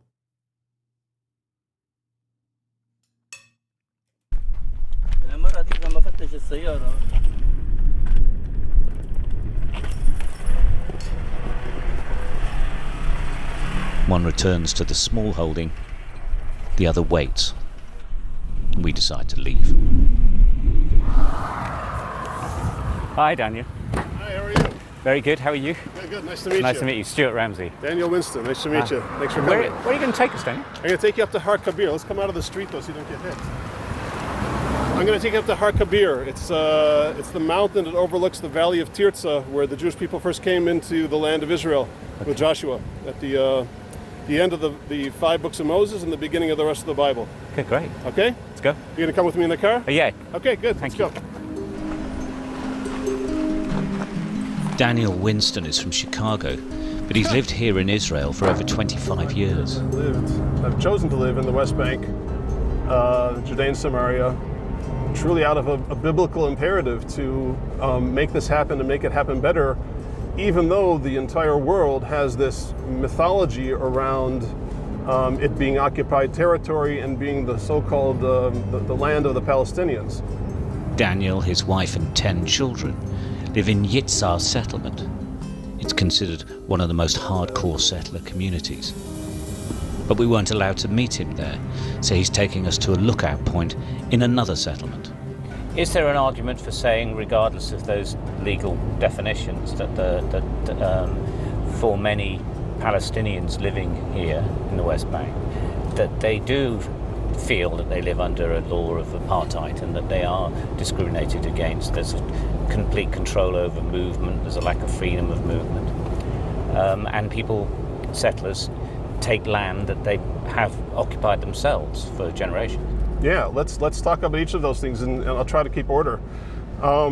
First of all, I have no doubt that the Arabs that live here have lots of feelings about lots of things that are going on.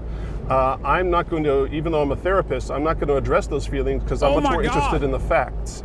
Afterwards, if we want to have a discussion, we can sit around and we can have some coffee, sit around a campfire and talk about their feelings. But first, let's get the facts straight. The facts are there is no such thing as a Palestinian people. In the historical record, Palestine and the Palestinians does not exist. Just a second. Hi, אחי, מה נשמע?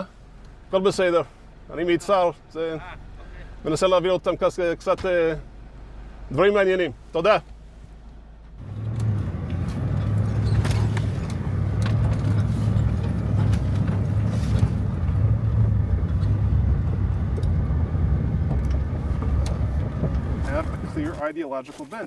Daniel leads me down a path overlooking a valley in the West Bank. He and the Israeli government call it by its biblical name, Judea and Samaria. Daniel says this valley is where Joshua led the Israelites to the Promised Land, according to the scriptures. He, like all the settlers, believes the land is theirs and rejects any notion of a Palestinian state.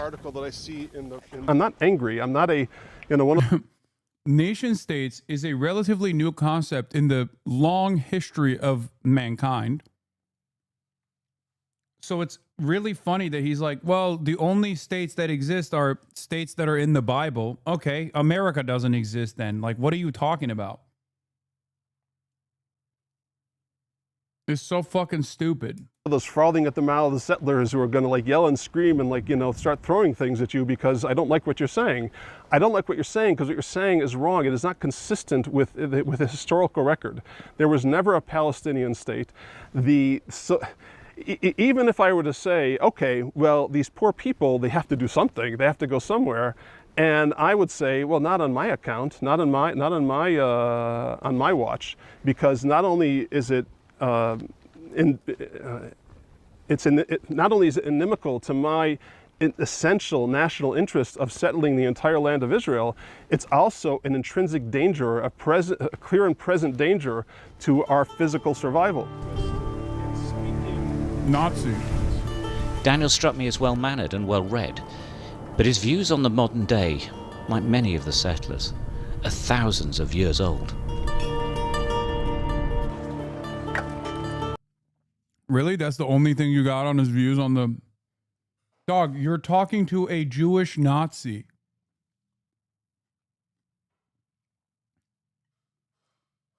These guys have this seeming inability to recognize that, like, the person that they're talking to is a fucking neo-Nazi, you know? The fact that this is a therapist with a gun didn't even ring any alarm bells in this person's mind, seemingly.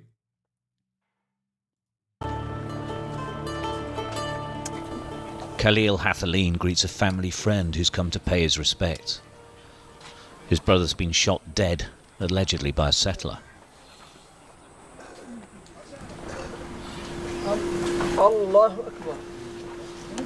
We're in the village of al-Kir, where Palestinian villagers confronted an Israeli digger driver on Palestinian land adjacent to a settler town. 35-year-old Auda Athlin was killed. As the mourners gather, the Israeli army moves in. Sir, can you explain why we have to leave? כדי לשמור על הסדר באזור. I'm sorry? English. תתרגמו, אני בטוח שתמצאו מישהו שיתרגם את הדברים שלי מצוין. To keep the place quiet. To keep the place quiet. It does seem quite... That motherfucker knows English, okay? Let me tell you. Second most common language in Israel. Third is Russian. Almost all Israelis speak English, okay? Some of them are directly from England or America, but that's besides the point.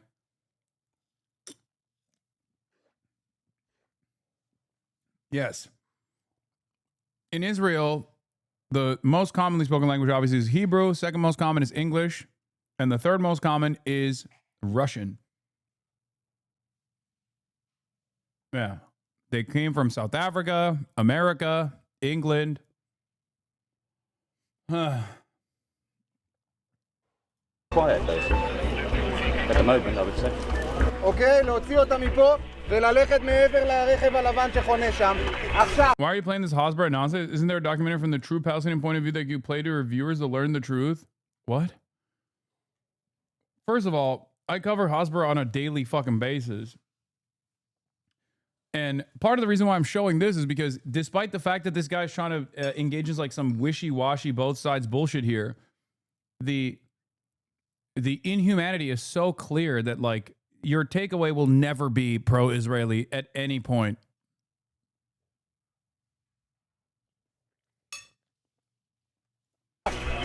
עכשיו, כל מי שלא תושב המקום, לקום, לקחת את הרכבים ולהוציא אותם מחוץ ליישוב. They give everyone who doesn't live here 10 minutes to leave or risk arrest.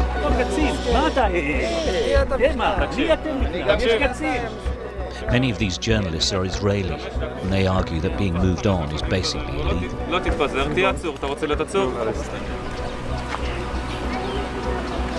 Soldiers enter the family area of the village. They're looking for foreign activists and anyone else to clear. 3 minutes, you need to go from here. Okay. Unless you want to be arrested, okay? But why? Just, this is the order. Understand? 3 minutes. That's all. Okay, I understand. Goodbye. So can you explain to me, though, and you, but can you explain to me why? We're journalists, sir.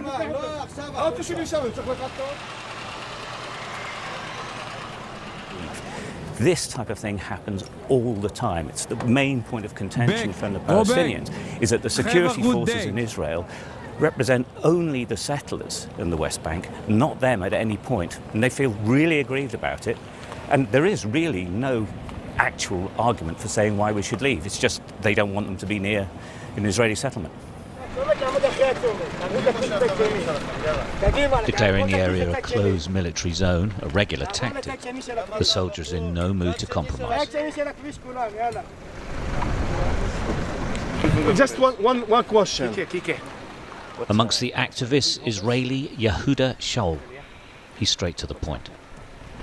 At the end of the day, this Israeli government doesn't want only to kill the possibility of a future Palestinian state besides Israel.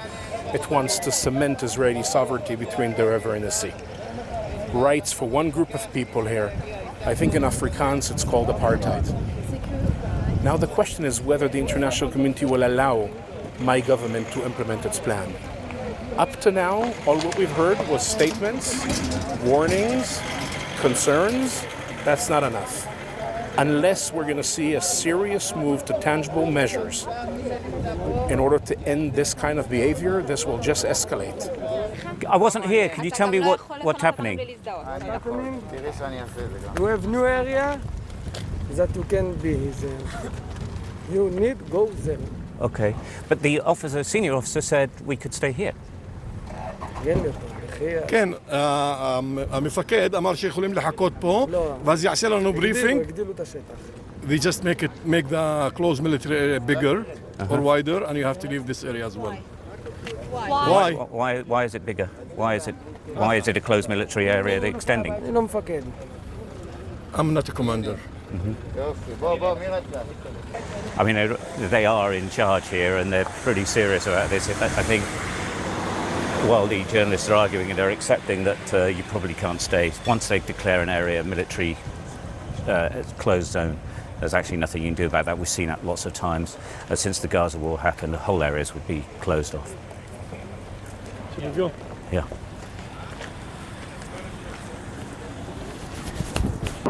You took the guy name and title or what he's doing? Sorry. That's crazy. The soldiers throw blast bombs and try to clear everyone out.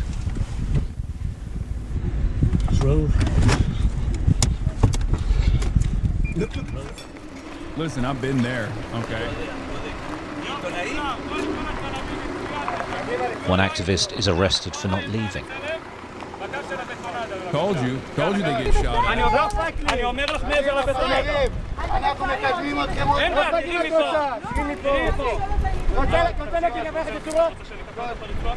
אז יופי, אז תעמדי מאחורי הבטונדה. תקשיבי, מה? את לא מבינה מה אני אומר לך? Her friend attempts to reach her and she's arrested too. בוא, תסתכלי עליי.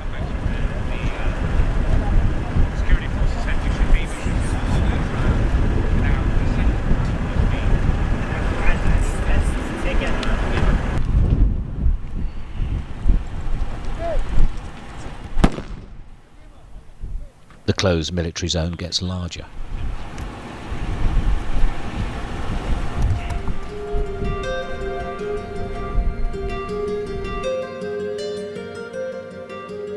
There's been so much conflict between Israelis and Palestinians that the maps of it have been bound into an atlas.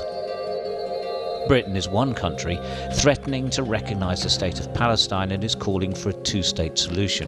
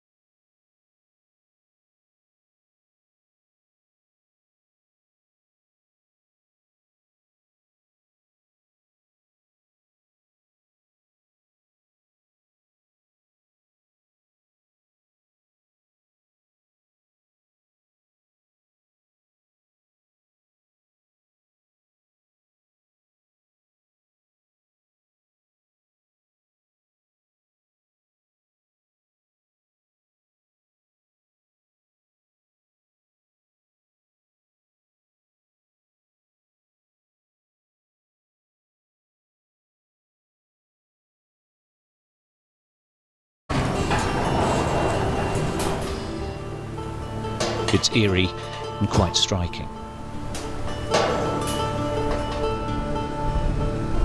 We found that uncertainty, argument. I want to make a comparison to Ukraine. When people say, Hasan, you're not making concessions for the Palestinians when you talk about like Gaza and the genocide in Gaza, and the way that you're saying like Ukraine has to make concessions. No, I am. The reality is, this is a settlement project that has unfolded over 80 years. The true justice in this situation would be the forcible removal. That's never going to happen. And there are plenty of instances where there would be unjust. There's like children, there's people that only know this land as their home. They didn't choose to be born into a settlement like this. So the one singular solitary state that is secular in nature is a compromise. Because the reversal of the Likud policy, the reversal of the Israeli policy, which is the complete ethnic expulsion of all Palestinians from the land, would be the complete ethnic expulsion of all Jews from the land. That's not an argument that I'm presenting. That is an argument some people advocate for. I'm not one of those people. Okay? But that would be the no concessions, no holds barred, only Palestine and nothing else counter. So having a singular, secular, solitary nation state with equal rights and representation for all of the Jews and non-Jews living on this land currently is the compromise.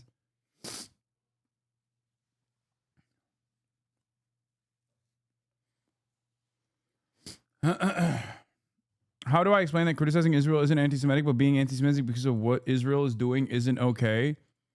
I mean, you ask them, is this putting the blame squarely on the shoulder of Jews that are, many of which are anti-Zionist? Do you feel like that's a productive way to go about it? Because it's just not true. That in its simplest terms, anti-Semitism is a harmful bigotry. It's hateful. It's violent when implemented. But like in the simplest terms, it's just also untrue. It's no different than saying ISIS is doing all of this shit for Islam. And if you criticize Islam or you criticize ISIS, you're criticizing Islam. You're Islamophobic.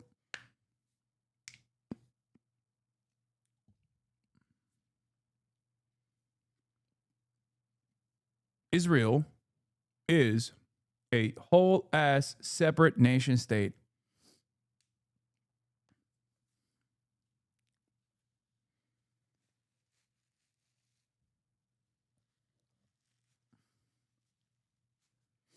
That's it.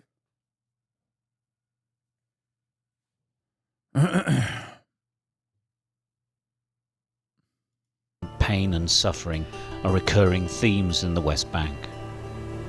A hospitable place made inhospitable by a conflict that's no nearer to resolution now, 6 decades after it started.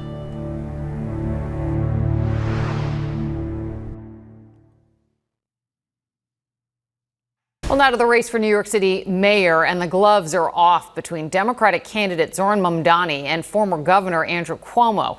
Mamdani is on the defensive tonight after Cuomo attacked Mamdani for living in a $2,300 a month rent-stabilized apartment in Queens while earning more than $140,000 a year as a state assembly member. Eyewitness News reporter NJ Burkett is live tonight at City Hall with much more. NJ. All right, Liz, let's face it. I mean, it was inevitable that we would move on from socialism means no house to socialism means no apartment. Mamdani would much rather talk about President Trump than get drawn into a political football game over his apartment in Queens. But it has left him with some explaining to do. What? Bro makes $140K as a state assembly member, and he's living within his means. Like, what the fuck? How is this even a story? This is even dumber than people being like, Hasan, you bought a fucking home for yourself and your family, you goddamn hypocrite. Socialism means no house. I hope at a certain point people would just realize that, like, none of these are real arguments. You're worse than him. Yeah, exactly. I am. I'm a much worse person than Zoran Mamdani, who is a 33-year-old Muslim socialist who's also currently getting attacked for his choice of living quarters. Very different. You're right. I agree.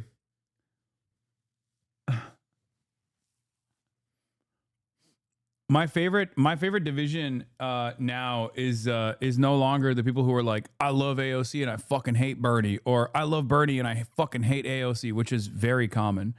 It's the, I love Zoran, I fucking hate Hasan. He's just sucks so bad.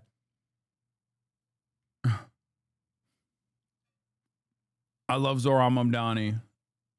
I hate Hasan.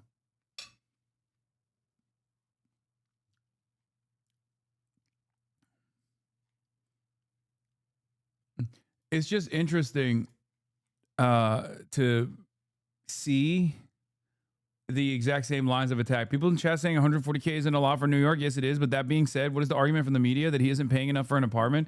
Americans love living far beyond their means and living with no saving. Yeah, 140K is decent money for New York City. And it seems like he has a really good living quarters for $140,000. But like, how is that his fault? Like, he's literally running for mayor to fix the problem. like if this wasn't one of his policies, I get it. I get why you could be like, oh, dude, you literally are advocating for, I don't know, no fucking rent stabilization whatsoever, and you living in a rent stabilized apartment. What a fucking hypocrite. That makes sense. This motherfucker literally wants rent stabilization. He's living his truth.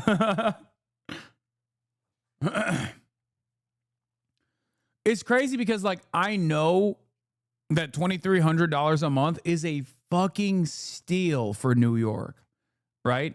It's a steal for LA. Depending on how big the apartment is, it's probably a steal for New York. What is crazy is that $2,300 is a steal.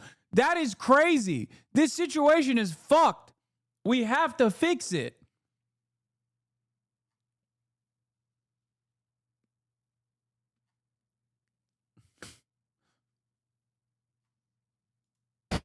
I live rent-free in his head. Zoran Mamdani says Andrew Cuomo doesn't get it and made no apologies for living in his rent-stabilized one-bedroom in Astoria, Queens, while earning $142,000 as a state lawmaker. Yesterday, the former governor, now campaigning as an independent, said Mamdani is gaming the system. I think rent-stabilized units, when they're vacant, should only be rented to people who need affordable housing, not people like Zoran Mamdani. And I'm going to call it Zoran's Law because it's an abuse of the system. Nearly 1 million apartments are rent stabilized, rates set by the Rent Guidelines Board. The median stabilized monthly rent is $1,375. Mamdani says his rent is $2,300. Cuomo is renting a market rate apartment in an East Side high-rise for $7,800. What do we... Oh, hell. Oh, my God, bro. Brother, oh, brother, are we fucking for real, dude? Oh my God. Oh. I can't wait for the dumb fucks to chirp and be like, well, Andrew Cuomo is not a socialist, so he can be a fucking awful asshole and we will like him because Zoran is a socialist. Zoran, Map Daddy, he's a socialist. We hate him. Know about this policy proposal beyond the fact that it seeks to evict me from my apartment. Unless you're wealthy, it's basically impossible to find or stay in a home that you can afford. Mamdani won the Democratic nomination, squarely focused on affordability. He says he moved into his apartment when he made less than $50,000 and that he always intended to move out. But he opposes needs testing. It is a larger question of how do we ensure that each and every New Yorker can live those same lives of 10, 20, 30, 40 years where they pay their rents and they know what their rent will be next year, what their rent will be. I'm pretty sure he said he got the apartment before he was making $140K a year. At the time, he didn't even know it was rent stabilized. This is like getting mad at you for your home's value, presumably having gone up since you bought it. Okay, but people do get mad at me for my home's value going up since I bought it. Sometimes they just make shit up about the value of my home going up. 2 years from now. Tenant advocates say needs testing is, quote, a backdoor plan to gut it, ensuring that the people who keep our city running, teachers, grocery clerks, delivery workers, nurses, get pushed out. Mayor Adams suggested Mamdani should live elsewhere, but blamed Cuomo for making it necessary. He's complaining about who's in the apartments, and they are high-income earners. He was the one that created this. And Mamdani continues to meet with the city's power brokers. The Association for a Better New York says theirs today was, quote, a productive first meeting. Live tonight at City Hall, NJ Burkett, Channel 7, Eyewitness News. 4 years ago, Andrew Cuomo resigned in disgrace, and you probably know why. The governor's office kept the nursing home death data secret. Cuomo aggressively groped an aide. Inappropriately touched a female state trooper. Use of state resources for a COVID-19 memoir. Less well known is what he spent the last 4 years doing, besides getting trounced in the Democratic primary. In 2022, Cuomo started Innovation Strategies LLC to represent individuals and corporations in a variety of matters. Definitely not vague. Last year, it raked in more than $500,000. Who paid for Cuomo's services? He refuses to say. But what journalists have been able to piece together is troubling. In April, Bloomberg revealed that Cuomo advised a cryptocurrency exchange based in the Seychelles as it faced federal investigations. Then in May, Politico reported that Cuomo failed to disclose $2.6 million in stock options to the New York City Conflicts of Interest Board.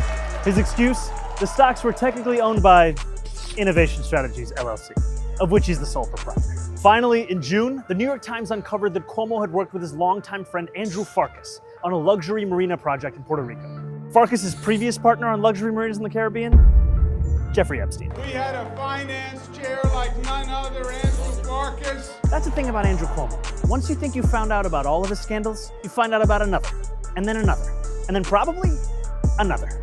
But if my friend, the disgraced former governor of the state of New York, feels that's unfair, Habibi, release your client list.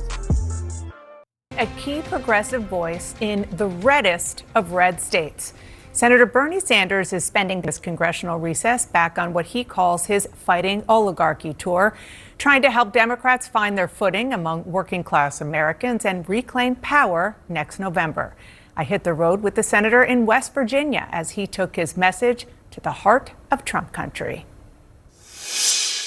It's good to be with you here. We're in Wheeling, West Virginia, and it's so fascinating that this is part of what you call your Fighting the Oligarchy tour, because this is a state where Donald Trump got 70%. Really? 70%. Not tonight. Well, yeah, and this was an auditorium that was packed. It was at capacity. Still, what makes you think that your message tonight is going to resonate in such a red state?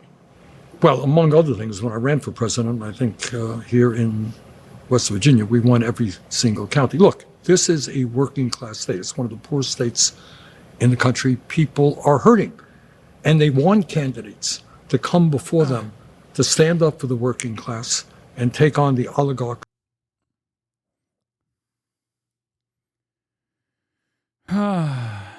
What's the point of Bernie doing this? Doing all this at the large gatherings of people lead to nothing? I said this in the beginning. I think Bernie Sanders' method here is to try and get the rest of the Democratic Party to pay attention to what he's doing, because there's a lot of mobilization taking place and there's a lot of momentum. I still also repeat that it's not enough. It's not enough. I think you should be, instead of just like simply raising awareness or having like a cathartic meeting, cathartic meetup where everyone's just like, oh man, shit sucks. I wish Bernie, maybe his age won't permit him to do this, but like, I wish he would just like mobilize people in the direction of issues, right? Issue specific mobilization, I think. Having rallies directed towards like ICE apprehensions, having rallies directly against, I don't know, Israel's genocide of the Palestinians. Obviously, that second part probably not going to happen anytime soon, but like, do you see what I mean?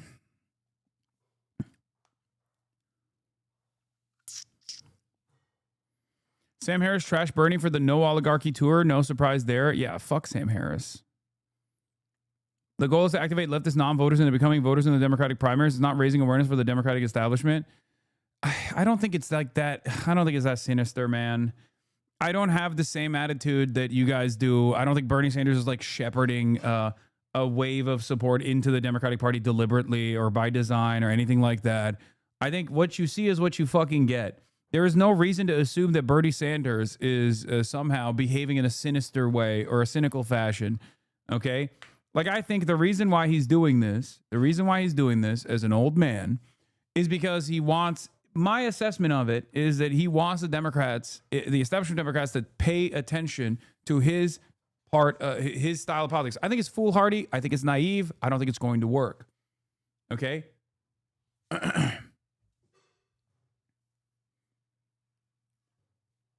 I just don't, I think it's a foolhardy endeavor, which is why there is a lot of momentum here. And this mobilization should be directed at issues. Okay? It should be directed at specific issues. It's not.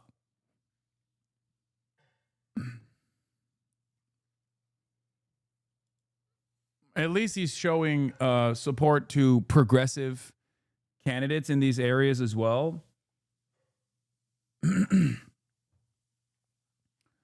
think he's just, the other thing is I think he's encouraging or he's trying to encourage people to run for office. He wants people like-minded people to run for office as well and to change the structure from within. So that's how I feel about this entire process. I wish that he would do more. I wish he would do it directionally. Like, I wish he would do it in an issue-specific way. And I wish he'd have more smoke. But the expectation from a 800-year-old man is it's going to be limited. No universe where Zoran at AOC exists without Bernie doing these kinds of things. I don't disagree with you. Zoran himself would openly admit that. Like, Bernie Sanders was an influential figure in his political development, and he ran for office because of Bernie. It's true.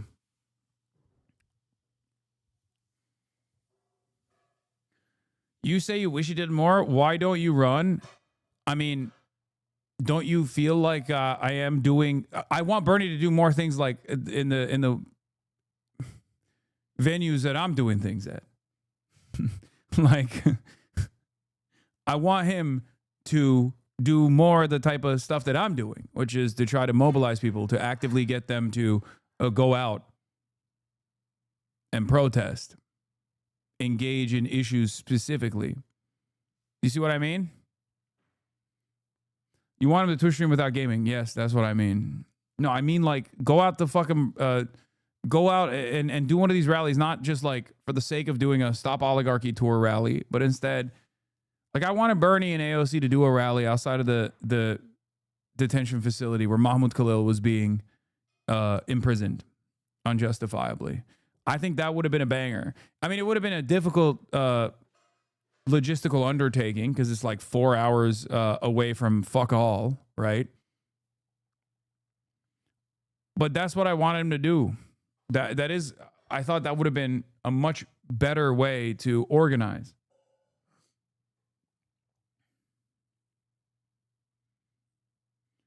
Why are you guys saying lol? I mean, it's true.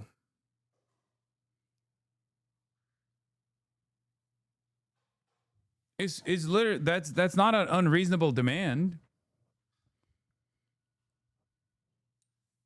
I think that was a perfectly reasonable demand.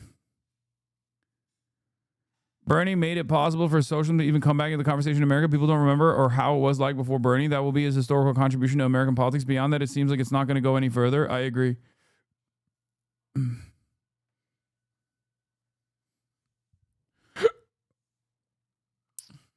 Yeah, a rally in that location is just not feasible. Sorry. Okay, do a rally in fucking Louisiana, okay, in New Orleans, and make the rally issue specific about the demand to release Mahmoud Khalil. Problem solved. I recognize that it's 4 hours out from anything else. New Orleans is not. Instead of just like a broad stop oligarchy tour, that I think is issue specific. That's my point. Believe me, we try both. Yeah, I know.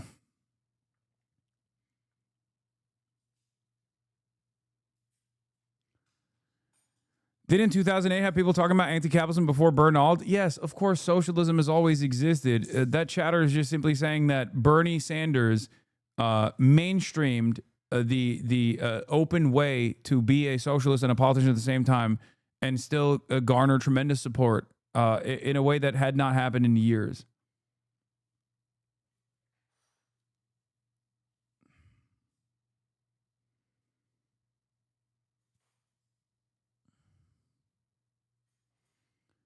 At what point do we admit the Democratic Party can't be reformed? As soon as progressive figures come to power, their message gets diluted or sidelined into oblivion? We'll see. We'll see.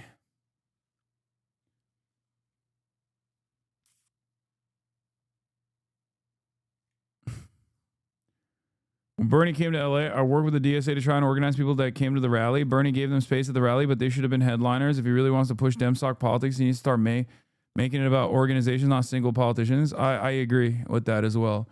I think like organizations outside of the scope of the Democratic Party are very important in terms of mobilizing sometimes against the Democratic Party to force them to take the right positions. If they won't do it, themselves, we'll force them to. Who have so much economic and political power. So I think the message will resonate here. I think it'll resonate in many red states throughout the country, because at the end of the day, 60% of our people are living paycheck to paycheck. They don't want to see tax breaks for billionaires. They don't want to see the rich get richer. They want health care. Just got into a new job, and the senior in the team said he needed to take the day off because of Islamist terrorism is making him depressed because he has a cousin in the IDF who's in danger. How can I deal with the situations without feeling like I'm swallowing my beliefs to secure my financial well-being? That's fucking awesome.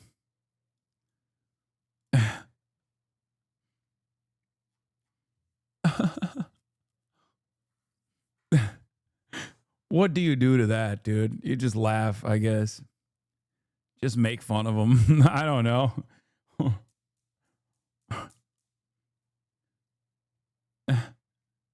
Wow, he's from Argentina, mind you. Oh, nice. No, chatters, don't blast Hamas music in the fucking workplace. Are you kidding me? You're going to get fired.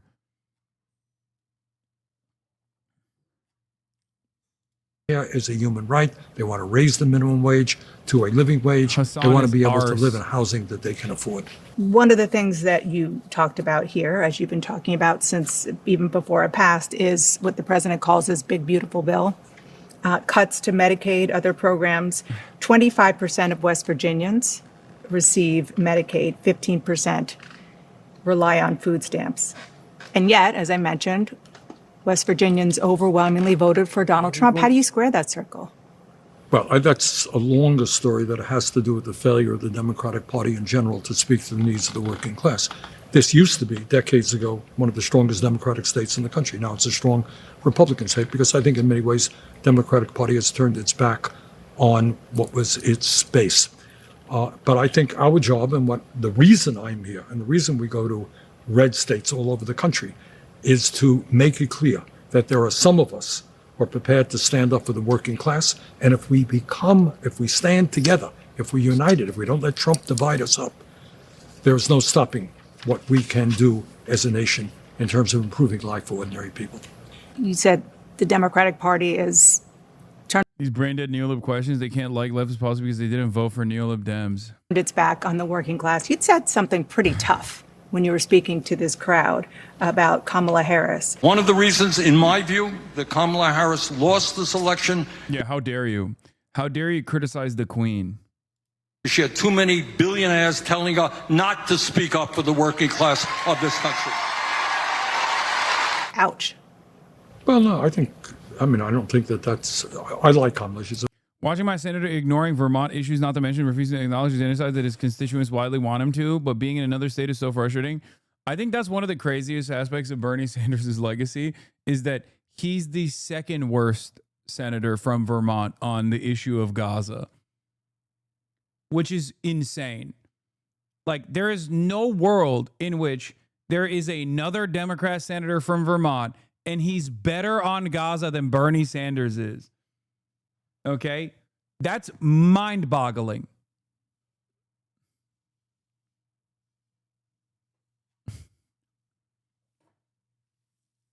There's no point where you get outflanked. You're Bernie fucking Sanders, man.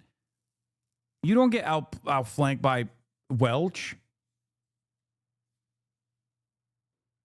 Yeah, second best, which is first last.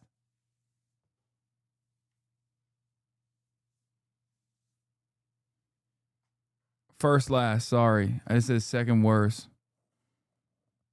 a friend of mine, but she was, her core consultants, were heavily influenced by very wealthy people. How do you run for president and not develop a strong agenda which speaks to the economic crises facing working families? You have more income and wealth inequality today than we've ever had. You got 60% of our people living paycheck to paycheck. You got a healthcare system which is broken. Welch also takes AIPAC money. Bernie doing it for the love of the game. Yeah. It is crazy. God, there was always a man.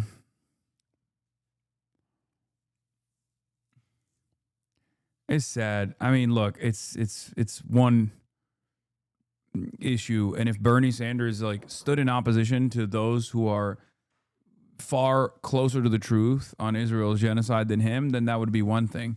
But he's not. At the very least, he's not doing that. So, my expectations from Bernie Sanders are obviously far higher than the average congressperson. And it's a real shame that as the most visible, most popular Jewish political figure in this country, he's not using different language. Bro, he got outflanked by J Street.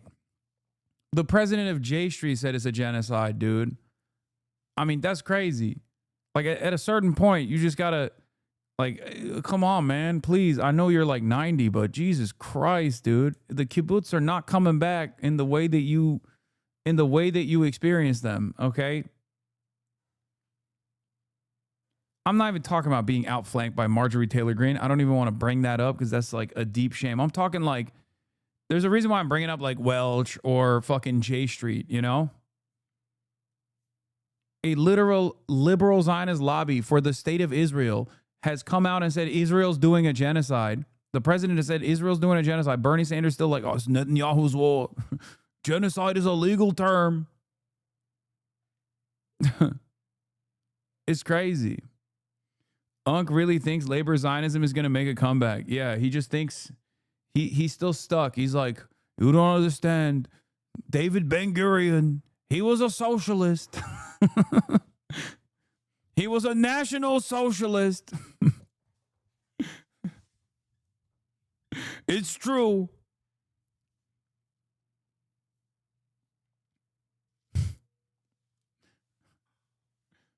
And dysfunctional, and despite spending so much, we're the only major country not to guarantee health care to all people. How do you not talk about those issues? She talked about affordability. Well, but in a goes to a kibbutz once against the liberal Zionist brainworms and senators called. This is why I didn't go on birthright. They put some kind of modified MDMA in the water to make you dance like an insane person to support the Jewish state no matter what. Okay, so what happened to Adam Friedland or Sam Cedar? I guess they didn't get the MDMA blend. They don't fuck with Psytrance. What happened? He got outflanked by Tana Manga. Okay, dude, stop. Oh, it's killing my soul. It's killing my fucking soul, dude. Hearing like random content creators that have a more decent opinion on what's going on, what Israel is doing, than fucking such an important political figure for me personally. Oh, God.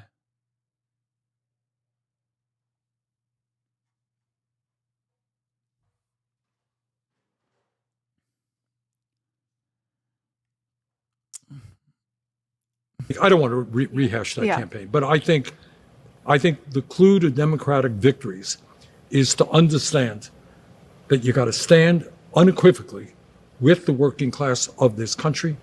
You need an agenda that speaks to the needs of working people. Is it a radical idea that we join every other major country on earth and guarantee health care to all people? Is that a radical idea? You tell me how many people are talking about that. Is it a radical idea to say that we've got to raise the minimum wage to $17 an hour? Is it a radical idea to say that in the midst of a competitive global economy, we need to make sure we have the best educated workforce, that all of our kids, regardless of income, should be able to get a higher education? These ideas exist all over the world. They don't exist in America. And they don't exist because of the power of the oligarchs economically and politically. All right, let's be clear, in my view. The current political system in the United States of America is broken and corrupt. Bernie is like this because of advisors like Matt Duss, who are not relating to him general opinion on Israel because they're ideologically evil. Dog, Matt Duss, I think, has outflanked Bernie. He's not his current advisor, by the way. I don't know who his current foreign policy guy is, but Matt Duss is his former foreign policy guy. And Matt Duss also outflanks Bernie. So there's nothing, you're wrong. This is just him, okay? I think this is just him. He's like, I'm old, I'm set in my ways. I personally believe this is the way, and this will be the way, and I'm just fucking committed to it. Yeah, bro, we got fucking outflanked by the Podjons, dude. Are you kidding me? Does anybody think that it makes any sense at all that Elon Musk can spend $270 million to elect Trump as president and then become the most important person in government? Billionaires should not be able to buy elections. And by the way, that's not just a progressive perspective. Wait, what's up with Matt Duss, Samus Adam? I mean, he's a little bit of a liberal. Matt Duss is. It's fine. I don't think he's like evil in the way that the chatter was presenting it. I feel like if I'm thinking about like someone who's evil, I'm thinking there is such a target-rich environment, especially within the consulting class in American politics. That like a guy that works for, what's the fucking institute that he works for? It's like an anti-war institute for the most part. Like a dude that works for the CI policy, like Center for International Policy Institute, is nowhere near in my crosshairs at all. It's probably one of the only existing good think tanks.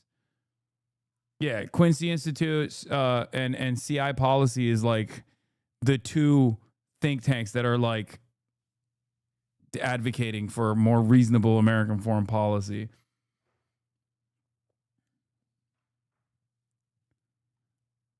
Yeah, also Matt Duss, once again, former Bernie Sanders, foreign policy advisor for Bernie Sanders, absolutely does call it a genocide, for the record, just so you guys understand. So the notion that this is like Matt Duss in his ear or whatever is wrong. You can't say it's fucking J Street. J Street has called it a genocide. At a certain point, you have to realize, like, no, he's like 855 years old, and he fucking, like, his liberal Zionist principles were just that. It wasn't a way to like, I don't know, make it more permissible to shit on Israel. It was just like, he literally does want it to stop right there. He wants it to stop it with not like Zionism in principle, but he wants it to stop at like offensive weapons to Israel as long as they're using it on like Palestinian children.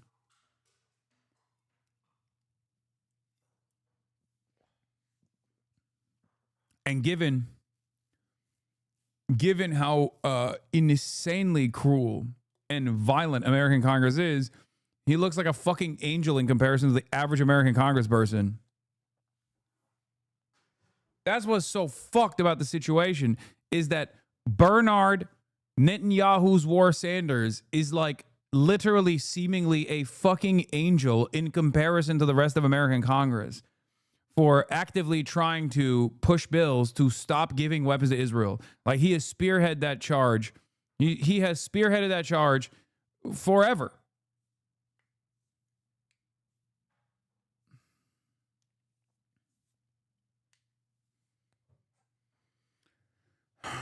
Conservatives understand that too. What makes you so sure that the solution that you're offering, which is a more assertive federal government, is something that is going to fly in places where people have been voting in recent years Republican and have an inherent distrust of government? Well, they should, and they should have a distrust for a number of reasons. The government is too bureaucratic and not responsive.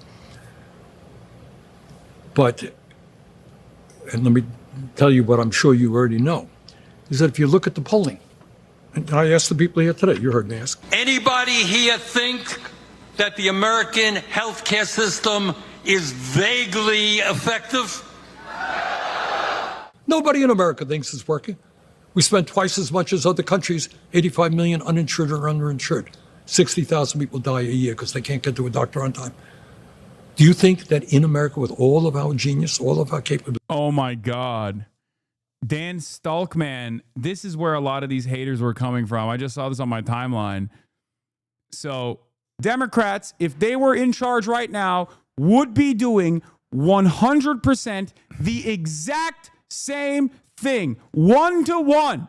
Make no over U.S. Supreme Court overturned landmark same-sex marriage ruling ABC. Okay. Fucking mistake. I was wondering where all these like new lipshits were coming from, yelling at me, chirping Anyone who tries to tell you that Kamala Harris will be different is a fucking delusional moron. Do not listen to them. So, 18-second clip. I wonder what this is about. Oh, look at that. You pulled out of context clips to justify your hatred for leftists. He's talking about her stance with Israel, not defending him, but he's talking about something specific or just in general. As much as I hate Hasan, this is clear about Palestine war situation, a very, very rare time when he is correct. He's probably talking about supporting Israel or something in this clip, not literally every single policy. He's specifically talking about giving aid to Israel. These clips will never not be hilarious. What a great out-of-context clip. I didn't even know that this existed, but it turns out there was hella people that were fucking defending different than Donald Trump. You guys are fucking delusional. If Kamala Harris genuinely had a perspective that was even a little bit different than Donald Trump when it comes to Israel and defending Israel, she would have fucking let it known. She would have let it be known right now. It's like an 80-20 issue. It's like a 90-10 issue at this point. It's a 90-10 issue for the fucking Democratic Party, and she still hasn't said anything about, like, why hasn't Trump actually implemented a ceasefire? Wow. Almost like when you expand on the 18 seconds and even if you show the rest of the fucking thing that I'm looking at, instead of like classic zooming in on me to make sure that no one can even mistakenly figure out the context.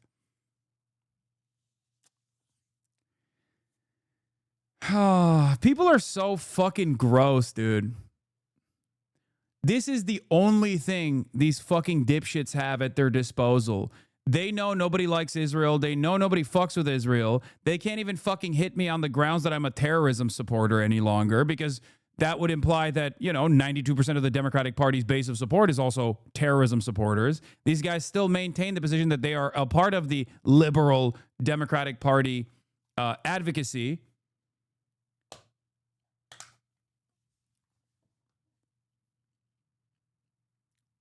Law, that clip chimp was really bad. Well, welcome to my life. They do this every fucking day, 1 million times a day.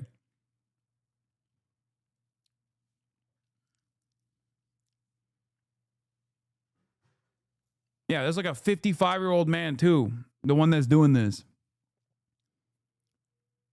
Thought he was going to be a peaceful president. She didn't say any of those things. Why? She's no longer running for president. If she truly was this peaceful dove, as all these fucking dickhead Democrats kept telling me over and over again, why has she not said anything?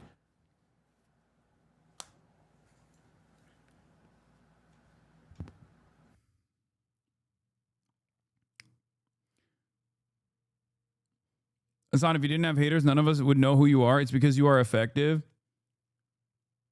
Yeah, the funniest is when people fucking turn around and they're like, well, in this instance, Hasan is right. Extremely rare HasanAbi W. It's like, okay, well, maybe you should listen to some of the other takes as well.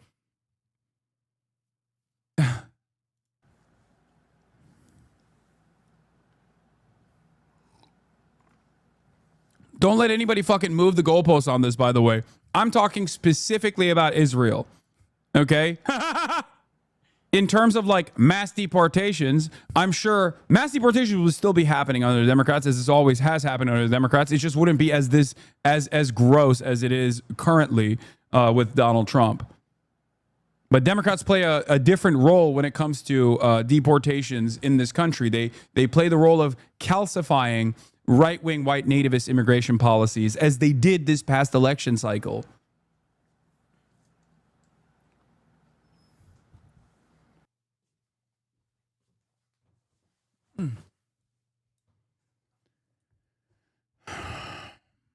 Breaking the fourth wall. Think you even fucking clarified? You pre-watched the haters? And he's still wrong. You'll notice everything around Gaza got 10x worse the second Trump got elected. It's almost like Netanyahu was begging for Trump to be elected. 10x worse? What the fuck?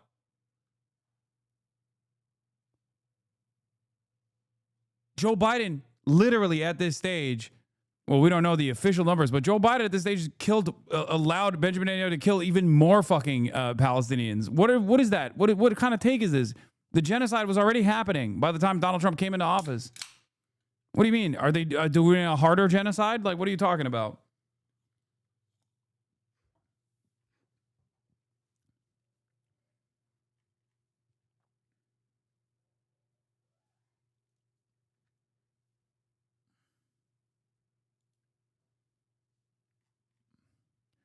The famine alert was issued during Biden-Harris admin, and they sided with Netanyahu. The war crime indictment for using food as a weapon was issued during the Biden-Harris admin, and they sided with Netanyahu. Biden-Harris admin also defunded UNRWA, crippling aid work.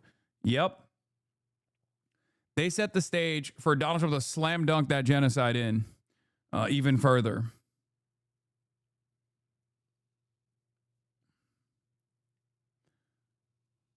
It is pretty crazy that they still try to do this shit, though. Like, who is this for? You know what I mean? Who is this for? 2 million views, dunking on a clip where we have no context as to what specific issue. Wait, did they take it out of context? No way. No, that's just what Dan does. He's psychotically obsessed and needs to lie in order to deflect from his pedophilic complicity and genocide support. We should be thankful it's all documented online forever. Yeah.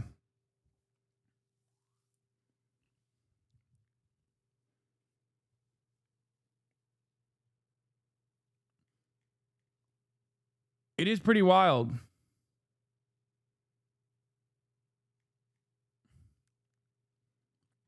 I don't know. I guess people will just like continue to cast blame on people who are ostensibly on their side.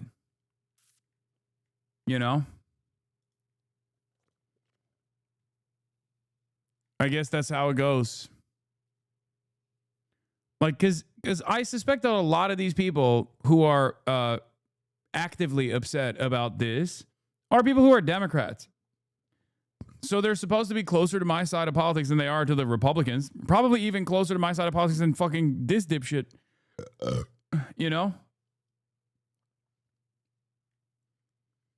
It's funny because he like had to zoom in to further erase the context as well. I think his content is only for your hardest haters audience. It's so funny how these conversations are just them spinning their wheels. They have so little actual political knowledge that they can't even discuss politics or do anything meaningful except hang off of our nuts. Meanwhile, the left is electing the new New York City mayor. You're meeting international politics and actually organizing and pushing for real shit. I know, but I just wish I wasn't getting fucking ass blasted with regular frequency by these dumb fucks who can manipulate people in the margins. You know what I mean? I can't quote tweet it because he blocked me and I blocked him. So I can't even fucking quote tweet him. He just does this from behind the block.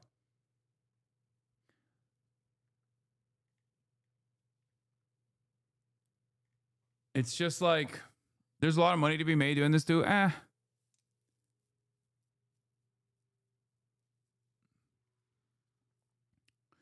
lot of these people are basically doing the premature anti-fascist commentary. Oh, you were an anti-fascist, but prematurely before everyone else came on board with it, right? And therefore, you must be wrong. It's like, okay, well, you arrived at my position. Have some grace.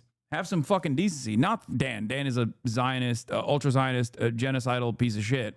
But, you know, all the other people that are like actively looking for some kind of own against the left, you know, against the quote-unquote left.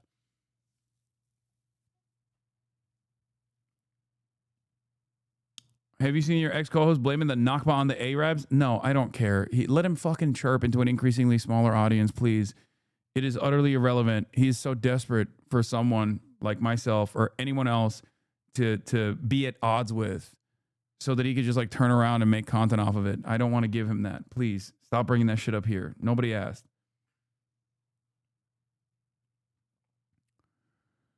Oh, by political ideology, 70% of liberals are voting Zohran Mamdani. 37% of moderates are voting Andrew Cuomo. 27% Zohran Mamdani. And the conservatives are 40% on Curtis Sliwa. And 23% of conservatives are going for Zohran Mamdani. Wow.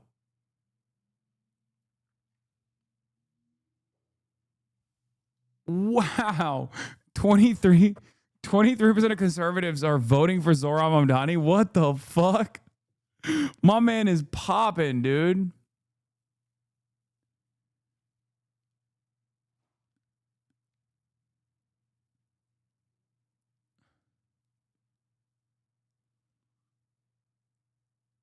Red Brown Alliance confirmed. Time to cancel him. Yeah.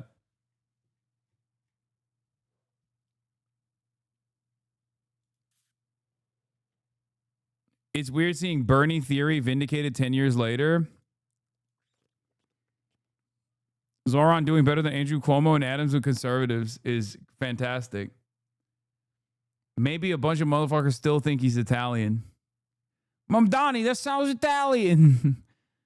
He's just as brown as my Sicilian cousin. What are you talking about? Of course I'm going to vote for the Italian over anybody else. All right? Get the fuck out of here.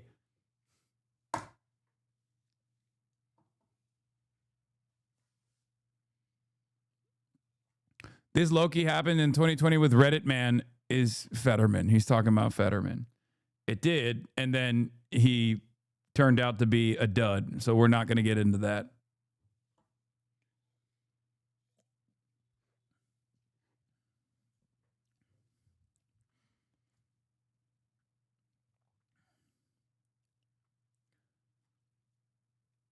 Yeah, Fetty Wap man. John Fetty Wap man. Years ago. Oh, here's the Zohran Mamdani release the Cuomo nuke. Zohran Mamdani. Andrew Cuomo resigned in disgrace, and you probably know why. The governor's office kept the nursing home death data secret. Cuomo aggressively groped an aide. Inappropriately touched a female state trooper. Use of state resources for a COVID-19 memoir. Less well known is what he spent the last 4 years doing, besides getting trounced in the Democratic primary. In 2022, Cuomo started Innovation Strategies LLC to represent individuals and corporations in a variety of matters. Definitely not vague. Last year, it raked in more than $500,000. Who paid for Cuomo's services? He refuses to say. But what journalists have been able to piece together is troubling. In April, Bloomberg revealed that Cuomo advised a cryptocurrency exchange based in the Seychelles as it faced federal investigations. Then in May, Politico reported that Cuomo failed to disclose $2.6 million in stock options to the New York City Conflicts of Interest Board. His excuse? The stocks were technically owned by Innovation Strategies LLC, of which he's the sole proprietor.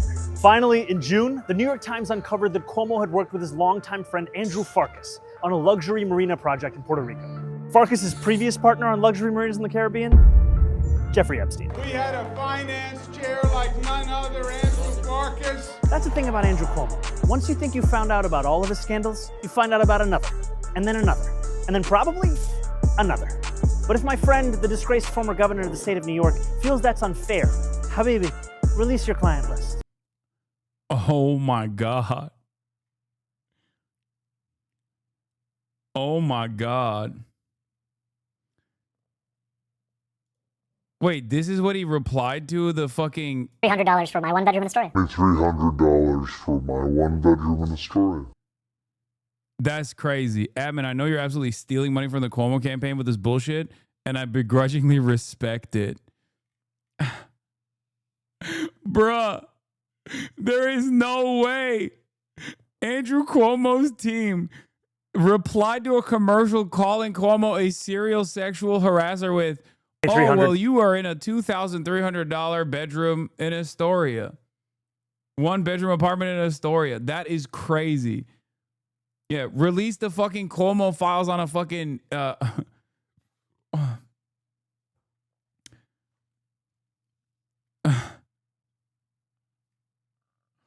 That Cuomo account's being ran by a bot for sure. It auto replies to comments.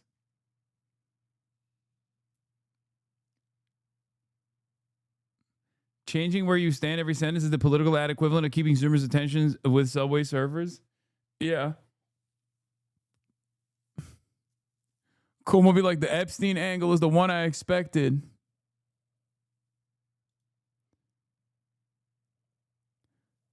They criticize people like Hasan Piker when they own a more expensive home. They criticize you when you pay slightly less than rent prices that are way too high. You literally can't win. Schrodinger's leftist. Yeah. Oh, for sure. By the way, it's kind of funny because I used to say, like, if I lived in a more affordable house, then motherfuckers would literally say I'm stealing that house from someone who deserves it more. And now I don't have to point to that hypothetical because it's literally happening, okay?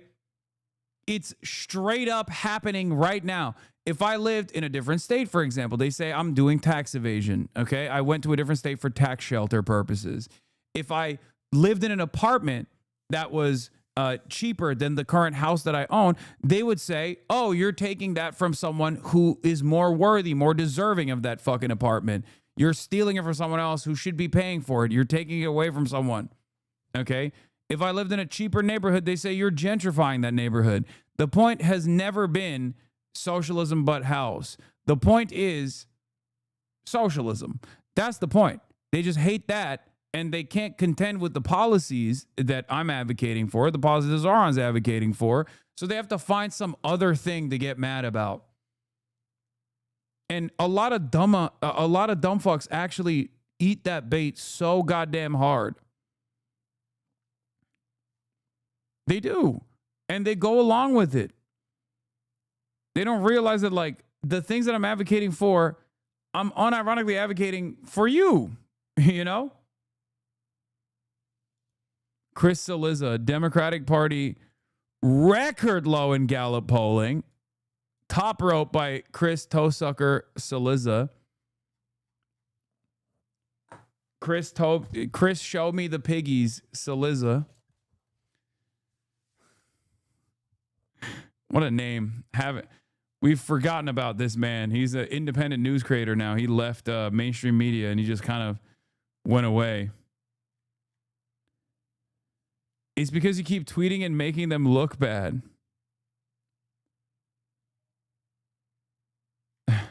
What are you talking about? I don't know. Google it.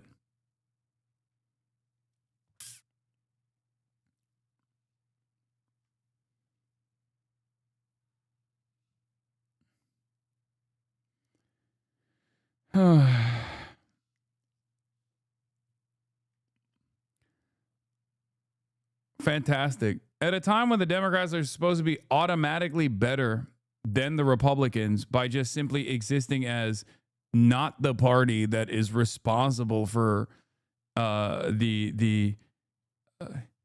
ICE raids that are happening all around, and the party that is no longer in charge to also inadequately deal with the cost of living crisis, they're still unable to improve their numbers. And perhaps there's a reason for it. It's because they need 1,000 Zorons. That's it. But instead, they get 1,000 Pete Buttigieg's who go on fucking the Podjons to be like, oh, well, we're going to start discussing the potentials for doing what? Oh, that's right. Here it is. DNC will consider 2 Gaza resolutions at a meeting this month.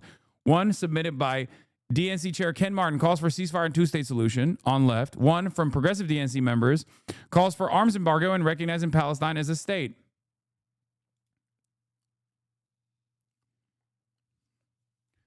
An immediate ceasefire, an arms embargo, suspension of military aid to Israel, and also on top of that, recognition for Palestine as a country. Oh God, I Googled the Chris Feet thing and it's so gross. Well, you did that.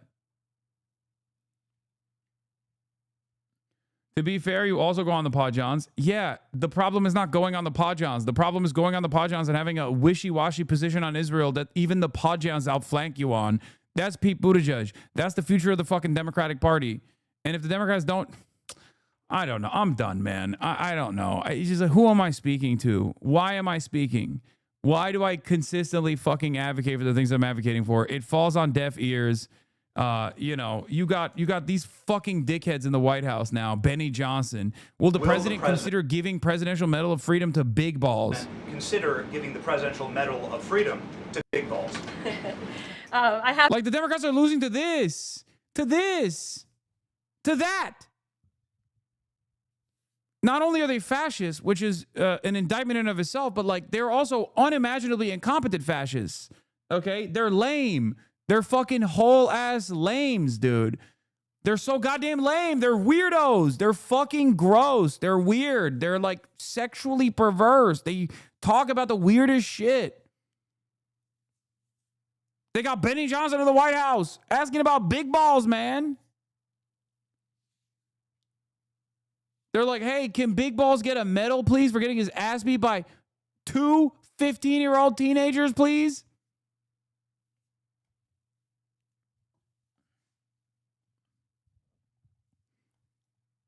That's crazy. I haven't spoken to him about that, but perhaps it's something he would consider. I'll ask him and get back to you, Benny. Fuck, man. Yeah, Medicare for balls. A 15-year-old girl beat Big Balls' ass, bro. Allegedly. And now they're demanding a medal. Please give me a medal for getting my ass beat by a 15-year-old girl, please. Who the fuck is still part of the Democratic Majority for Israel? Democratic Majority for Israel urges the DNC to reject the second Gaza resolution. For context, here's the preamble. DMFI condemns it for not mentioning 10-7 or Hamas. Who is this for? There is no more Democratic Majority for Israel, brother. Maybe for Democratic Majority for Israel's demise, I think. There is a majority for that. I don't think there's a majority, Democratic or not, that is in defense of Israel. The only place where you can find a Democratic majority in defense of Israel is going to be Congress. That's it. And everybody fucking hates them. Certainly not in the Democratic Party. The majority of Congress, maybe, but not the majority of the population. For the Democratic Party, especially, this is a 92-8% issue. 92-8. 92-8. What are we doing? What do you need? 99-1?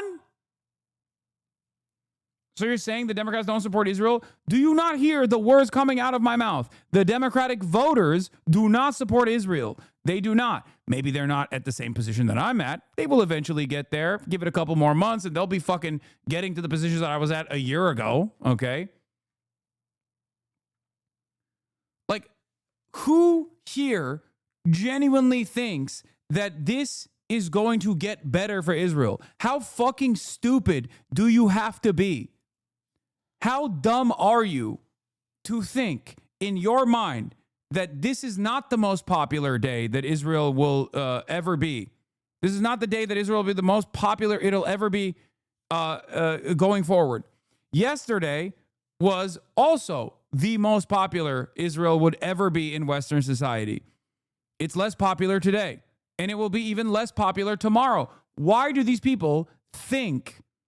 I guess they don't think, really, because, like, how can you be an adult, like a Harvard-educated adult who's been doing politics for as long as you have, and you still assume that there is going to be some kind of change, some kind of sea change when the dust settles, and people are just going to be like, oh, actually, Israel's genocide was awesome.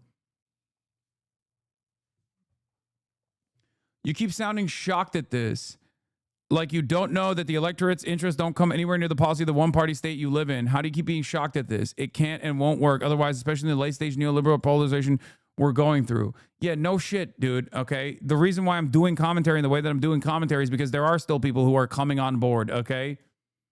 If I were to spend every day being like, this is uniparty, which I do explain that all the time. But if I just, like, constantly fucking talked about it from that angle, people get annoyed and bored.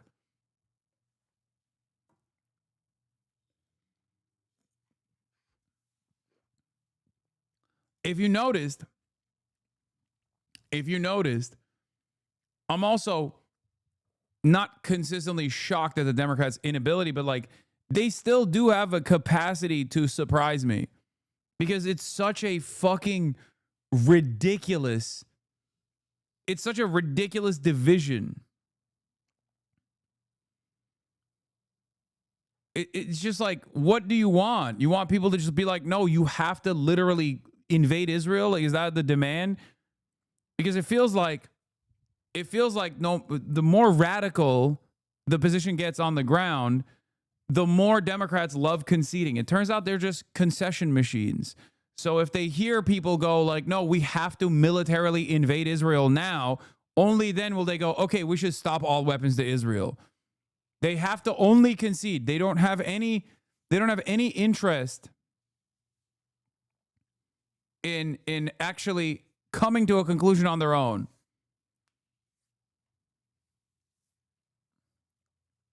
Anyway, let's take a look at Girly Pop now. Let's a little bit of change of pace. This morning, a new era for Taylor Swift. This is my brand new album. Breaking the internet. She revealed the highly anticipated follow-up to her record-breaking Eras tour, which sold over $2 billion worth of tickets. Now, the world's biggest pop star about to shake up the music world again. I swear to God, Taylor Swift, just say fuck Israel and my life is yours, okay? Taylor Swift says fuck Israel. Swiftie Nation is literally invading Israel on their own. The end of Israel would be swift. Taylor Swift, say fuck Israel and my life is yours, okay? Of course, came with a string of Swift's signature Easter eggs for fans. Swift getting a little help from her boyfriend Travis Kelce and his brother Jason. Their popular podcast New Heights teasing a special guest, sending fans into a frenzy. Later, revealing it was Swift. Such a nice color on you. Yes, I know. It's the color of your eyes, sweetie. That's why we match so well. We're about to do a podcast. With anticipation Oh growing. my gosh, he said fuck. For her 12th studio album, a countdown clock appeared. Yeah. Remember, there was a Taylor Swift updates account that literally went to jail in Israel because she refused to conscript for the Israeli occupying force. This is a very famous, this is deep lore. This is deep lore in the Swiftie universe, okay? Deep fucking lore. In my mind, she didn't say, we're doing a fucking podcast. In my mind, she said, fuck Israel. For 12:12 a.m. on August 12th. 12:12 Eastern Time, that's in just under 3 hours. Finally, the title dropping as she announced it to the Kelces. So I wanted to show you something. Okay. She supports Israel? No, she doesn't. She's too connected to the, like, Hadids. And the big drama was that, like, she went to Rami Youssef's show, like, right after October 7. And everybody was like, oh, my God, she's saying fuck Israel.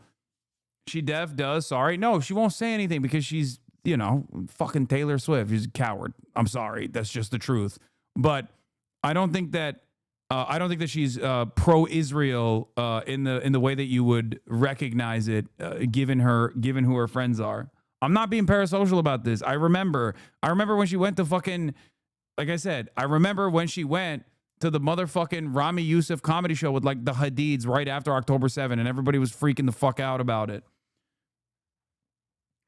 My sources say she's a major funder of Palestinian Islamic Jihad, my queen. You're being parasocial?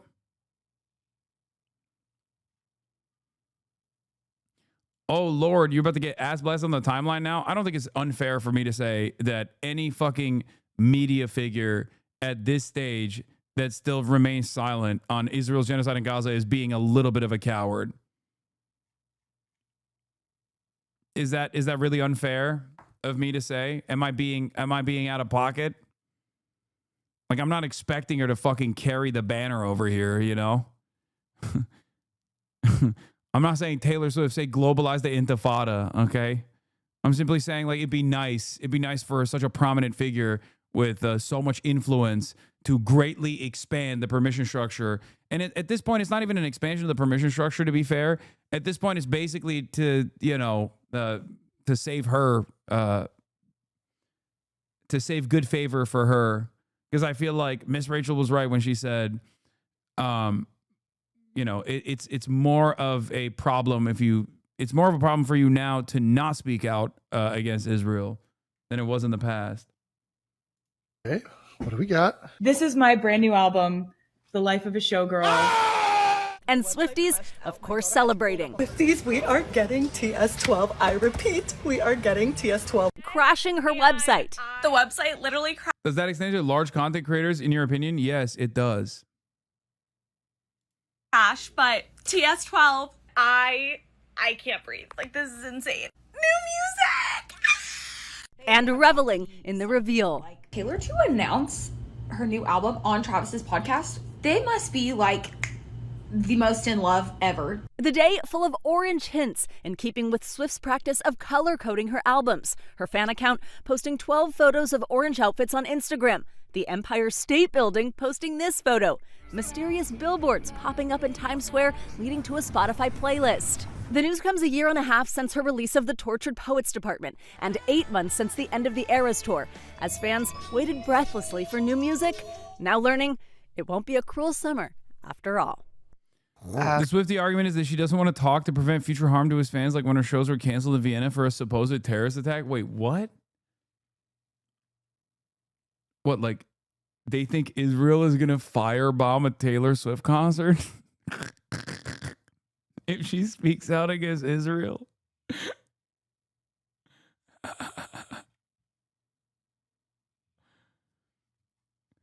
Taylor is the leader of white women. She is. And white women is an incredibly powerful constituency, okay? It is. It's a profoundly powerful voting bloc. It could just overnight she could swing it. There's already so much momentum.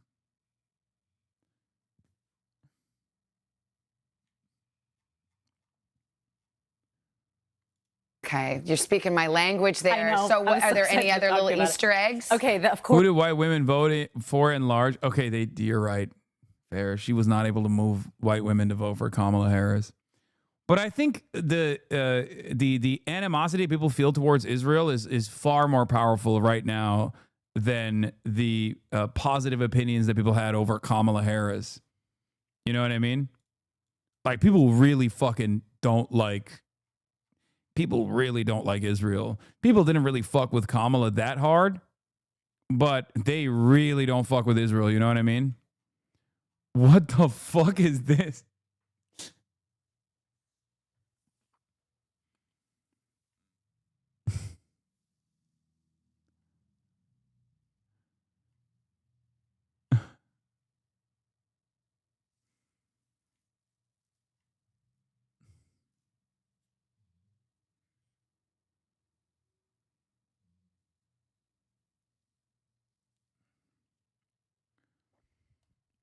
First responder of my heart.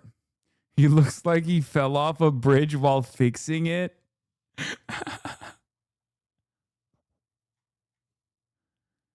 This is HasanAbi coded. I'm sorry. Is it? Do I do stuff like this? I also have a GQ photo shoot coming up, and I am wet in it, for the record. I shot this before this came out, for the record. I'm just saying.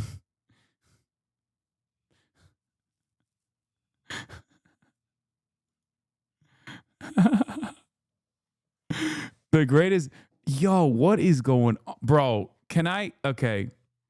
Guys, don't get mad at me for saying this, but I do think Travis Kelce had like a cooler look when he had the, you know, the buzz cut and the high and tight. Like this is, it's just not, I don't know.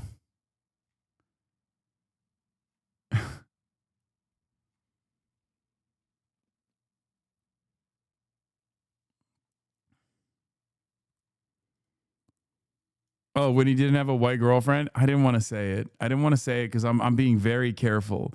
I'm being very careful with the language that I'm using here because, yes, sometimes black HasanAbi Hayes get mad at me because I open the door to black people's business and just like peek in. You know what I mean? But white women scare me like really bad. Okay? Really, really bad. Stop saying slander. Taylor Swift certainly seasons her food. You better shut up. Okay? She does.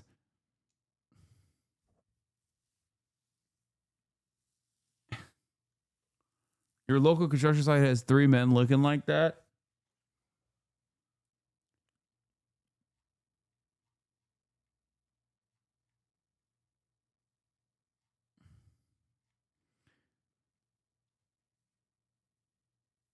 You are correct. The buzz cut was a hotter look. Yeah, he had a different vibe back then, and it was good. And this is good too. If Taylor likes it, I like it. Please don't get mad at me. Please don't get mad at me. If Taylor likes this look, I like this look as well. Of course there are. So one of them, we mentioned that Spotify playlist. If you go to that playlist, it actually composes songs of hers specifically produced by this powerhouse team out of Sweden, Max Martin and Shellback. The two of them made all these kind of upbeat songs with her. We're wondering if that's kind of a key about what could be coming. Is it going to be that type of album, kind of like that folklore era is behind us? Exactly. And now we're, okay. We go more like synth pop kind of thing. We'll find out. The other thing people are wondering about is that Sabrina Carpenter picture, like I just mentioned there. That was the only other artist in that carousel of 12 photos that her fan account posted. People are wondering if it could be a collaboration. Also, Sabrina Carpenter's website right now has today's date noted right at the top. Oh, that could be. But she's also wearing an orange dress in that picture. That's true, but she did a lot of orange dress surprise songs in that moment. You know what I mean? She could have cropped Sabrina out. So I don't know. The Taylorology just continues this morning. Thank you. By the way, if you're watching Taylor, we have been orange forward on this show for many decades. I was going to say, very long time. She should feel comfortable here. The orange right there. Yeah. There you go. Right Today, orange is now. Bro, I never said this, but come on, turn off this bullshit, Hasan. Bro, Kitty was literally saying the same shit on stream yesterday. Lamau.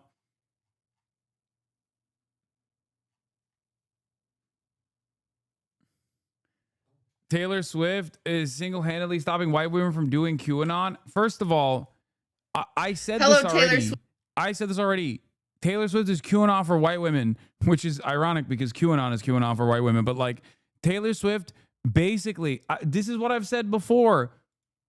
I've said this so many times. Like Taylor Swift, like always leaving breadcrumbs like this, has conditioned white women into also doing QAnon stuff, but just for Taylor Swift, which, if they stick to just like Taylor Swift style QAnon breadcrumb conspiracies, then that's fine, right? That's like more productive. But if they don't, if left unchecked, they could raid the Capitol at any given moment. Okay?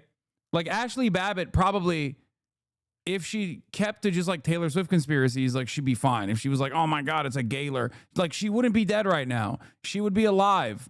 You know, talking about whether Carly Kloss and Taylor were an item at some point. But instead, she started off at that point and then probably switched quickly into like Donald Trump is actually executing deep state pedophiles and stuff.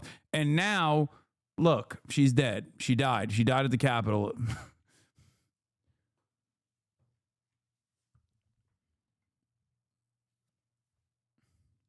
Swift Nation, it's me, a fellow Swiftie, reporting in here. What a crazy day we've had out here. Am I right? Some important things that I would like to point out before other people point out on TikTok is that the playlist that you see right here that Taylor Swift just added to Spotify only has songs by Max Martin and Shellback. So we know that the new album, The Life of a Showgirl, is not going to be produced by Jack Antonoff. Yeah, thank God. Yeah. Or no, I don't know. What am I supposed to say to this? Jack Antonoff, do we like him? Swifties, do we like? Is that a good thing or a bad thing? Fuck Jack Antonoff. Okay, is that are we on that? We don't like him. Yeah, I'm tired of Jack Antonoff. Thank God.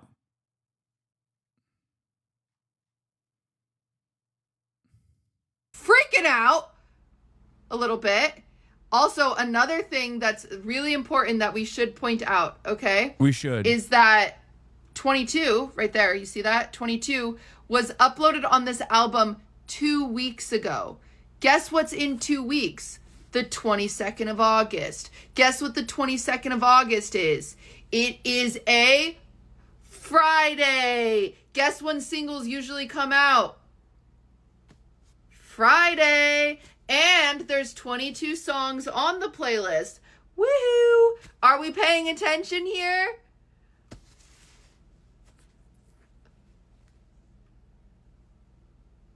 Also, 8 plus 2 plus 2 equals 12.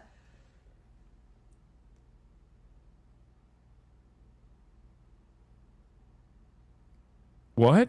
I'm really trying to get to 3 minutes because that's what you got to do to get like the best ad rev or something like that. This is the investigative journalism skills Hasan wishes he had. What the hell? And there's 12 dots. She used 12 dots in the letter. Mar says, I can't tell if she's doing a bit. She is not doing a bit. My man, she is not doing a bit at all. I've never seen Cutie this locked in, bro. This is like, it's for this shit and then maybe baking, okay?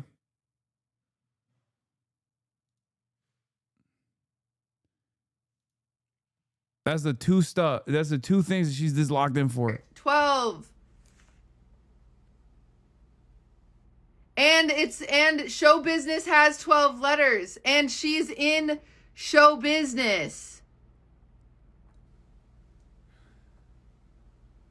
And Sour Patch Kids tweeted some orange Sour Patch Kids. What? Okay, this is falling apart a little bit. Fuck it. New FBI director found. Does Cutie know about Israel? Can she change Swift's mind? Yes, Cutie does know about Israel. How would she actually change Taylor Swift's mind on Israel?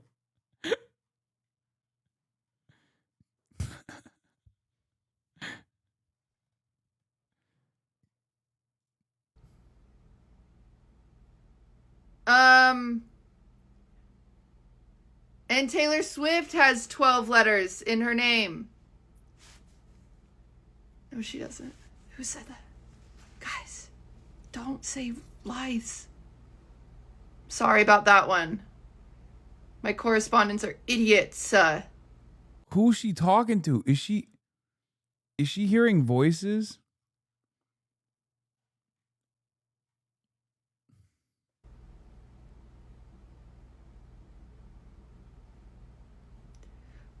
I just learned that TikToks actually only need to be over a minute to get ad rev. So I will actually be seeing you guys later. Thank you. Hey, stay tuned for more Taylor Swift information. Thank you. Well, just in case we're really close to 3 minutes, we might as well wait just in case it helps. This is so stupid. All right. Thank you guys. Good luck out there. Okay, this is Cutie. When you take her out to Utah, let her go back. Isn't this one of your friends? Yes.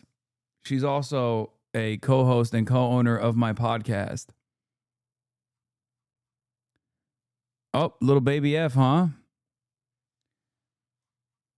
Little baby F there? Little baby F? Is that what happened? Little baby F? Little mini F? Oh no, did you get a little mini F? Did you get scared? Did you get scared? Did you think I was gone?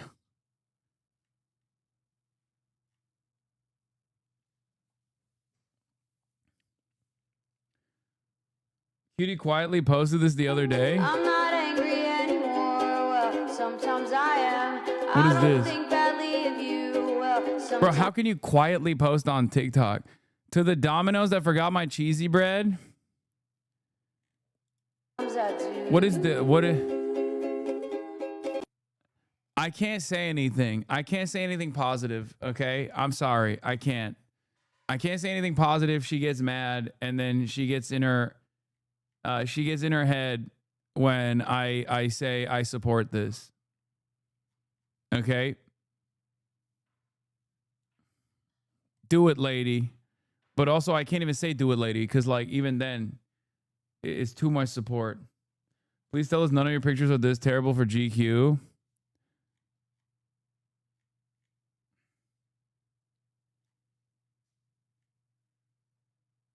No. I hope not. I hope not.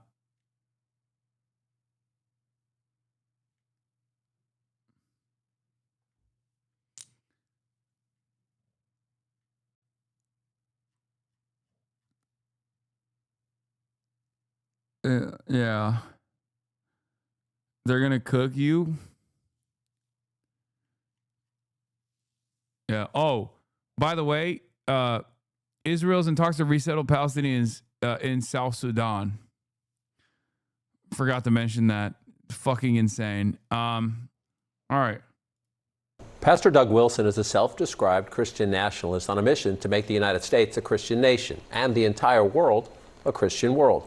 Over the decades, he's built an international network of more than 150 churches. And last month, he opened a new one just 3 blocks from Capitol Hill, with the Defense Secretary, Pete Hegseth, attending the service. Pastor Wilson preaches a strict interpretation of the Bible. He believes women should submit to their husbands and not have the right to vote. In his view, abortion, homosexuality are criminal. He's been on the fringes of the religious right for decades, but now finds more of a mainstream Republican audience. CNN's Pamela Brown reports. Christchurch senior pastor Doug Wilson makes no apologies for his beliefs on God and country. I'd like to see the town be a Christian town. I'd like to see the state be a Christian state. I'd like to see the nation be a Christian nation. I'd like to see the world be a Christian world.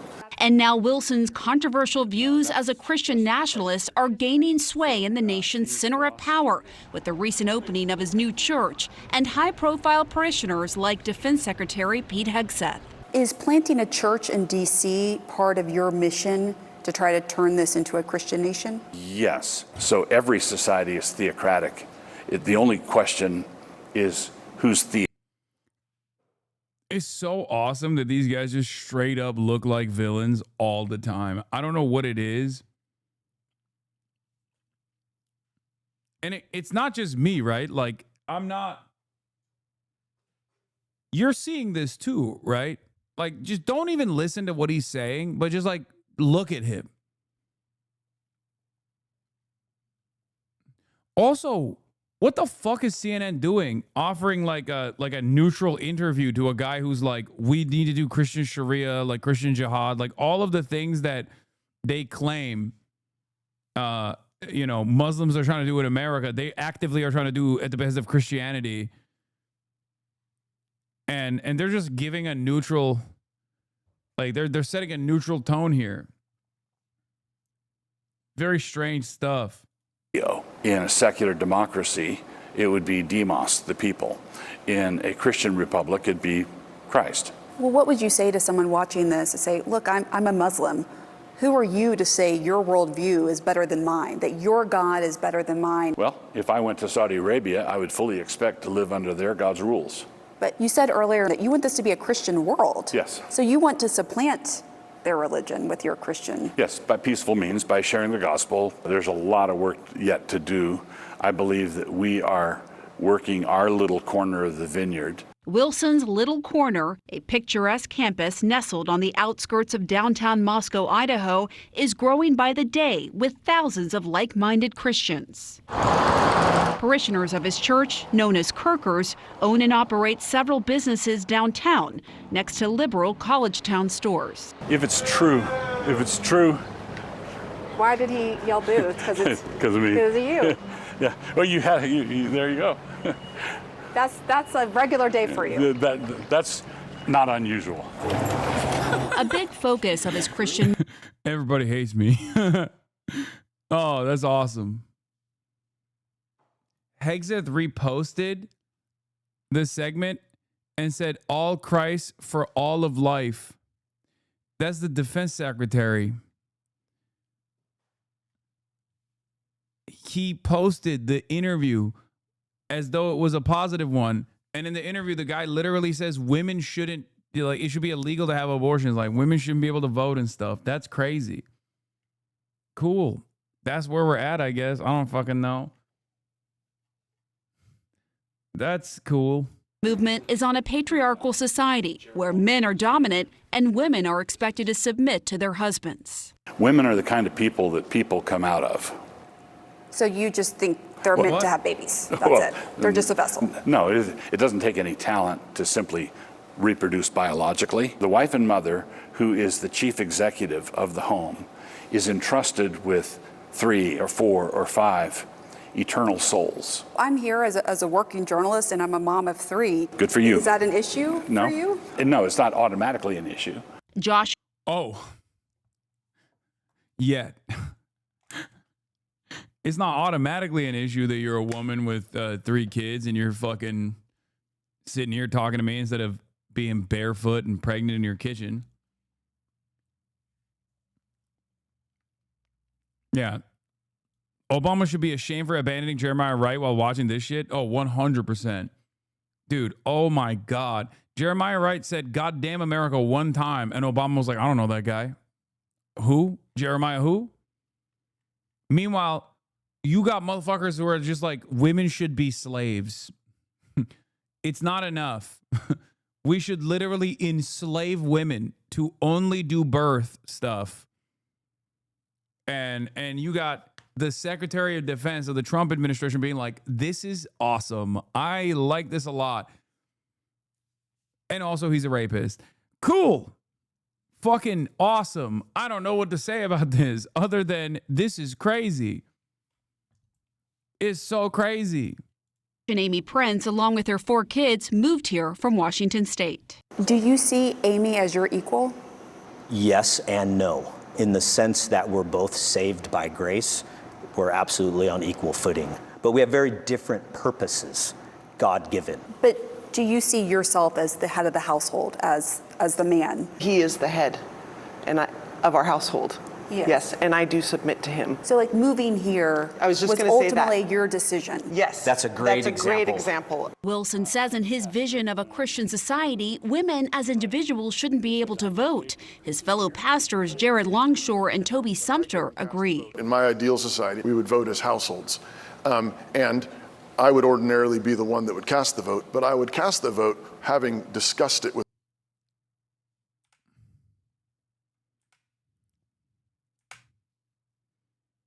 Women as individuals shouldn't be able to vote. His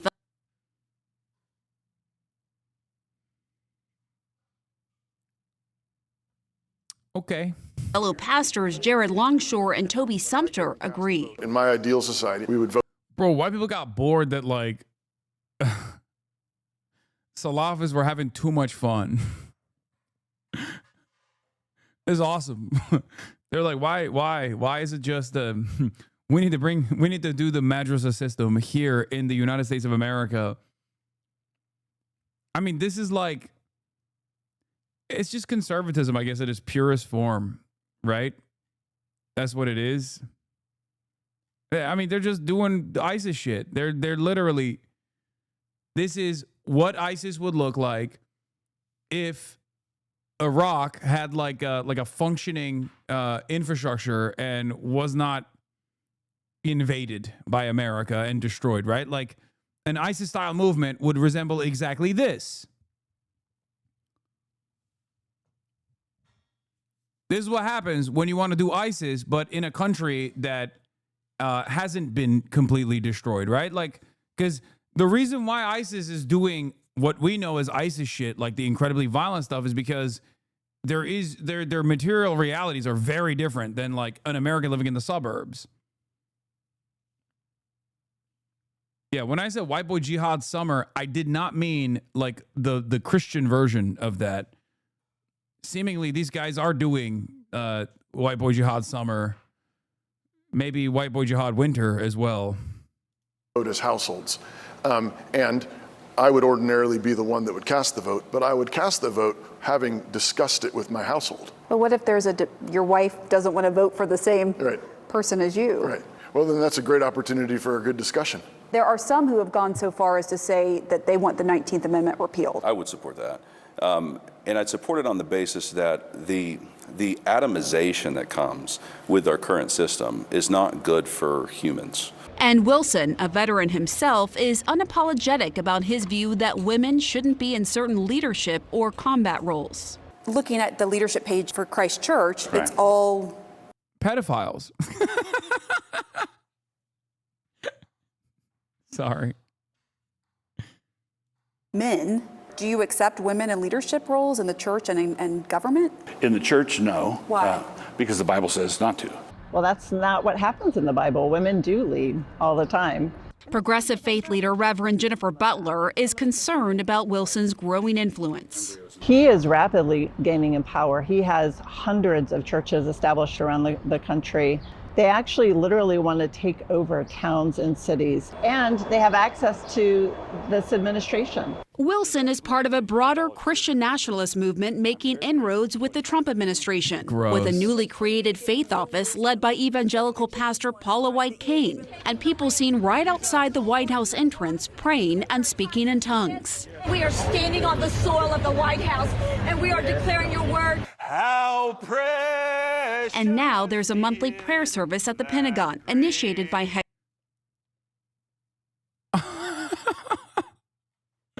What the fuck?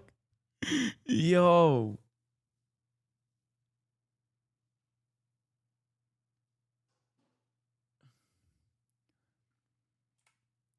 Bro, what? Dude, we're so cooked, man.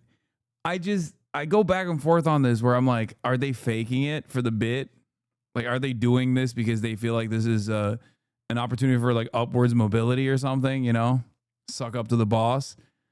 Or are they just like this crazy?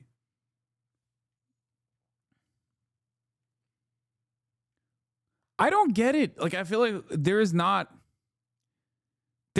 that many religious people left in America.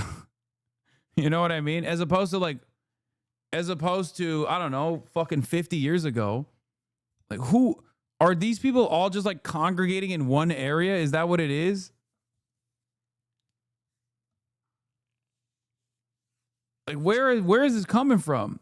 Like, church attendance is down year over year.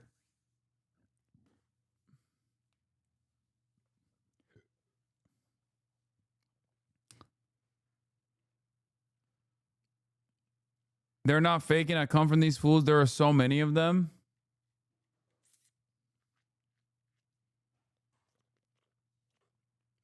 Anecdotally, my 21-year-old sister is seemingly evangelicalizing herself. How is that possible?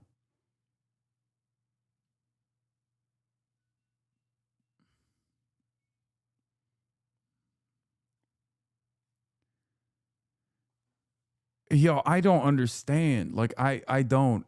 Oh my God. Hasan needs to go see the real America. No, if this is what it is, I don't want to see it. Bro, I want to look away. I don't want to see this. I think, like, if this was liberation theology that they were preaching, ironic because it's the military, obviously that's not going to happen. But, like, if this was, like, I have no smoke for people who are just, like, religious people who are chill. You know, they go to their fucking non-denominational church or whatever. Their church is, like, woke and gay. All that kind of stuff, great, okay? If they were, like, actually religious people who cared about I don't know, doing right by others, community fundraisers, things of that nature. Like, that's cool. I'm fine with that. I'm happy with that. You know what I mean? But these guys are like weaponizing religion as a means to justify doing tremendous oppression. Like, their religion is hate. Their religion, they are united in their hatred for those who they think are not even necessarily non-believers, but it's really fucking gross. Like, this depiction of Christianity is so bastardized and so performative, but because all religion is performative at the end of the day, but like, it's so performative in the exact opposite direction that religious doctrine is supposed to move you towards. The entire purpose of religion is supposed to make you a good person out of the fear that if you're not a good person, you're going to hell, at least under Christianity, right? These guys are literally fucking worshipers of Satan. It doesn't make any fucking sense. Like, how can you be a religious person and not a socialist, you know?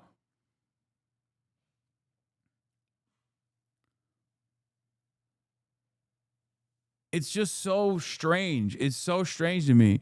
These guys would shoot Jesus in the fucking head if he walked into that goddamn room and was like, a rich man's chances of getting in through the gates of heaven is like a camel getting in through the eye of a needle. And they'd be like, shut up, you fucking socialist Mexican. And they would kill him. Like, they'd be like, shut the fuck up. Beat him with hammers.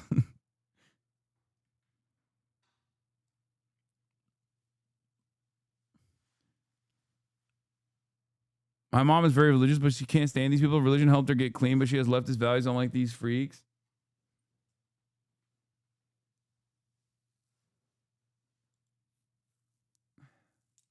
Anyway, when you guys say like, oh, you live in an echo chamber, like, I'm not saying that there aren't religious people in America. Of course there are. There's a fuck ton of them. There's 100 million of them, right?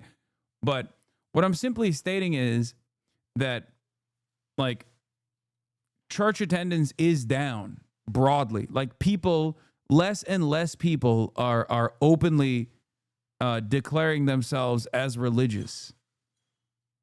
So that's what I mean when I say, like, the trend is in the opposite direction, and it feels like the smaller their numbers get, the more aggressive they get with demonstrations of their faith, which is almost always a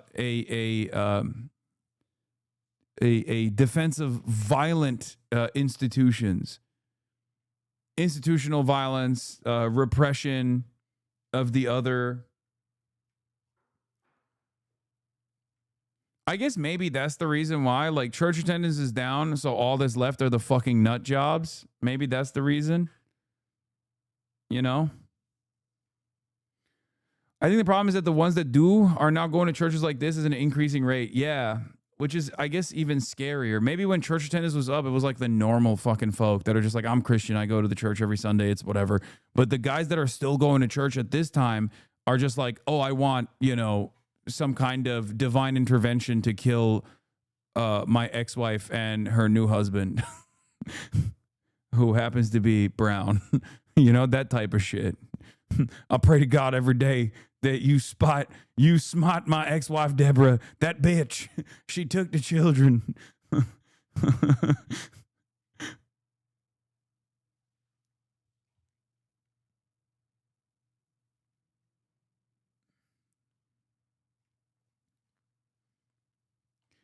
American Christianity has also always been like prosperity gospel.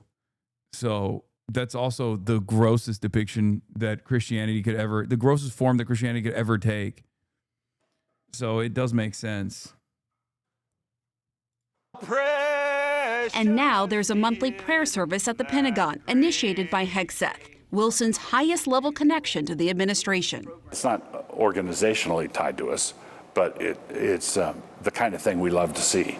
For his part, Hegseth has publicly praised Wilson. Now we're standing on the shoulders of a generation later the Doug Wilsons and the others. And as Wilson grows closer to the mainstream, the critics are also getting louder, accusing him and other Christian nationalists of wanting to create the dystopian world from The Handmaid's Tale, something he insists has never been his goal for society.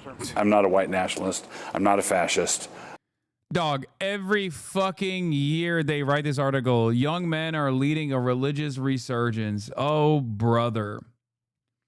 The Christian radical response to 9/11 and the Catholic Rape Fest expose gobsmacked the entire millennial generation out of Christianity, at least 95% who are on the leftist political trajectory. This is just fucking maximalist cope. Christianity is starting to make a comeback in the U.S. and other Western countries, led by young people.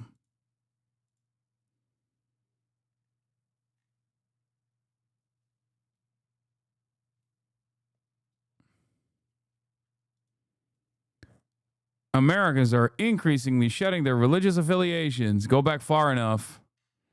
I clicked on any link that I could, potentially. America's non-religious are a growing diverse phenomenon. They really don't like organized religion. October 5th, 2025.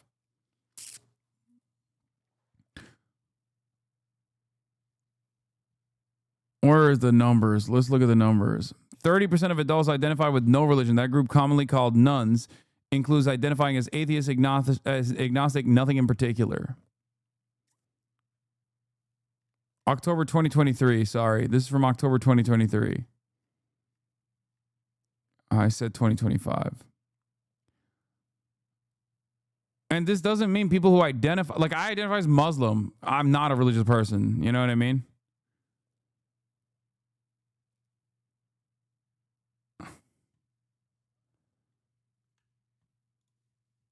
So here are the numbers. More Americans see religion increasing its influence in the U.S., though still the minority view at 34%. It's up from 20% a year ago. This isn't a positive thing, for the record. This is just people who still, right? Am I misunderstanding the question? Second surge occurred amid COVID-19 in April 2020. 38% of U.S. adults believe religion was becoming more influential. This isn't people saying that they're more religious.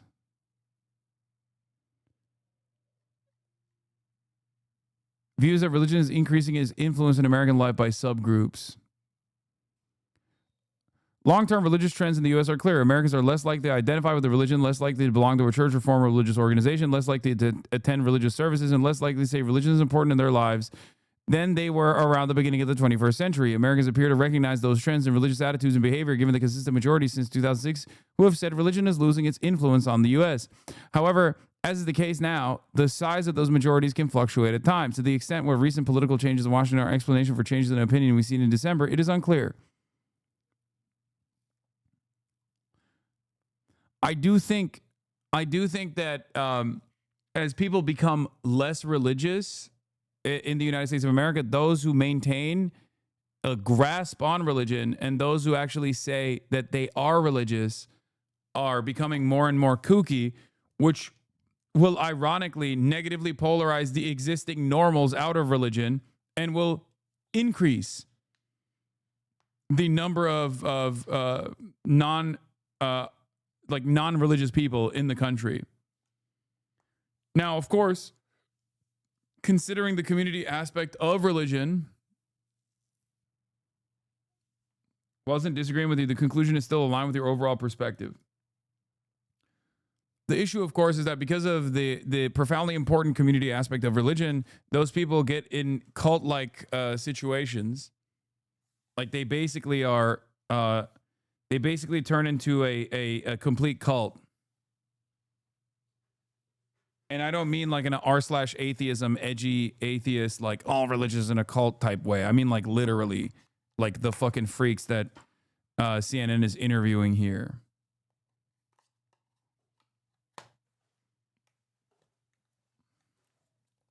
Do you understand what I'm saying?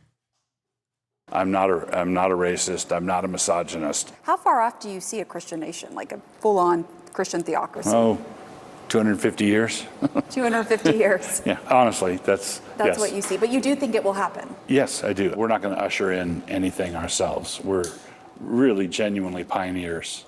John, we reached out to the Defense Department to better understand the relationship between Wilson and Hegseth, and a DoD spokesman said that Hegseth is a, quote, proud member of the network of churches founded by Pastor Wilson, and he also said that Hegseth, quote, very much appreciates many of Mr. Wilson's writings and teachings.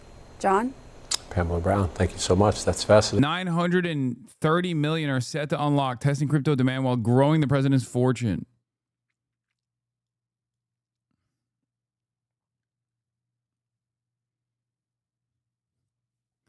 That's the president, dude. Yep. Bag alert. God, fucking MAGA supporters are so stupid. They're so fucking dumb. They're just getting farmed. And they're getting farmed openly. Like Trump doing a meme coin is basically like Donald Trump being like, yeah, I don't give a fuck about you. I'm in it for the money, dog. And his supporters are like, hell yeah, Mr. President. We love that. Please fuck us more. Please. I love getting fucked by you. Approximately 40% of PA are rural areas with no public transit. What's your solution to that? The reason America is on the trajectory it is rural areas get absolutely nothing from their politicians or communities and want no one else to have anything good out of spite. This is correct. This is not an incorrect assessment. But it makes sense. The less you have, the more you're like, well, fuck them. I'm on a trajectory to blow this whole thing up.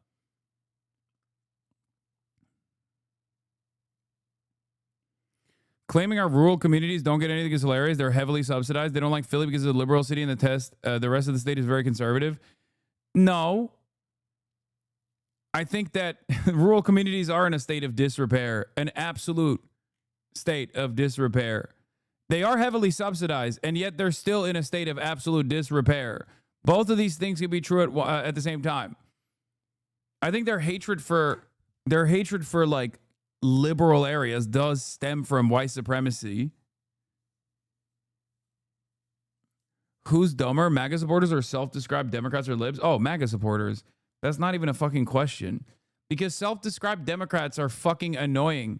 But at least, like, they've duped themselves into believing that the Democrats are at least, like, channeling the right kind of policy, or at least, like, on the right side of this duopoly. Whereas the Republicans are actively championing their own demise. If you ask the average liberal, if you ask the average self-described Democrat, yeah, they might be silly to think that, like, the Democrats actually care about, you know, Medicare for all. But at least there's enough Democrats that say, like, oh, we got to move in the direction of more health care for people. Republicans, on the other hand, are actively like, no, I want less health care. I want less health care. I want to make sure that we firebomb the remaining fucking rural hospital in my vicinity.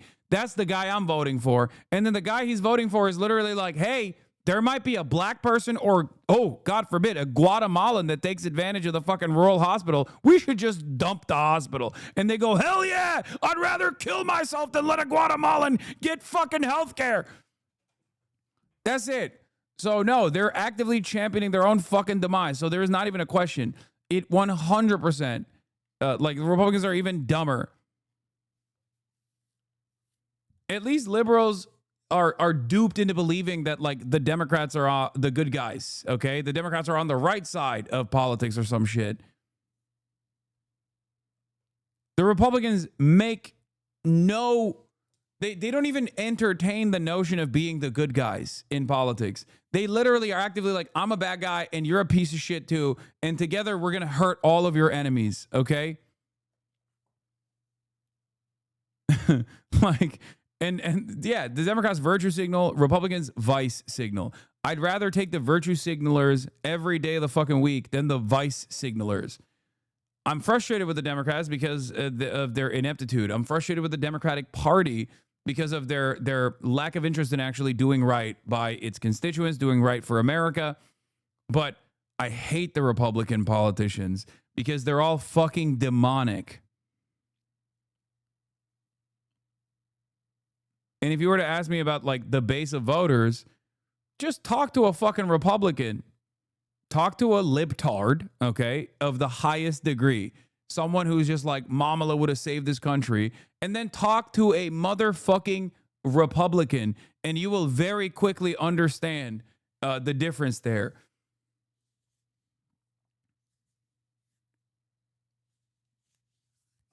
Like, the online liberal commentary sphere is not reflective of the average liberal at all. The online liberal commentary sphere is just way more predisposed with like drama and improving their own personal standing somehow by consistently putting others down, that type of shit.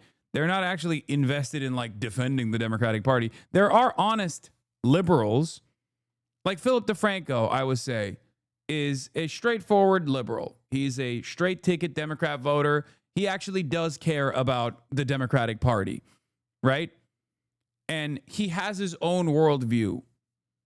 He's not gonna be just like spending a good deal of time, I don't know, actively shitting on the left or whatever. He just kind of sees that as like people, he has like a Bernie Sanders to anti-Zionist approach to it. You know what I mean? Where he's like, Bernie Sanders is a liberal Zionist, but he's not going to get in the way of anti-Zionist. He's not going to actively defend it. He's not going to actively push for it. He's not going to say it himself, but he's going to stay out of the way. Philip DeFranco is in a similar capacity where he's just like, he's a progressive.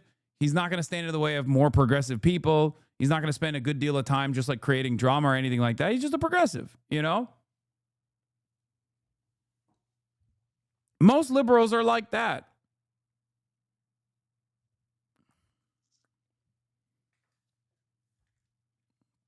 Giving libs way too much credit here? No, you're wrong. I don't think I am. I think your brain is poisoned by online commentary liberals.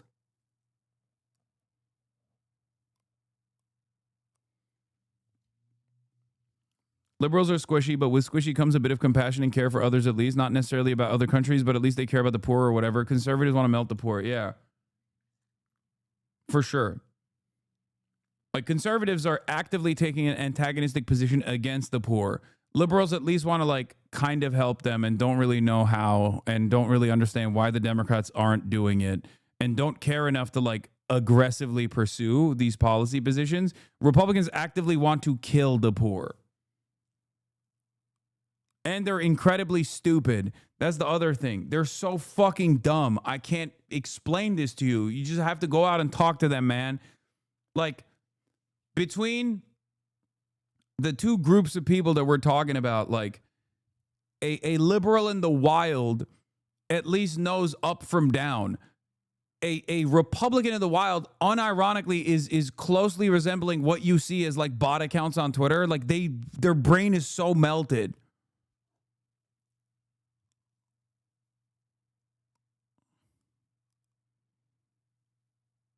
I mean, think about it this way. Think about it this way.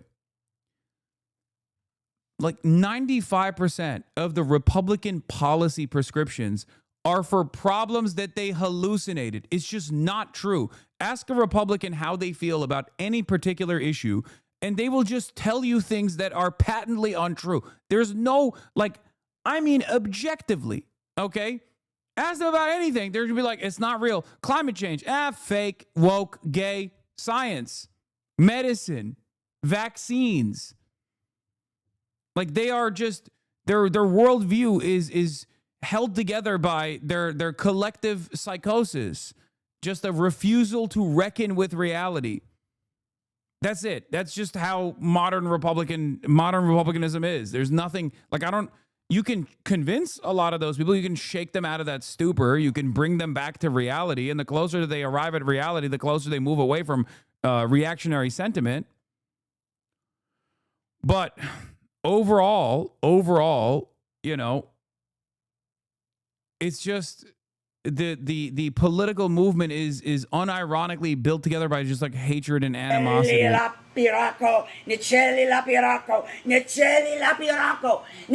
Yeah, there you go. You want to see fucking modern Republican politics? Here it is.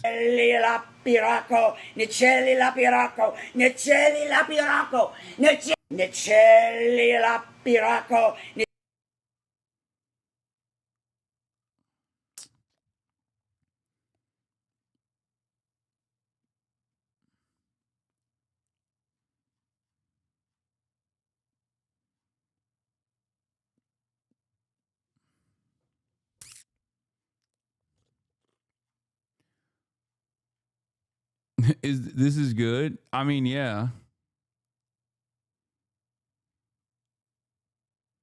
It is. It's just that Labubus are demonic. That's why.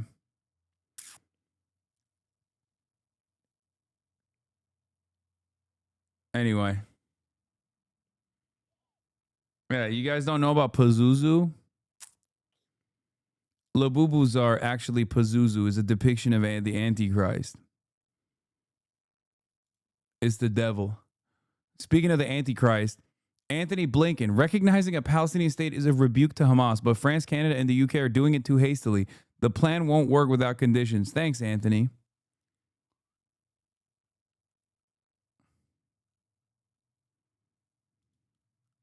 But it's embarrassing to be a liberal now. When you say you're a liberal, I immediately think you have colorful hair, you work at a coffee shop, I think you're kind of a loser, you have like mental disorders you gave yourself.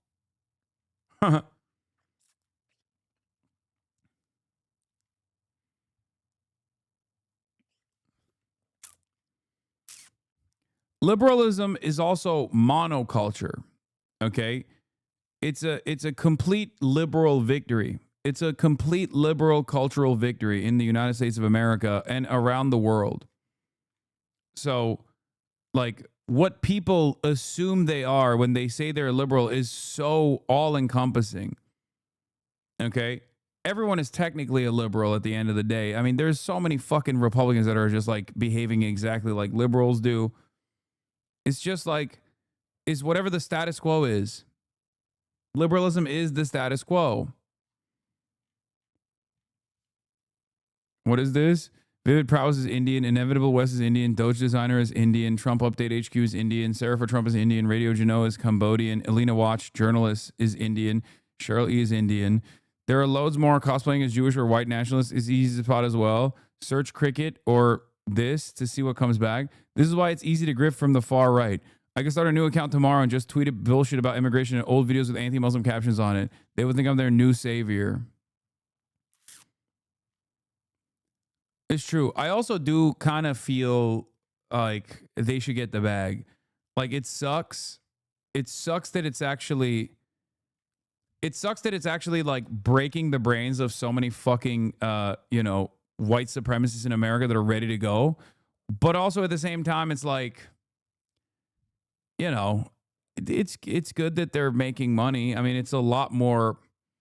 $35 a month for a dude living in India is a lot more money than what $35 is going to do to an American white supremacist, you know?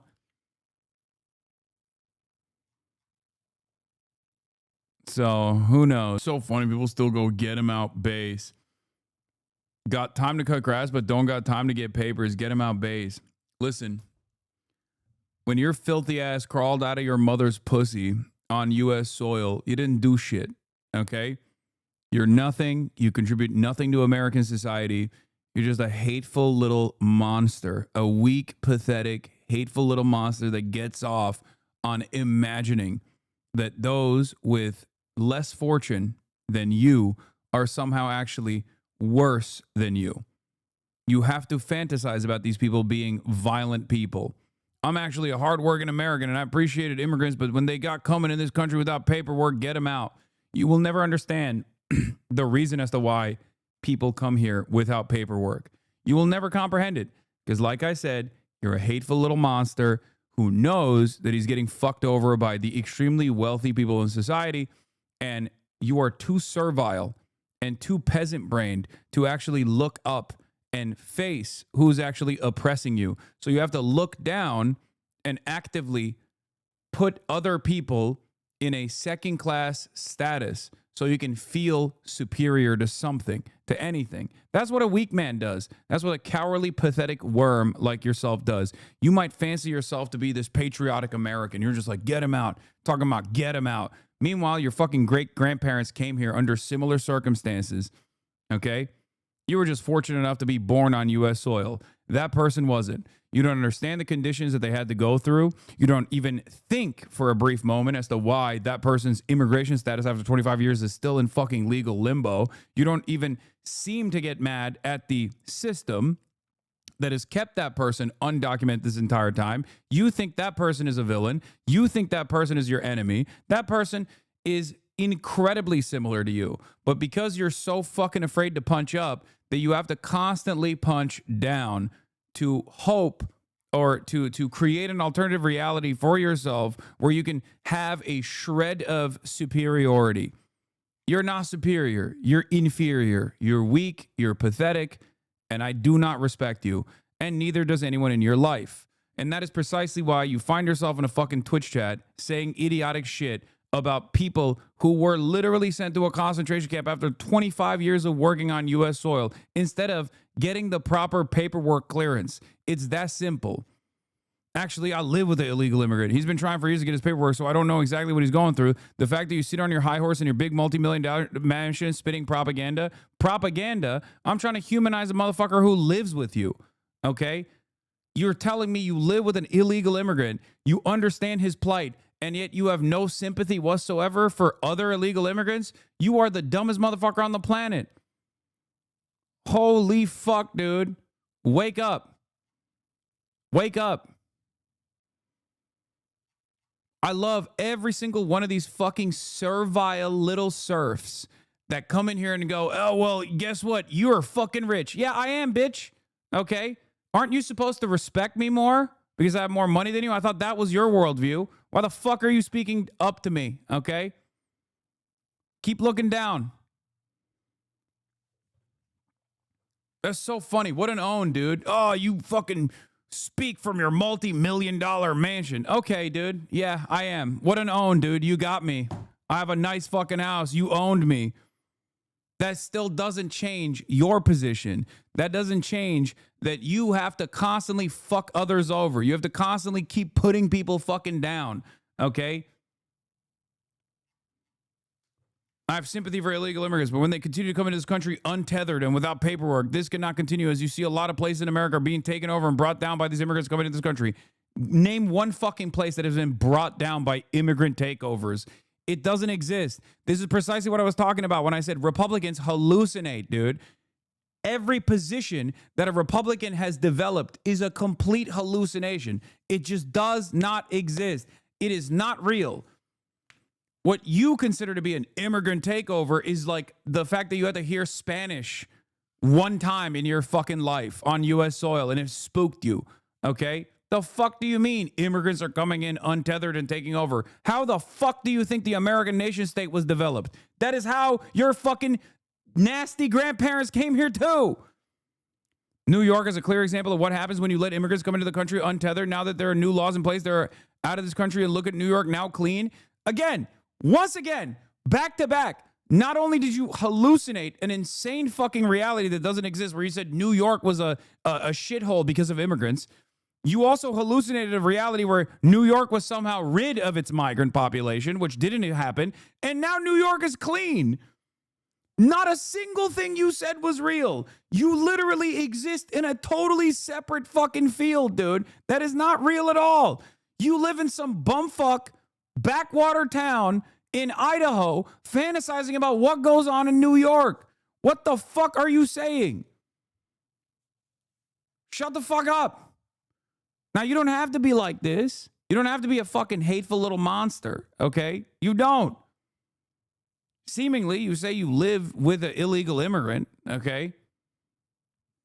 I actually live in Texas, so you're wrong about that. Okay, my bad. Backwater bumfuck Texas town instead of Idaho. My bad.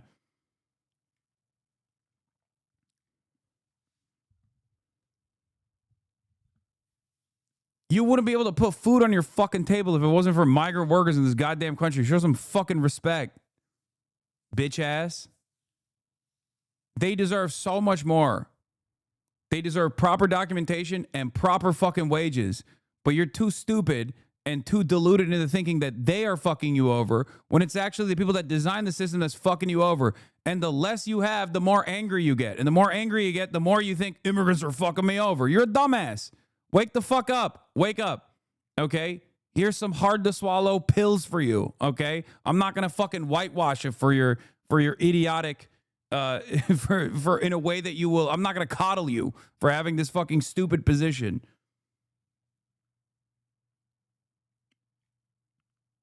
Jesus Christ, dude. Enjoy the show. Trump is really saving America, right? He's making it great again, right? He's taking out the swamp, right? Thank God. Voting for the fucking Epstein affiliate was fantastic. Fantastic design for this fucking country. Trump is amazing. Yeah, he's amazing at fucking kids, dude. And you love that he fucks kids, I guess. That's what you love, don't you? You nasty little fucking pervert. You nasty little freak. Oh, Trump is amazing. What is one thing Trump has done for you? One thing. Name one fucking thing. Don't say he fucking closed the border, because your stupid ass doesn't understand that that is not good for you in general. Okay? Name one thing. What did he do? Oh, he banned trans athletes from the NCAA. Did that actually fix the cost of living? Are things more affordable for you, dumb fuck? No. Is your rent cheaper now? No. What happened? Oh, but at least the fucking 20 athletes in the NCAA don't get to participate because they were trans, right? Do you have more money in your pocket? No. He was gonna fucking end the wars. Look how fast he ended the wars. He has Benjamin Netanyahu's dick shoved so far up his asshole that he's literally speaking out of his mouth. He's communicating with his penis. I actually work in a grocery store. Oh my God, this guy works in a grocery store. He's not even a fucking small business owner. Oh my God. Oh my God. He said he lowered prices, bro. Oh my God. You literally, you work at a fucking grocery store, dude. Fucking wake up. He doesn't care about you. The Democrats don't either. But he certainly doesn't even try to make it seem like he cares about you. And you're still going, Trump is amazing. How do I reach out to you, man? How? Yeah. Also, grocery CEOs, grocery CEO explains Trump tariffs are impacting prices at his grocery store. Prices are going to obviously go up because of the fucking tariffs. One day, hopefully, one day, inshallah, you're going to wake up from your fucking stupor, okay? One day.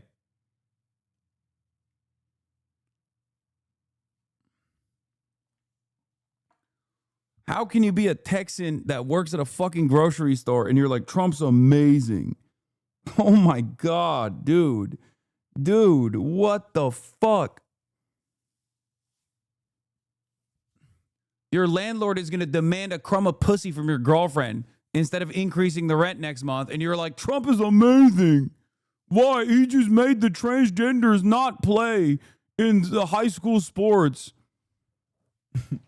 It's okay. He's my landlord. He owns me.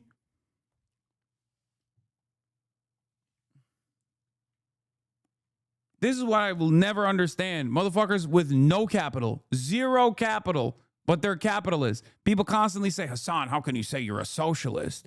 How can you say you're a socialist? You're rich. Motherfucker, you got no capital. You work at a grocery store. You don't own the store. You work there. Where is the deed to the factory, chatter? Yeah, sure, the mom and pop stores will be affected, but big corporations that supply most of America will not be facing the big problem.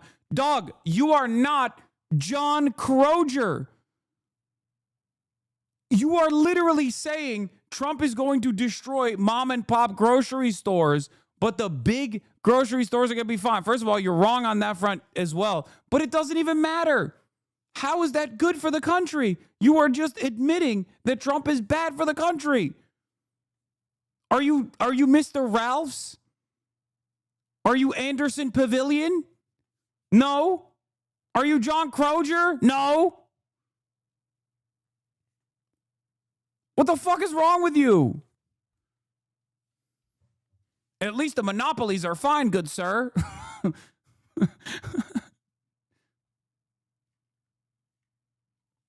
What do you think happens when there's less market competition? Do you think when they have 3 companies that own all the grocery store chains, they magically reduce prices? Are you fucking stupid? Oh, I know the answer. You said Trump is amazing, but goddamn. Not only are you wrong on the immigration side, you're wrong on everything. This is what I was saying. I'm glad that there's a fucking Trump supporter in here so that we can finally, so they can finally show chatters exactly what I was talking about when I said, talk to a Trump supporter and you will very quickly find out that they are living on a different reality. A totally different reality. Listen, advocate for your best interests. Okay, chatter? Please, I beg you. Okay? I want to shake you until you fucking, until your brain keeps hitting the back walls of your skull. Until you can advocate for your best interests. Okay? The rich do it every fucking day. The wealthy do it all day. Your bosses, the people that own the fucking grocery chain that you work at, they demand more from the government. You're so stupid that you don't even want to do it. You were advocating for their best interest. The fuck's wrong with you? You work at the grocery store. You don't own the grocery store. Why the fuck are you a Trump supporter? You think the wealthy became wealthy by sucking up to the wealthy? No. They fought for their best interests until they got to a different class position, and then they kept advocating for that class interest as well. Oh. Why the fuck do you think a billionaire born with a silver spoon as a New York Democrat his whole life and a Jeffrey Epstein affiliate for most of his fucking life gives a single shred of a fuck about a Texan grocery store clerk, dude? How fucking dumb do you gotta be? Do you think that if you suck up hard enough to Republicans that eventually you'll be rich like they are? It's not gonna happen. You're too stupid to advocate for your best interest now. You're never going to fucking make it.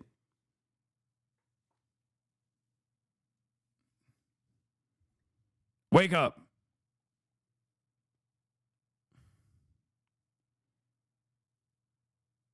Yeah, you don't understand. If the monopolies do well, their profits will trickle down to my pocket. I'm actually a grocery store manager for over 10 years. I've been seeing the climate of this country's economy dwindle under Biden's command now that Trump is in command. Oh, he's a manager. Oh, damn, dude. You're going to make it out the cut. I swear, brother. Yeah, this makes a little bit more sense. He thinks he's part of the team because he's a fucking management class. Hell yeah. Hell yeah, dude. Yeah, the faceless, lifeless fucking actual owners of the franchise that you're operating, those are the motherfuckers that are making the real money. You just get to see like maybe a little bit more than the people who you are in command over, okay? And it makes you feel like you're part of the team. You're not part of the team. Also, fuck Biden. You're like, yeah, hell yeah, brother. I've been a grocery store manager for fucking 10 years, dude. I got a Camaro. You know, I ain't never making enough disposable income to put aside so they can purchase a home, but it's fine. Trump's going to fix that. Yeah. One more Guatemalan that gets fucking deported from this country, and then I'll have a home. Okay. One day, big dog, is coming for you. I swear. You're a manager and you have a roommate. Did you not think that perhaps the economic system that you are existing under is fucked up at any point? Did you not think like, I've been a manager for 10 years? Why the fuck do I still have a roommate? In Texas. You're not even in like California. You're in Texas. At no point did it come... at no point did this not confuse you where you're like, I have been a manager for 10 years. When is the bag coming? I still have a roommate in Texas, of all fucking places. Is this the future that I thought I was going to have when I was a kid playing Madden with my friends? No. At some point, some shit's got to change, no?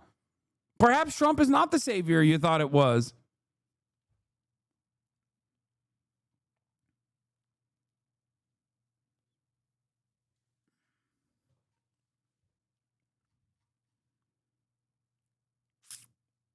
Isn't the American dream supposed to be that one day you can open a business and thrive in your community? This dude is literally saying Trump nuked the American dream of owning a local shop because the superstores will easily be able to tank his tariffs while local entrepreneurs get snuffed out. Trump is amazing, though. I know. None of it makes sense. That's what I'm saying.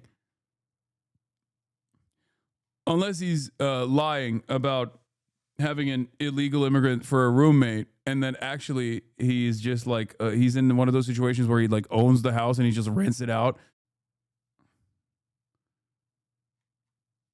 What the fuck?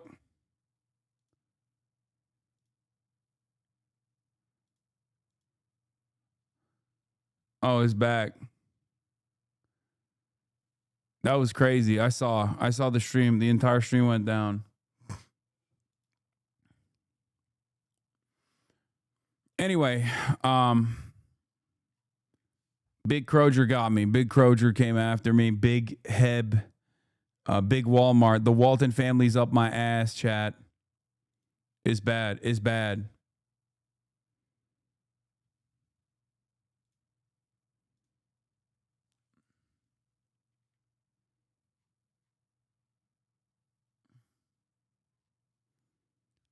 The other part of the story that's funny is he said he's been a grocery store manager for 10 years.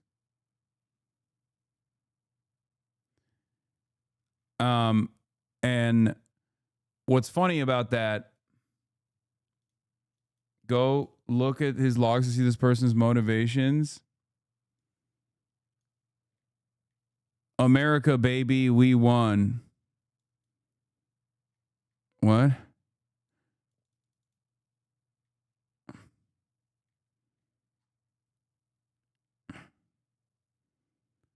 Mr. Beast is calling. Join the call. USA air raid. He quit because he got too popular. What? Radical left liberal lol.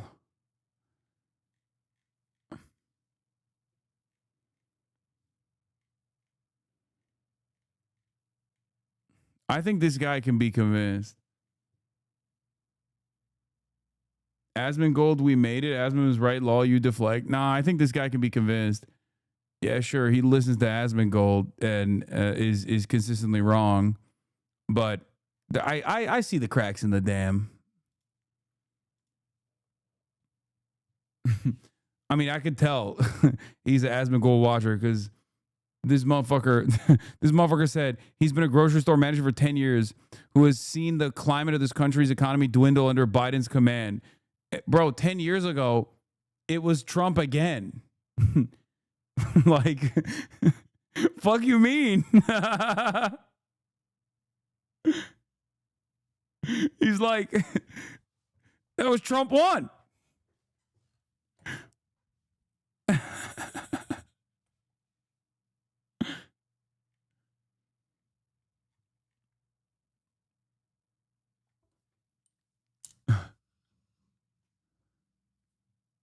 Four of those fucking 10 years is Trump. You know, one's Obama. Let's say if we're factoring in the Obama, the end of the Obama term. But 4 of those years is Trump, and the last half of this year is also Trump. So almost 6 of those 10 years is Trump. Fuck you mean?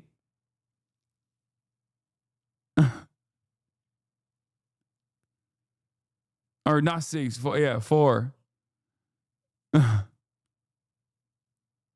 5.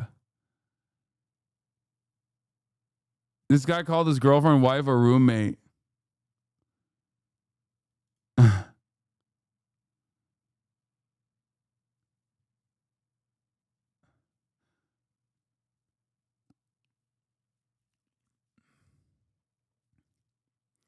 I like how it's Biden's fault too when he's literally from Texas. Everything's Biden's fault. Yeah.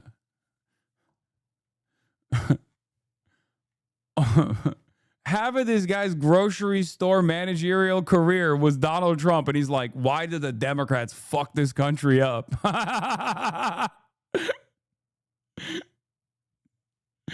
can't believe it. Yeah. They untethered this country. I mean, look. Democrats ain't too great either. Okay? I'm not saying that they are, but it's just funny because you're like actively actively pro-Trump. You would never catch me being actively pro-Biden. You know what I mean?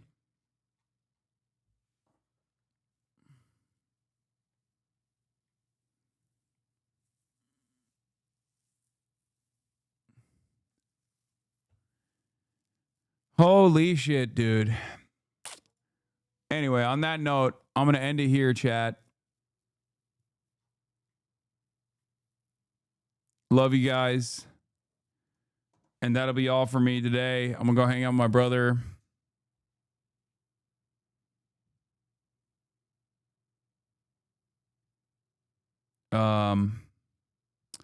Yeah, that'll be all for tonight. And I'll see you tomorrow. It's another 7-hour half day. Half day Hasi. You already know what it is. Peace, everybody. Bye-bye. All the shadows trickling in has how people hate. Sunny Los Angeles, California, says Hasan. The starlock to the starlock to the topic just begun. There he is again, Hasan is streaming. Hasan is streaming. There he is again, Hasan is streaming. Hasan is streaming.